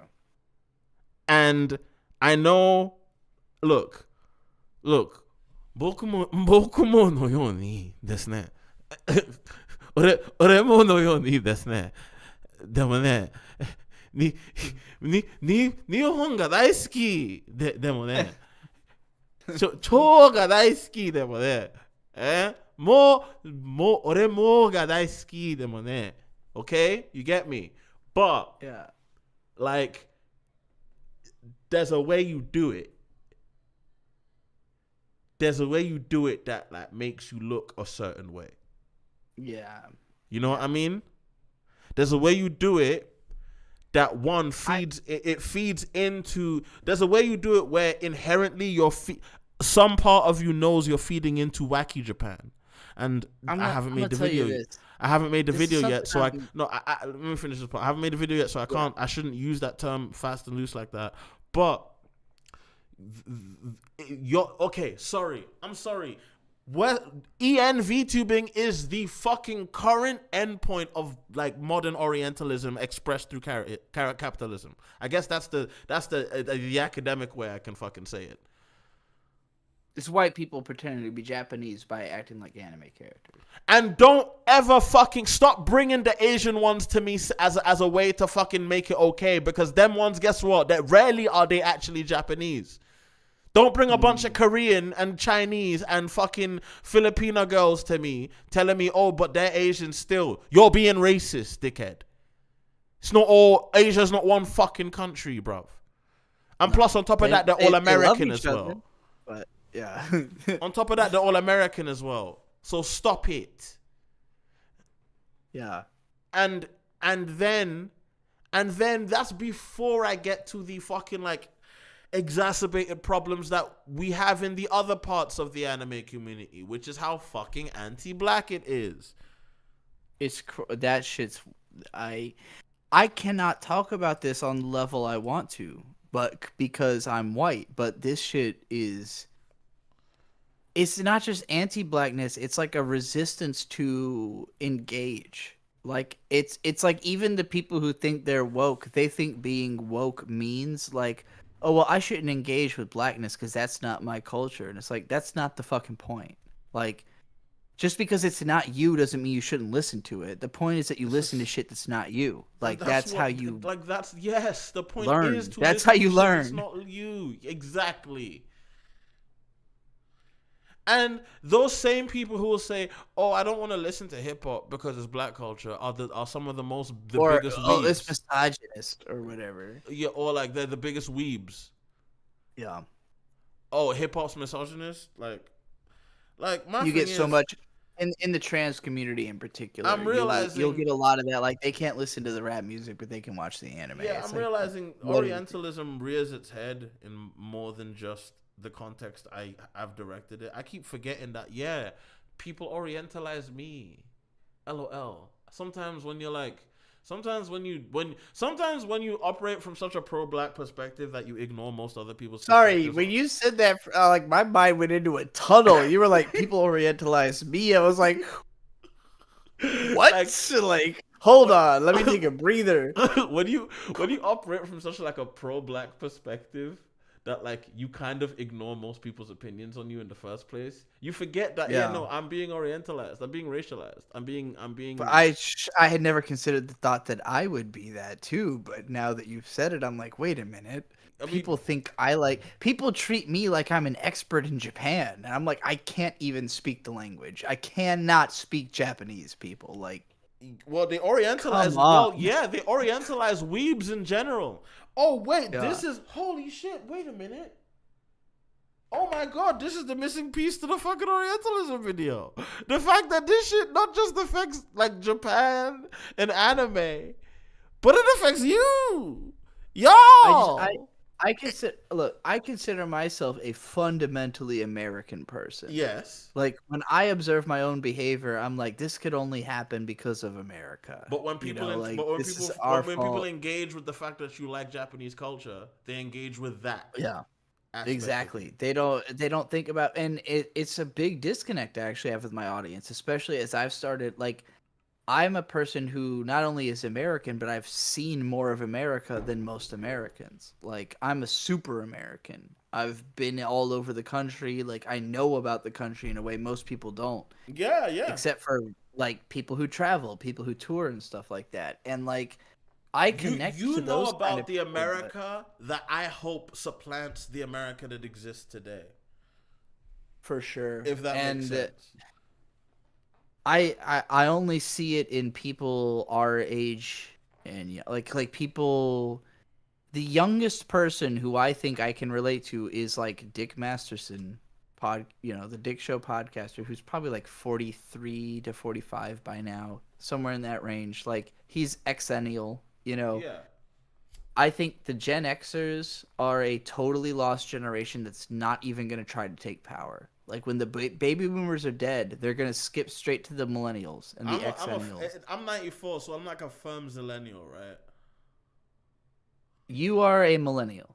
I'm a millennial. 94 is millennial. Me and you are both millennials. Yeah, exennial would be Dick Masterson. He's like right on the cut. Dick Masterson called himself once like the oldest millennial, something like that. He is about that age. Like the oldest millennials are the millennial generation. So yeah. Actually, you and I are towards the end. We're towards the very end of millennials. So that's why I'm saying zillennial. That's why I meant like by that like. Zillennial. Yes. Sorry if I miss. They're both pronounced the same way, aren't they? With an X or with a Z. Like zillennial. Yeah, with an X is neither of us. You and I are both closer to Z with a Z, being Zoomer millennials. Because something I've learned about Zoomer culture, especially one interacting with my. I think we're like the last millennials. I think you and I are the millennials who have more influence over Zoomers than we do have recognition by millennials. Like we're the ones who created Zoomers. Basically. Yeah, but that's what I was about to get into because most Zoomer culture, right? Zoomer culture is one of two things: a misreading of culture culture or like realities I live through, or an overindulgence in cultures and realities I live through. Y'all young kids, and I know, it's so weird to speak like this as an older person, but like I guess I'm 29 now. I totally get what you mean because I feel like Lil Wayne is so much more respected now than he actually was in his time. Like people loved Lil Wayne if you were 14 when he was popular. Everybody else thought he was ridiculous. But now there's like 30-year-olds being like, "Oh, Lil Wayne was the greatest rapper." It's like you were a child. What? I can't hear you anymore. Alright, cool. I'll yeah. Oh, he got taken away. Alright, cool. He got spirited away. You back? I'm back. Yeah, I was talking about. I was talking about how. I'll take my shit off. Do not disturb. Jesus Christ. Are you getting hounded on some shit right now? No, so my friend, his phone is with someone else, and he's using my phone to call them to get his. You get it's a mad thing, bro. Yeah. Yeah. Okay. I thought you were getting hounded on some I'm up at 3 a.m. still podcasting type shit, but it doesn't sound like it. He's disappeared again. I'm here. Sorry. No. Okay, you're here. No. So what the fuck? Are we so talking to the about? point. So yeah, like I was saying, like VTubers. So yeah, no, okay. I'll speak on the Zuma point first. Like first, they indulge in it's either a misreading of the culture that we live through, or an overindulgence of the culture that we live through. It's one or the other. It's either a very keen understanding and overindulgence in it, or a complete misreading but still overindulgence in that misreading. For example, Y2K aesthetic is an example of the misreading. Does that make sense? Yeah, Y2K aesthetic is an example of the misreading. Are you talking about like the what's it called, arrow, Frutiger arrow aesthetic? The whole like yeah. Because like something that nobody actually loved at the time. It's like now loved because like we all thought that shit. Because we all thought that shit was weird, lame, and I'm sorry as a kid, like.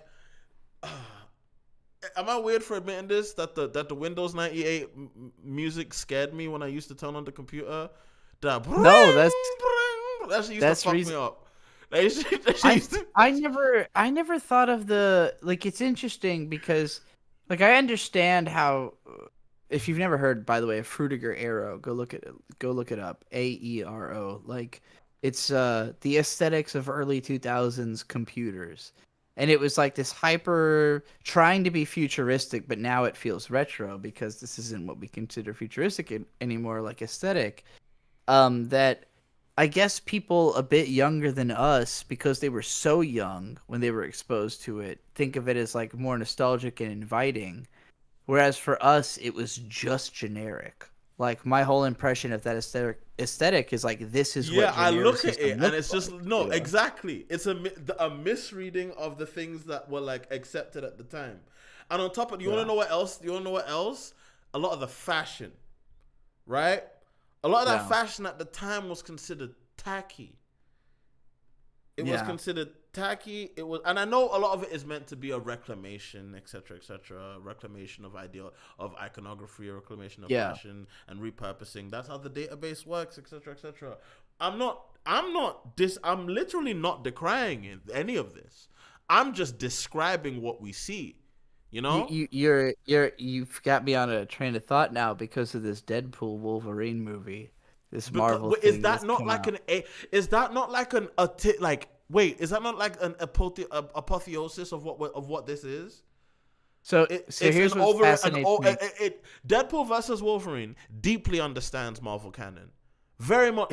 That movie understands Marvel canon that isn't in the MCU. You get me? Yeah. But it's an overindulgence in it that gets to the point of like farce almost. I agree with you. But it makes it good. Playing into what I'm about to say. You're playing into what I'm going to say well. Because, so, me and my husband, there is 8 years between us. I'm old. I'm 33 this year. He's turning 20. He just turned 25 this year. So, almost a generational gap. Like, right on the cusp. He's like an early Zoomer. I'm a late millennial. There's only certain places where our cultural ideas of like what is around differ. But him being born in 1999, that is the very year, I believe, that Bye Bye Bye by NSYNC came out.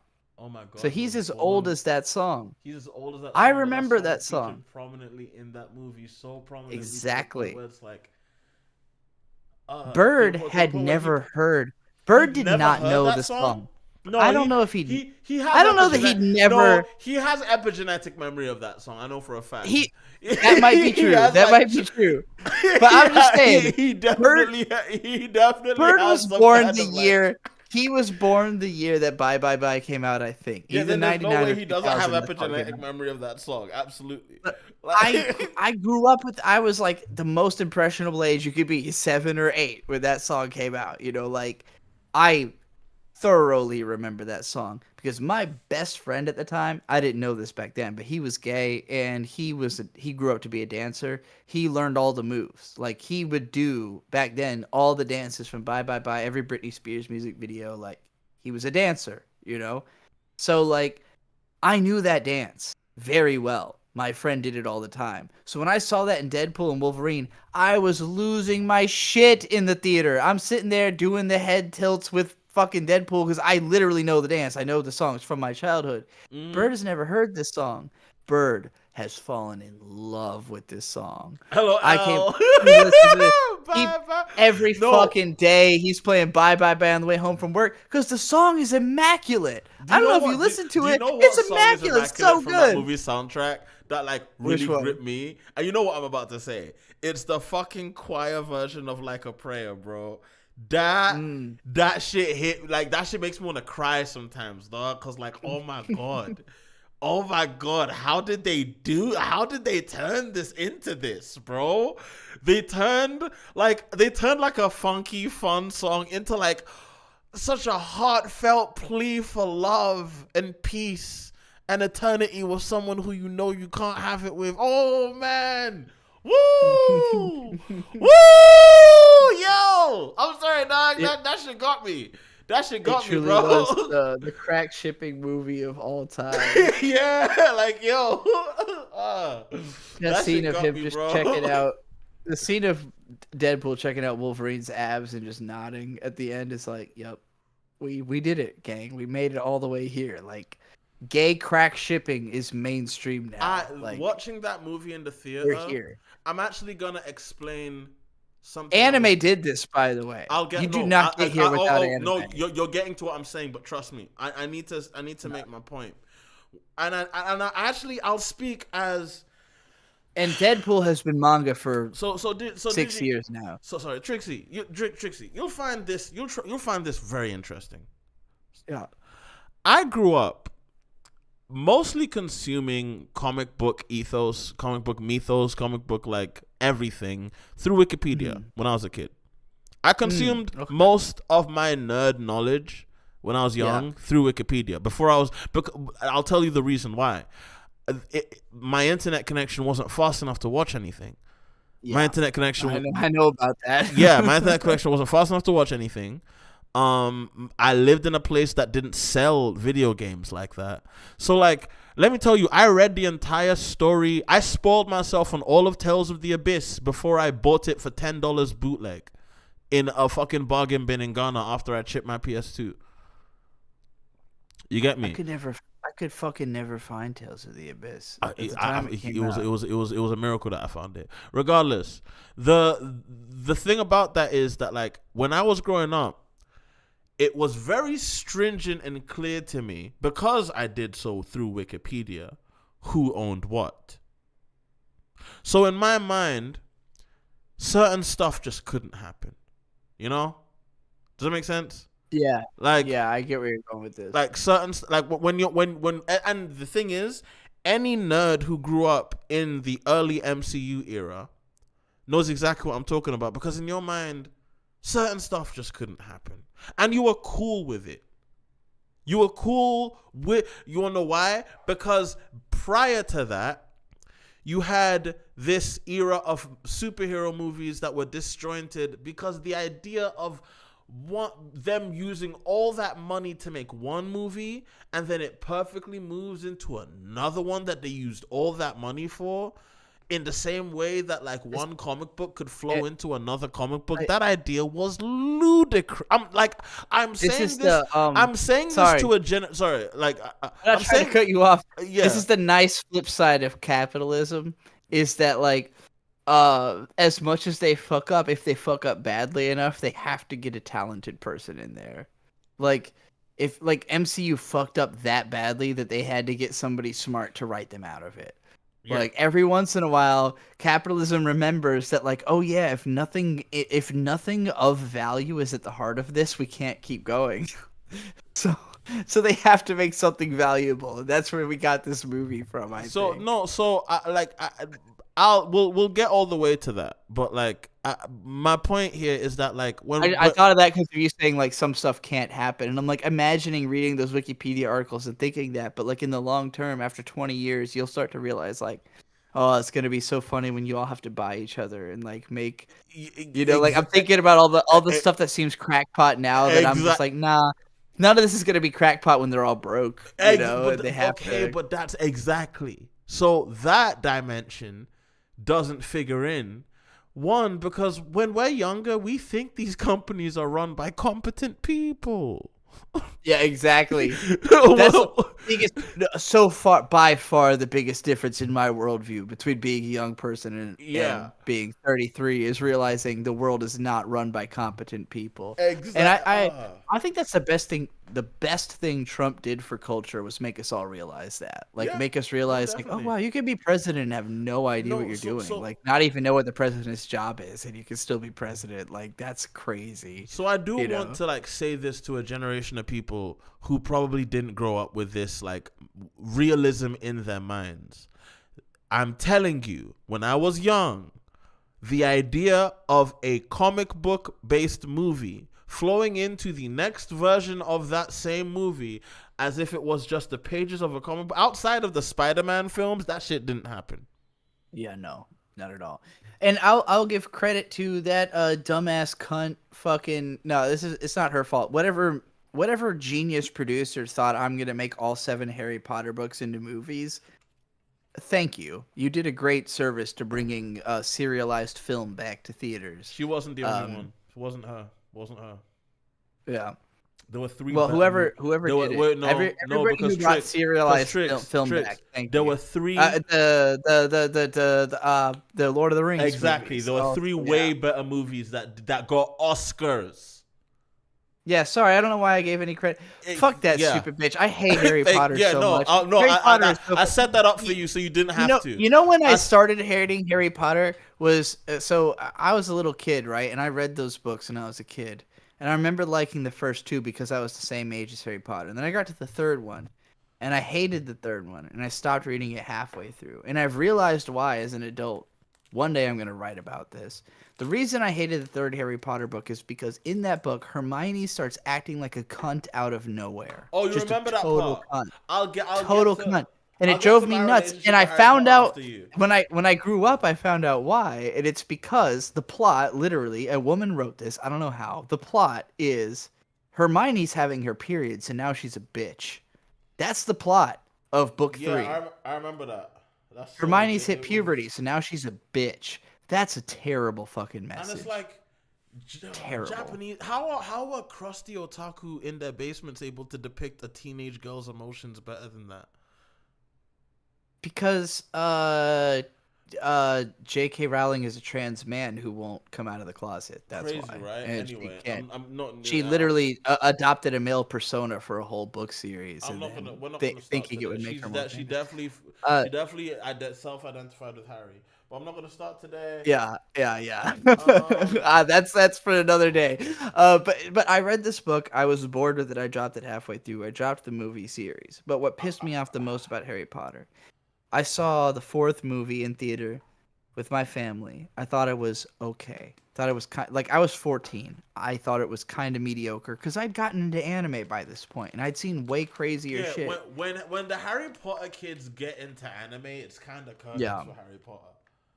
And then my dad said this shit. I'll never forget this. And he said a few things like this over the years. My dad's not a very cultured person. I understand that. That's fine. I'm not blaming him for having this opinion. But actually, he said... Let me tell you a quick story. Do you know what my cousin, when I said, oh, Harry Potter is the best magic series ever, when I was like fucking 12, I said that. Yeah. One of my cousins is like an old school, like, I'm not gonna say his name because he doesn't like being associated with Japanese culture because he's a very important person. He doesn't want to be outed. Incredibly woke.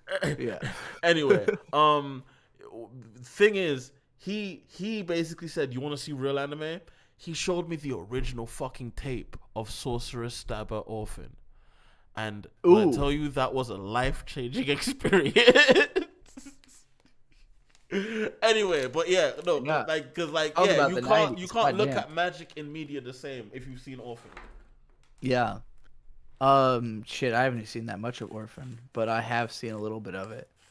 And had a few videos. I had one of the games, and it was too hard for me to figure out as a kid. Because it was all in Japanese. I know should exactly try that what you're again. talking about. Yeah. Fuck. But what my dad said on after this Harry Potter movie was something to the effect of like, "Wow, she's just so creative," or like, "Oh, the world is just so creative." And I was like, even as a 14-year-old, my thought to my dad was, "What the fuck? It's the most generic fantasy world I've ever seen." Like, that was what I thought the point was of Harry Potter, was to take every generic fantasy idea and put it in one story. Yeah. It's like, what, dragons, griffins? Like, you've never heard of this? Like, this shit's all been around forever. They need to There's redo League nothing of in the Extraordinary story that's that unique. And, They like, need that to, drove me They insane. need to redo League of Extraordinary Gentlemen as like an HBO series. That would be nice. You know that what's his name? Sean Connery. He turned down being like in I think it was like The Matrix to be in League of Extraordinary Gentlemen because he didn't understand the script of The Matrix. I'm gonna give Sean Connery his flowers real quick. If you've read League of Extraordinary Gentlemen, you would pick that over The Matrix. Okay. Just because you think he just knew the source material and thought it would be as good. Yeah. Okay. That was source material. That was the directors to fuck up. Okay, I get you. You get what I'm saying? Yeah. That's a good point to make. Do you know what League of Extraordinary Gentlemen is?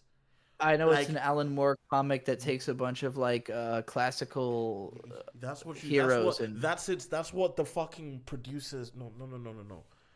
Okay. Let me go find someone who covered the whole thing and like did a retrospective to just give you the full thing before you go read it. If you're curious, but I'll just put it in 90 words for you. Alan Moore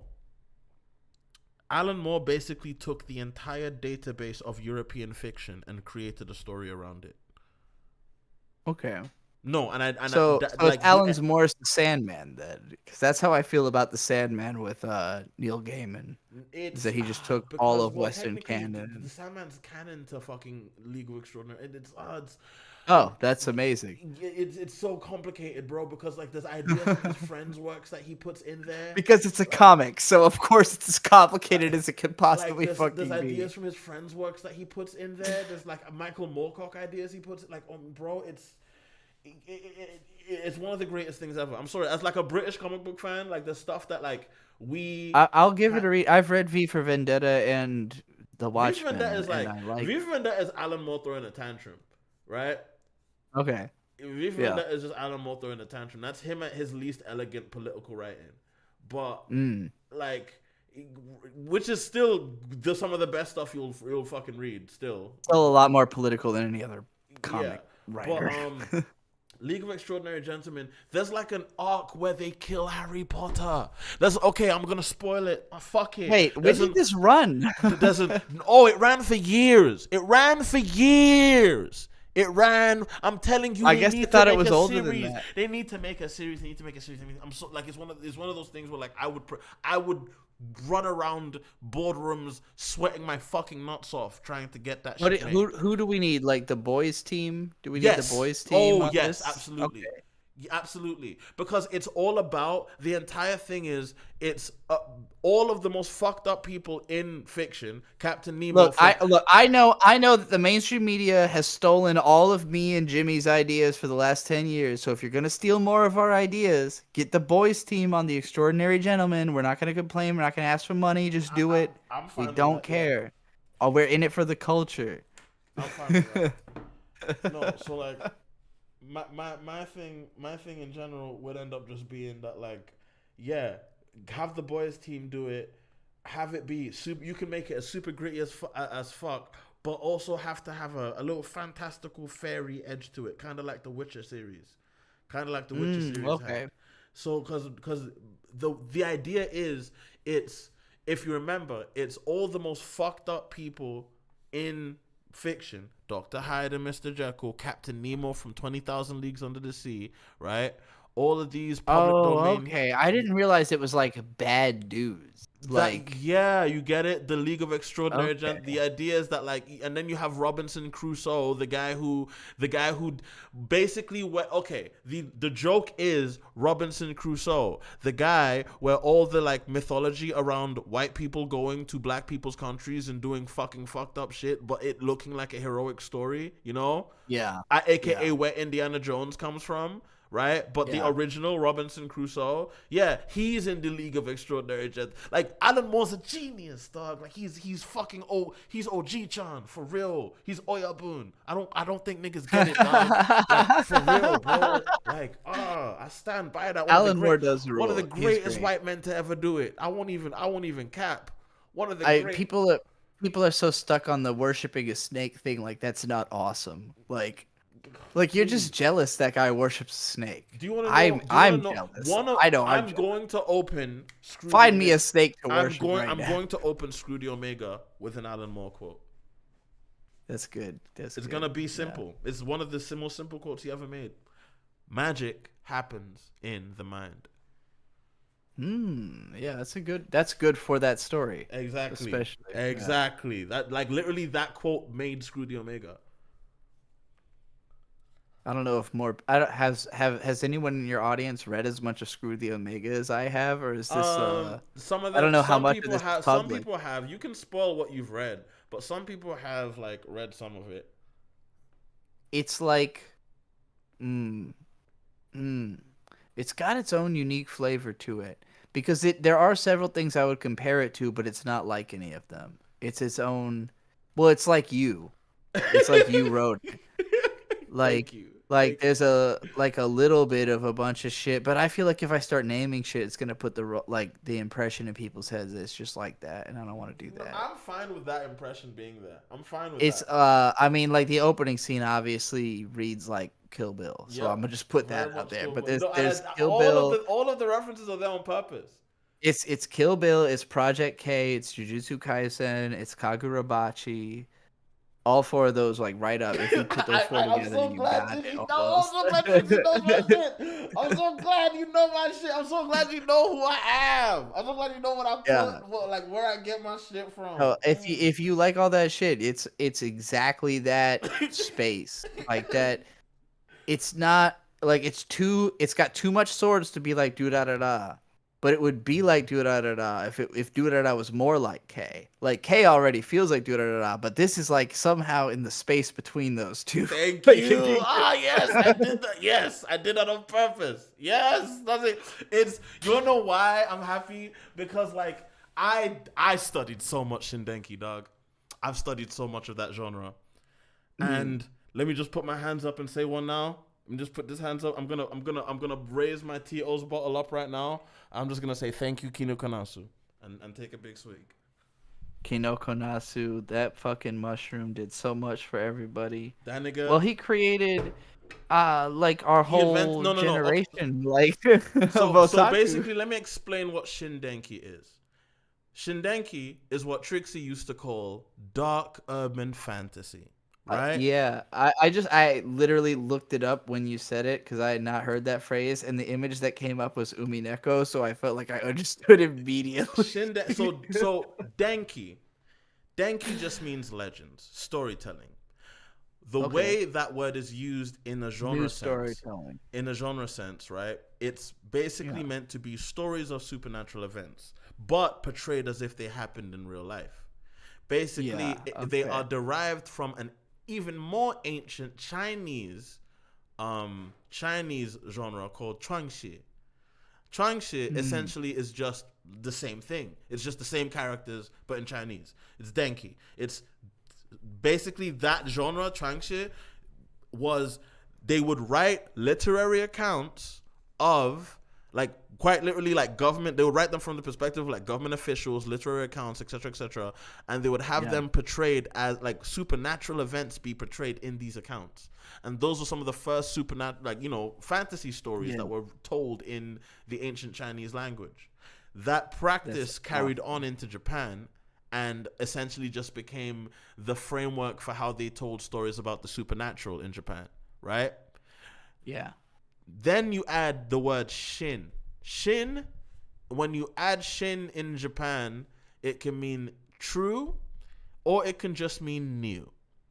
Yeah. And the thing about shin, when you add that word to any concept, it's meant to represent that concept in the now, if that makes sense. Yeah. So Denki... Shin Takarazuka being the very first graphic novel, being the current version of Takarazuka. Exactly, yeah. So Denki being the concept of telling stories as if they were told in real events, adding Shin to that just means urban fantasy, modern day fantasy stories. That's Shindenki. And you've been indoctrinated by Shindenki media your whole otaku lives if you've been an anime fan, bro. Like Durarara is a big Shindenki series. I'm just gonna name him. Like in fact right just now reading, like if you look up Shindenki, you end up on the Japanese mystery wiki, interestingly enough. But like they very much cite Zaregoto and Nisio Isin as like the birthplace of the modern Shindenki, which I would say Nisio Isin was definitely the most popular, like Faust. I always talk about the Faust book because it was like this Faust magazine is where Shindenki comes from. Faust is where like I'm sure now that I've described it, by Faust 3, every story was a Shindenki story. And every like Boogie Pop's author Kadono Kohei was in there, Otsuichi was in there. Nisio Isin, the guy who did Welcome to the NHK, Tatsuhiko Takimoto is in there. Like all of these dudes were publishing in Faust between like 2001 and 4 or so. Not a super long-lived magazine. It was only like a quarterly publication at that. That's why, in fact, if you go deep enough, you'll find some people calling certain kinds of older Shindenki Faust K Shindenki. Yeah, that makes sense. Like, and it's really credited to Karano Kyokai and Kinoko Nasu. That's why I said literally. That's why I said fucking swig some vodka for Kinoko Nasu, because I wouldn't have been able to make Screw the Omega without him. I can actually say that now. In my opinion, objectively, just a tremendously schizophrenic person who wrote some words. Wait, and why all so? love Why specifically so? Why do you feel so? Well, have you ever read any Karano Kyokai? It's like unreadable in English because there's so much. Particularly the first chapter, which is the only part that, as far as I know, has been professionally translated for the Faust English edition. They only did the first chapter, which is the first movie of Karano Kyokai. If I had not seen the movie, I would have no fucking idea what was going on in that book. Like, the writing style is nigh incomprehensible. The dude he had not figured out how to communicate yet. The only real writing of Kiniko Nasu's I've read is his early notes on Fate Apocrypha, and most of what I got from that is just a person who had way too much free time in between school. Like it's he's taking things he's learning in school. You can tell. Yeah. He's taking things he's learning in school and just but what putting them straight in. Yeah. Yeah, and it's like, I gotta pee again. Please go ahead. Yeah, no, like that. That's kind of the impression you get from his earliest scribbles. That he's just taking things he's learning in Japanese high school history class, all of these mythology, whatever, and just going into the library right after, reading a bit more, and then tossing it into his new series that he's working on. And he gave himself a framework to do so. And I think that's what makes Nasu's universe so compelling, because he's got a framework of let me increase my volume a little bit. He's got just this framework of using the stories of humankind as a way to tell his story. And that's a big part of what Shindenki is. A big part of Shindenki is operating in stories of the public domain. Like, there's Shindenki that doesn't do that. You can look at something like Engage Kiss, where the whole idea is its own, you know, there's Shindenki with its own idea of, like, the supernatural. You know, people can come up with and create their own unique stories when it comes to, like, what is supernatural, etc., etc. But, as far as anime as a genre and the stuff that, like, really clicks, most of the time the Shindenki stories that you've seen are stuff that A, works within Japanese mythology, or B, works within both Japanese and Western mythology, right? Mm-hmm. And we can look at stuff like, as we keep going back to Kiniko Nasu's work, Durarara. We can look at fucking Jujutsu Kaisen. Even as much as people might not agree, large swaths of Bleach count as Shindenki. I would say for sure, even the beginning of it. Yeah. First of all, Bleach is what I would say is a Shindenki series that decides to go back to Denki. That might be like the first, like, in anime, like, example to get that popular, really, even. Oh, you would say Bleach is the first example of Shindenki to get that? Well, no. Yu Hakusho. Maybe like I was gonna say Yu Yu Hakusho. Yu Yu Hakusho was the true, like, progenitor of Shonen Shindenki. Because, like, I feel, here's how I will say it. Shonen Shindenki has had a different evolution than light novel. I'm gonna say this, actually. I'm gonna say even Yu Yu Hakusho is probably drawing a lot of its influence from Gegege no Kitaro. Exactly. Like, and I would say if you watch modern versions of Kitaro, it does feel extremely like this sort of dark modern urban fantasy. It's just like the older stuff is old, so it doesn't feel that way because, like, as a modern person, it you're doesn't like, feel this feels that old, but like it would have felt actually modern. Here's how I'll say it: in the same way Blade Runner 2024 feels like every anime that Blade Runner influenced. Yeah, I get what you the mean. modern Gegege no Kitaro is coming at a point where Shindenki as a genre has been so solidified that in its modern interpretation, people look at that story and can only interpret it the way that you would most other things that it influenced. Does that make sense? Yeah, for sure. So, like, when you've got a genre like that, and this is, guys, can I pull the wool over your eyes real quick? Jump's current big three are all Shindenki. Just three different flavors. So what are the big three? We got Kagurabachi, Sakamoto Days. I haven't read any of that yet. Sakamoto Days. And what's the last one? Oh yeah, Dandadan. All three of those are Shindenki. All three. We are in the Shindenki era. In fact, Shindenki is what is going to supplant Isekai. Why do you think I'm writing Screw the Omega? Do you think I'm doing this? Screw the Omega is not my it's my passion project, but it's the cash cow. LOL. Yeah. It's my passion. Like, my passion project is Hood Ninja. I'll work on that later. Like, first let me, before this exits my brain, Shindenki, this is all Boogie Pop's fault. This is all because of Kado no Kohei, Boogie Pop, 1990. Oh, no. Boogie Pop is what solidified the genre. Everything else before then just created it. I'll even say I think Boogie Pop low key borrowed a lot from Shin Megami Tensei. I think that might have been like real one. Well, we're just going back together in the same direction. Shin Megami Tensei is the origin point of Shindenki. The Shin Megami Tensei maybe even Devilman counts. Because I think that was from Devilman. Everything is Devilman at the end of the day. Remember when I said everything was Devilman?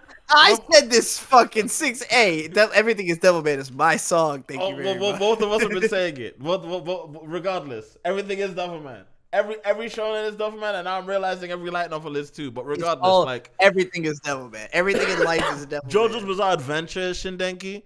Yeah, JoJo's Part 3. Yep, JoJo Part 3 onward is Shindenki. Well, yeah, because JoJo Part 1 and 2 are just Denki. No, JoJo Part 2 is technically just like old-timey Shindenki. Kinda. It's a... You can... Shindenki, you can do period piece Shindenki. Because it's still... You're still Tezuka working... was like... Continue? Tezuka was like some furry trying to make drawings so he could draw furries.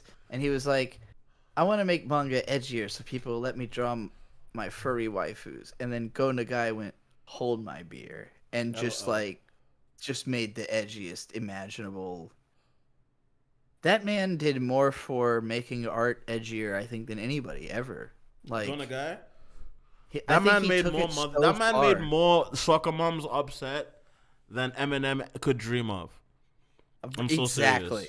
Exactly. That man made more soccer moms upset. Like, you don't understand. They baseball put like moms. yeah, baseball. Baseball mom. Yo. But they put no. That nigga put Japan's like legal levels and legal limits on what the reason we can show so much titty and booty in anime and in Japanese television is because of Go Nagai. Bruh.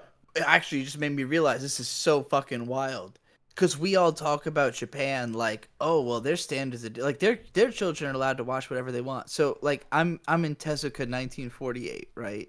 And on his website, it says of the manga Pistol Angel that I'm reading right now. Amazing title, by the way. Kenju Tenshi, literally Handgun Angel. Kenju Tenshi apparently has a kissing scene between two characters that was highly controversial in 1948. Two characters kissing. Someone just asked a very important question. Just pause on that point. Someone just asked Kamen a very Rider important Shindenki? question. Kamen Rider Shindenki? Probably. No, but No? no. But not dark enough, or no. I have to like, please. I need to land here. Yeah. But Kamen Rider, the following Kamen Riders can be classified as close to Shindenki. What was that one called? Kamen Rider Black, maybe? No. There's one that was intentionally like. There's one that was intentional. Heisei Phase 1. You forgot Chainsaw Man? Yes. Chainsaw Man is so Devil Man. There's two Kamen Riders. There's two Kamen Riders that I will allow you to call Denki. One is Kamen Rider Hibiki.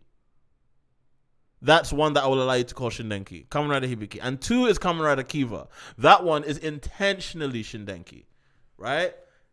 I'm going to go to both of those pages just so I can show you what the Kamen Riders look like in those series. So this is Hibiki. Right? You can see this. Tricks. Yeah. This is Hibiki. Yeah. And this is Kiva. Right? You see the bats. You see the vampire dragon no. So the thing about Kamen Rider, much like Power Rangers, it's like, it's a different thing every season, right? So there are some that are closer to what you could call Shindenki than others. And the Shindenki version of Kamen Rider is Garo. This is why we really do need to do this podcast. We really do need to do this podcast, like, for real. Because, yes, the Shindenki version of Tokusatsu, if you want, so I don't stop seeing the Garo people. If you want, like, the Shindenki version of Tokusatsu, like the nighttime spooky version, if you want the goth kid version of Tokusatsu, it's Garo. Midori, we're gonna watch that together at some point. I just learned this. Did you know that Garo was the reason he was developed was out of an attempt to make a Tokusatsu version of Golden Bat, Ogon Bat. Yeah, actually. In fact, the guy who made Garo, his name is Kenta Amamiya. Keita Amamiya. The thing about Keita Amamiya, this guy, this beautiful man has made some of the most one, let me just do this. I don't know if any of y'all know a movie called Cyber Ninja. I do not. If y'all have ever heard of like a bootleg DVD movie called Cyber Ninja, that was Keita Amamiya. In Japan, it was called Mirai Ninja, and it was a fun romp. It's a classic amongst people who like trashy action movies. Kamen Rider Zeo, What's the... Oh, anyone remembers Hokkaido? Anyone remembers that? I love a fucking Hokkaido rules. Yeah, that's Keita Mamiya. 97 movie. That was Keita Mamiya. He directed that. He didn't write it, but he directed it. If you like tokusatsu, Hokkaido. It's a spin-off from Kikaider. It is. You do not need to watch anything else to watch Hokkaido. It's a totally mechanical violator Hokkaido. What a fucking name. Mechanical violator. Crazy ass 1995 it's tokusatsu on about the highest budget I've ever seen. Like in terms of like Kamen Rider looking like type shit. This is not the one, but I do want to watch this. Is this related to Iria Zayram? It's much older, but I wonder if it is. Well, not much older. It is because it's wow, based on, I did not know that. Yeah. What's it called? Zayram was that same year. The film was followed by a 6-video original Iria Zayram and the animation. It's literally there was a live action.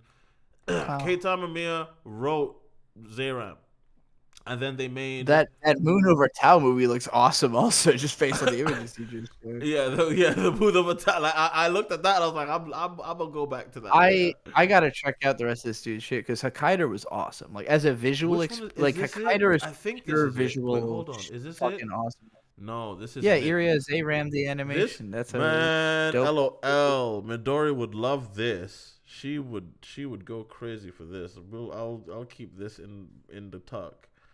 Wait, what happened to that one thing that he made? Which one are you looking for? There's television. There it is. I was looking at his movies. Wait, hold on. Is it Tekoki Mikazuki? Okay, hold on. Sorry. I'm being very like nerd right now. I really hope people recognize how much game we're putting them on this fucking stream right now. Like, we've given away so much. This is I'm trying to remember. I remember this. Trying to give you $1 million worth of game for $9.99. Like that's how I feel like this stream is right now. Like, where was it? Because he did Garo, right? An anime. He did something before Garo. Or was it Red Crow and what was it, bro? Like, it wasn't G9, bro. I'm so fucking confused. Also, wait, was that the last thing he did? Hold on, is that the last live action Garo project? Y'all are seeing live what it's like to be an what Anitube research is like. Was that the last live action? Screaming, is that the last thing he did? Like, this is what researching a video is like. Well, there's no you lot have me fucked. No, first of all, no, wait. Has the Garo franchise been on ice? Hold on. Wait a minute. Ricky Tripp in the chat says, I've been here for 5 hours. I would absolutely support your podcast. We might have to do it. Franchise been? Wait, no, it hasn't. We might be the only otaku. He just isn't writing it. I cannot talk to white people. You might be the only person I could do a podcast with about anime. Especially with all the hilarious random Japanese drop-ins. It's almost 4 in the morning. I will have to get up soon to wake Bird up. He's fucking fully in Japanese today. When did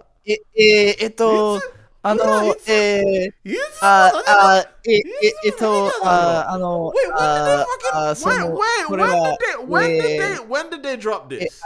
When does this drop? January 2020? Is this what the new one looks like? Is this what the new other one looks like? Brother, what? I have it.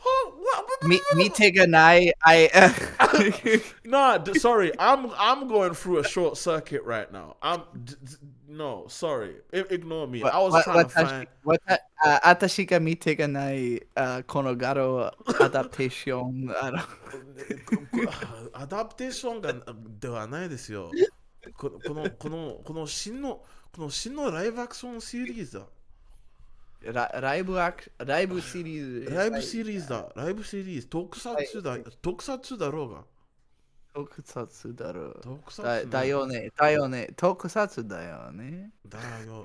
I'm saying daroga because I'm speaking like a thug. I like to talk like a thug when I speak in Japanese. You have to understand. I say stuff like baka Zekenna! Korea! I say stuff like usero and mitaina kanji and shiruka. 知るかよ And in the theater. And just other stuff like that. And I say dachi as well. Dachi is the way biracial Japanese people say the N-word. これはやばい。そのやばいですね。やばいやばい。僕の彼女はやばいやばいな本当にゴスチックですよ。ゴスチック。ゴスチックだ。超ゴスチックだ。本当ゴスチックだ。本当にですよ。白いの。僕は愛してるね。僕はこの愛はやばいです。やばいな。超やばいですね。Anyway, let me stop being a simp in Japanese. Let me stop being a simp in Japanese and let me keep looking for this fucking series I'm looking for. How do you say pause in Japanese? Hold on. 待って、ちょっと待って。待って、ちょっと待ってよ。ちょっと待ってよ。待って。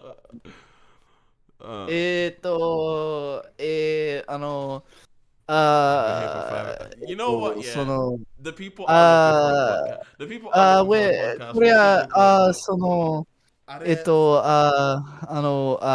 その Do you know a good way to learn Japanese, Tricks? これは Just go into なんだい Google Translate and say all the phrases you deeply remember from anime, like 邪魔するな and 見せてやるぜ and 見せてやるぜ like stuff like that. Just like say all of those phrases, all the phrases you remember from anime, because you will learn a lot just like by saying them into Well, I know Google what those two mean. and hearing what they actually mean, because then you learn a lot of the sentence structure and you learn a lot of what the rest of the language is. I'm mad that Keita Amamiya hasn't I made... actually Did they make this nigga retire? Wait, did this nigga retire? Did you ever take any actual like classic Japanese training at any like school? Did you do any school Japanese? I did for like a semester at Morehouse, but at I did fucking 3 years of Japanese in high school. I just got really bad grades in all of those years. I was too obsessive. I was too obsessive about Japanese. I like thing is my like people in my class didn't like me because I wasn't supposed to be in. When I did my first Japanese class, I was already not supposed to be in a beginner Japanese class. I get that. If that makes sense. I would not have passed those classes if not for the fact my best friend like knew Japanese. He was like, because he was a diehard otaku, mostly as a result of he had cluster headaches. So every single morning he would wake up and have a terrible headache and usually not go to school about it. And that started in middle school. So he would just stay home, hikikomori style, and just binge anime and manga. But the dude had a genius intellect. So, like, he could ace all his Japanese quizzes because he literally just taught himself Japanese at home, came to school, like, one day out of the year, and then would take home all the work and just pass all of it. I'm dead. So I just sat there, like, the few times he was in class, I would copy off of his work, and if not for that, I think I would have been much farther behind. Did somebody ask if Gaim is Shindenki? No, Gaim isn't. Gaim is a high school anime. What are you talking about? Kamen Rider Gaim is Madoka Magica with fruits.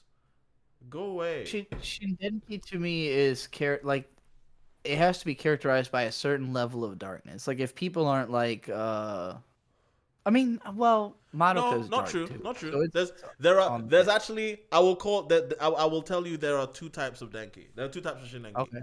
And there are two subgenres that are very distinct because they both exist. They both exist, and they're both very distinct. There's Bright Denki and there's Dark Denki. Bright Denki, K Project, The World Ends With You. Dark Denki, Interesting. Dark Denki, Fate.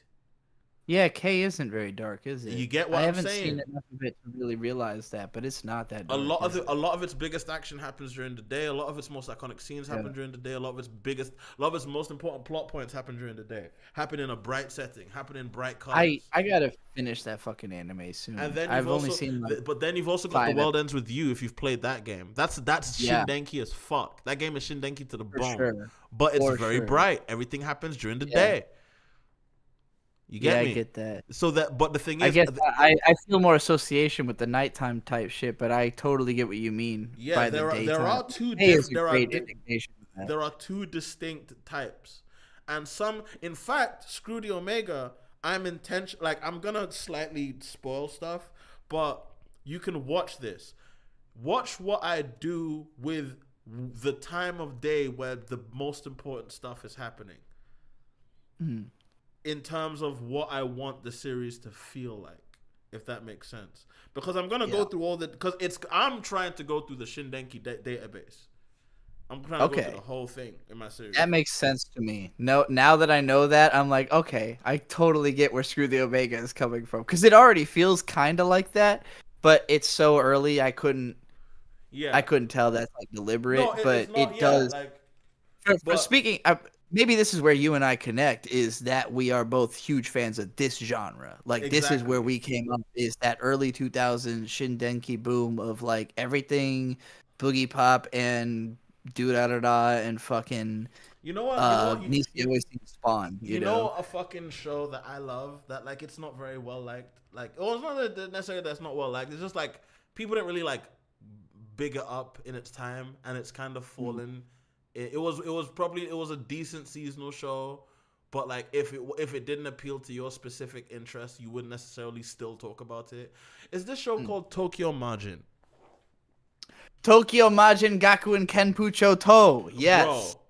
Fucking awesome show. Bro. Tokyo Margin is that gas pack. What are you fucking talking about, bro? Was that shit that in September 2007, when I was marathoning everything, I remember watching it and going, damn, why is nobody talking about this anymore? Like, I could tell it had been kind of popular when it aired. Such friends if we knew each other way back in the day. Because, like, I was watching this on busted internet, wondering why nobody We've been friends for not that long after this. We've known each other for a long fucking time. That's true. But, yeah, like...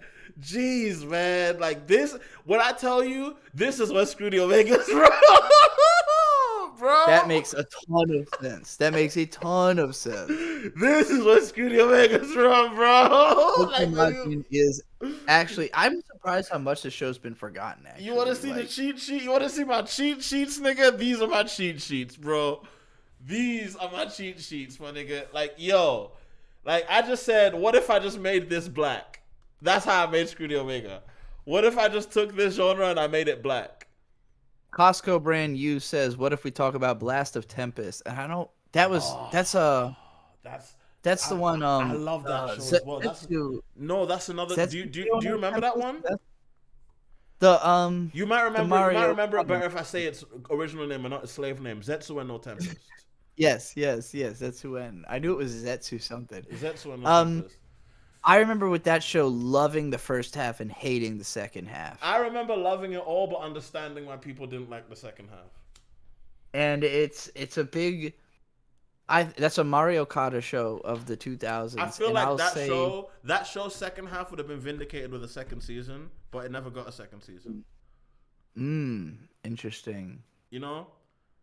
Think... Because the rest of the manga is really good. I haven't read the manga at all. I went and read a bit of them. I went and read ahead in the manga a bit, and the manga's fucking fantastic. It's phenomenal. But like, I didn't want to keep reading the manga because I thought, okay, we're getting a season 2, and then we never got a season 2, and I never finished the manga. So I might just finish the manga someday. But fucking still, bones. Yeah, fucking bones, right? Yeah. The second they got their hands on My Hero, everything else. Oh God. Oh, bro. the millisecond they got their hands on not just My Hero but Mob Psycho, they said, "Alright, it's curtains, dog. We don't really need to make nothing else." They said, "We don't really need to make nothing else. Like, it's curtains, dog. We good. We can eat now." It was a rough 15 years for them, man. You know, they thought original anime was gonna do something, and they got so far. They tried so hard They and did got so so far. much. And at the end, it doesn't even matter. They did so much. Do you know how much Bones did for original anime? What the fuck? Only for them to just be stuck in shonen hell forever. And I'm not okay. I'm not the nigga who says shonen is who says like shonen is a waste of a studio's time. Never. That is not what I'm saying here. Shonen is never a waste of a studio's time. For example, look at fucking Cloverworks and the brilliance, the absolute utter brilliance they're putting out with Elusive Samurai. I didn't even know an adaptation could look that good. But still, like, Bones was a studio that meant something. The guys who started that studio were tired of a certain way anime was going. And they said even if they were going to adapt stuff, they were going to do it their way, which is why we got the interesting first adaptation of Fullmetal Alchemist, right? Which even Hiromu Arakawa liked. The only reason they ever made a second one was for you money-grubbing nerds. You fucking nerds who said, we want to see the original manga fully animated. That's the only reason they did Brotherhood. Like, Arakawa was fine with the original. You ask her, she says she loves that one. In fact, she stole ideas from it in the... Bro, LOL. She took ideas that they had. She was like, oh, you know what? Good one. I'm going to make that canon. LOL. So Attack on Titan style. Exactly. Exactly. So it's like, yeah, you can't really say Bones is not a studio that has been dedicated to doing original shit. So to see them go down this path of like, you know what? We're throwing our hands up. The original anime thing, we blew a bunch of money on Zammed, and I didn't pan out. I think there's two things within our lifetime that really fucked up this era of anime. Like when we were really coming up, it was the death of Satoshi Kon, because that killed a whole style that would have been like, if he was still alive today, he would be considered the greatest anime director of all time. Yeah, like it would either be him or Miyazaki. Have to deal with all the Miyazaki and Makoto Shinkai. It would. To put it another way, it would be a debate. Shinkai wouldn't be a part of the conversation. Thank God it would be Kon versus Miyazaki, and there would be nothing else. And then what's it called? Mamoru Hosoda would be in the cut somewhere. He did. I don't think he would have had the reputation. Like, I don't think his movies have ever been as good as Kon's movies. True. Like, Kon was fucking unbelievable. Kon was more talented than anybody. He died so young. Like, we lost 40 years of amazing movies because Kon died so young. Like, unbelievable. But, and nobody could replace him. It was impossible. And, there's no way to fill that gap. That was 2010. And the same year, the entire world economy crashed. Speaking of Shindenki, I would say he was one of the first people to do digital Denki. His ideas of digital Denki ended up getting drug into lane. I'm realizing it's 4:10 in the morning and I have to end this very soon. Yeah, I cannot be here too much longer. Oh yeah, no, you can leave whenever you're ready, but like just sign off whenever you're ready. I want to make some closing statements to the audience. Shindenki, now that you've introduced it to me, is incredibly important to me immediately. I care about it more than other people's lives. So like, I'm so glad that you get how important the genre is already. Like, please make the video so people know about it, because it's not gonna matter if I do. I have to do a lot of research and talk to Joe. It's gonna start with mystery writing. That's where you're gonna have to look. Oh my gosh! All right, I'm taking off. I'll see you later. Have a good night. Good night, Love everybody. you, Tricks. Stay blessed. And let me just dip out. All right. Anyway, that was very pleasant.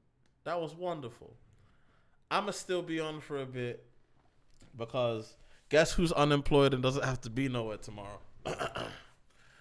Oh, so to whomever is still up and still in the chat, I'm taking questions because it's gonna be a while till I have to like really like think about the next thing I wanted to say. Oh gosh, there's no more of those.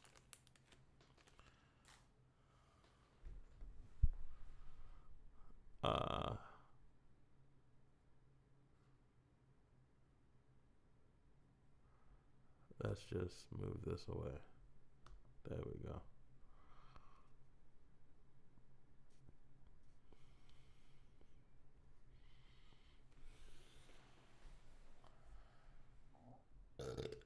Oh man.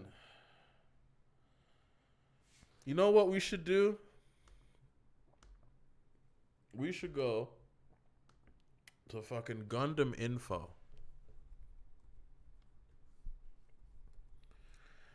Because guess what? It's absolutely legal to watch anime on Gundam Info. So, I'm going to let y'all choose which Gundam show I get to watch and react to with y'all tonight before we go to bed. Right? Would you guys like to watch Gundam Breaker Battle Log? Right? Or would you like to watch... I don't fucking know. Let's look at what's actually on that thing. Oh boy. There's quite a bit of liquor in me. Oh god, the Mobile Suit Gundam movies are on here. Wait, and they're like they're like 2 hours. Wait, y'all want to watch that? LOL. Y'all want to watch Iron Blooded Orphans? Huh? Is Witch from Mercury on this bitch? Wait, Witch from Mercury is on this bitch. Y'all trying to watch Witch from... Who hasn't watched Witch from Mercury yet? Who hasn't seen that? Anyway.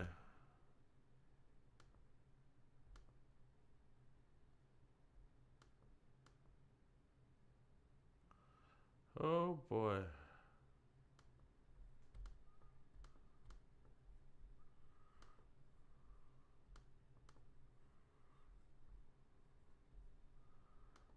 Someone said good old G Witch. I'm not watching it if you're saying we're watching it. Kirkland signature 90.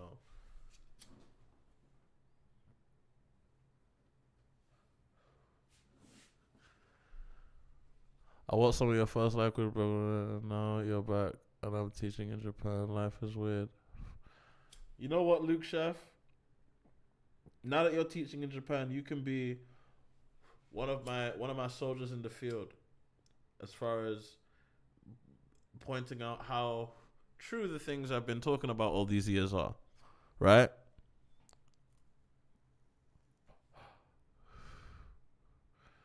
God bless the Jet program. I'm 2 episodes into the second core of Mercury. Iron Blooded Orphan. LOL. Y'all have not said what you want to watch. Should I make a poll?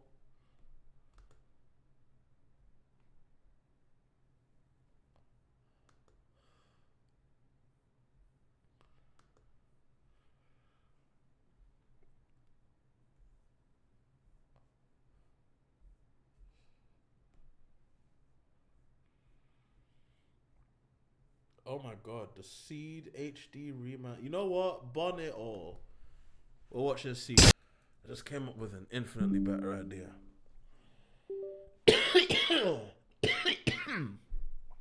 I'm not going to bed. I'm not going to bed until a certain boss in a certain Black Myth Wukong game has been dealt with. So, with that being said,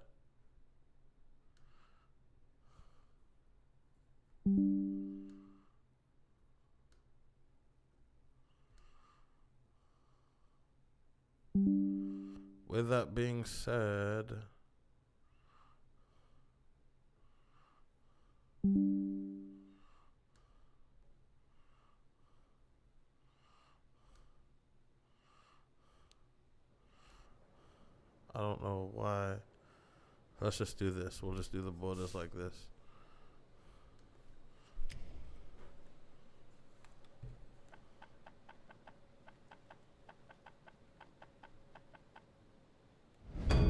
Oh, I just figured out what the problem was. I need to turn this shit off.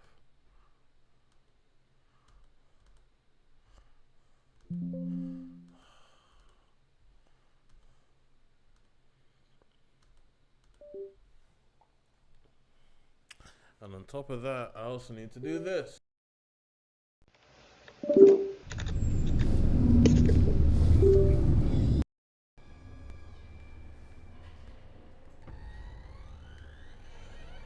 Okay.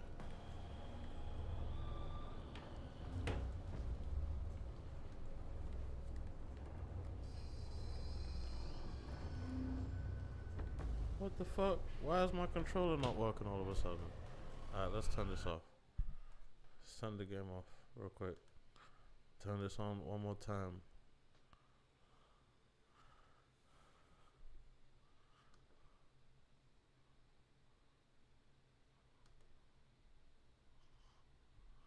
Stream dead.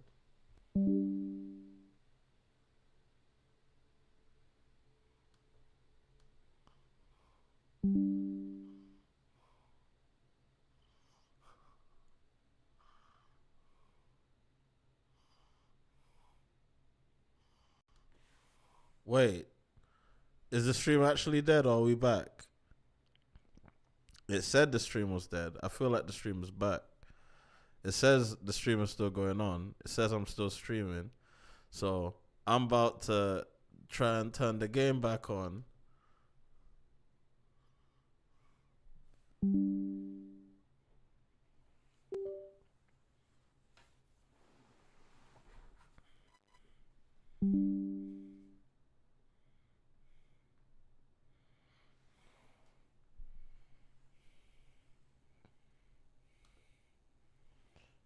All right.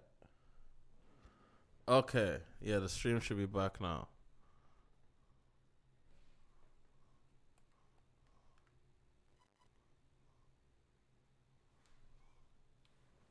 This is so funny.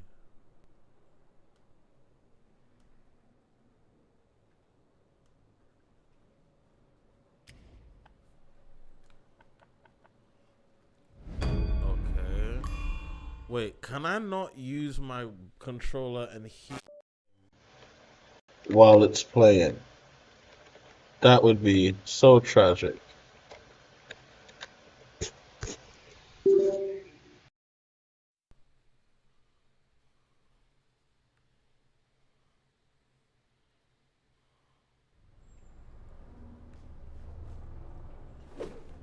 Okay.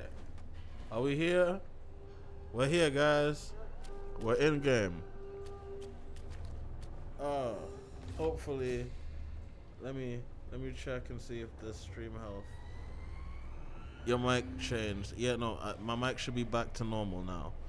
Oh gosh. Yeah, we're playing Wukong. I'm Wukong here. Hey, I'm Wukong here. Okay. Oh, hold on. Jesus. I was about to do something silly. I was about to do something so silly. So fucking foolish. Let's open the thing on our phone in order to see the stream chat.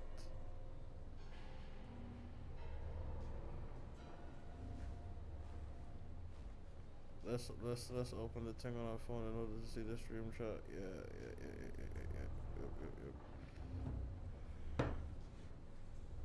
Anyway. Yeah, I forgot to rest. Let's rest. Y'all are about to see me either do great things against this boss, or y'all are about to see me fucking flop horribly, because I'm extremely intoxicated. But I'm giving myself the goal of I have to do this boss before I go to bed. Alright, you big fuck.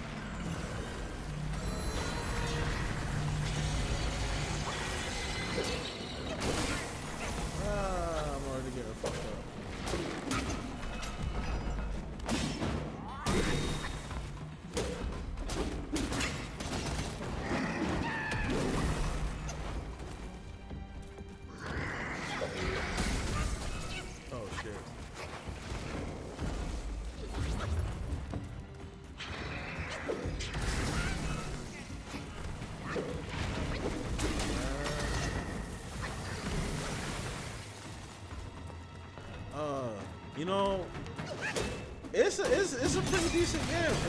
It's cool that it's real. It's cool that it's real.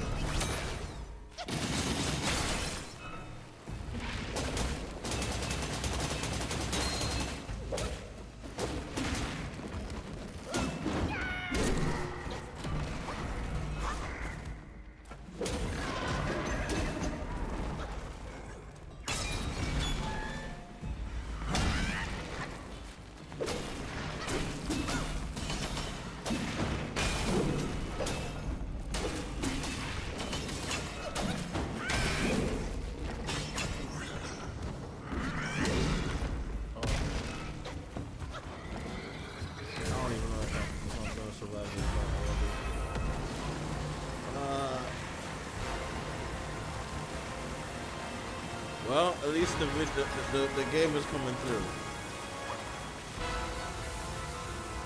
Hopefully I don't die here.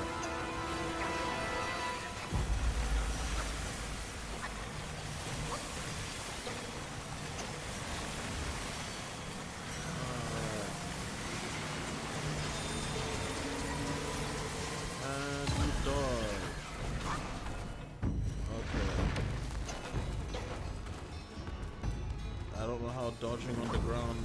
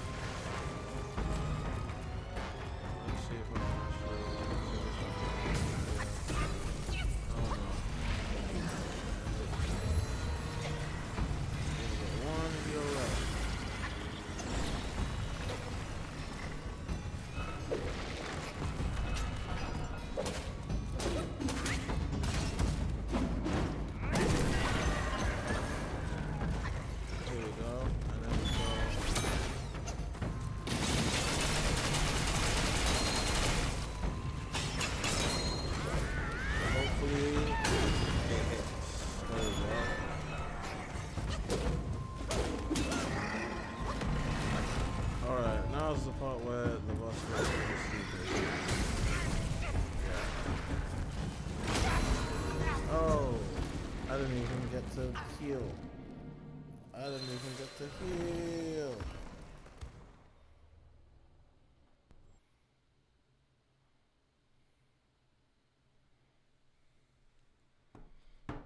Yeah. I love that I have blackout curtains in here, meaning I'm not even gonna know what time it is when it starts being the time that I should actually not be awake. Anyway.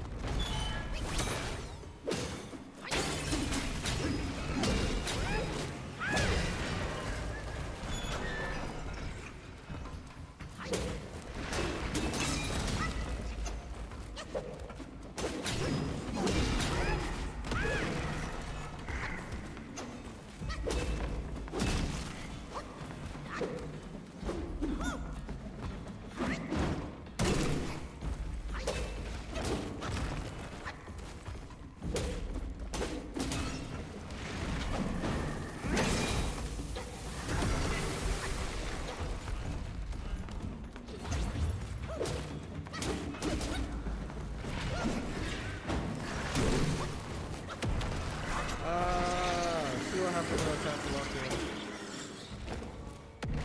Alright, let's see. Not today, Satan.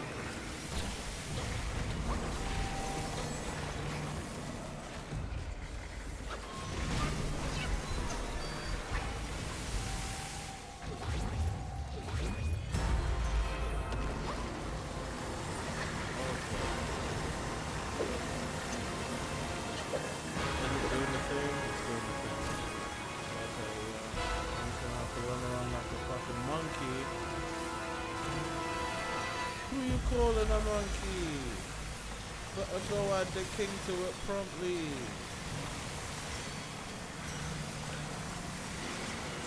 The victorious fighting Cuba. The victorious fighting Cuba.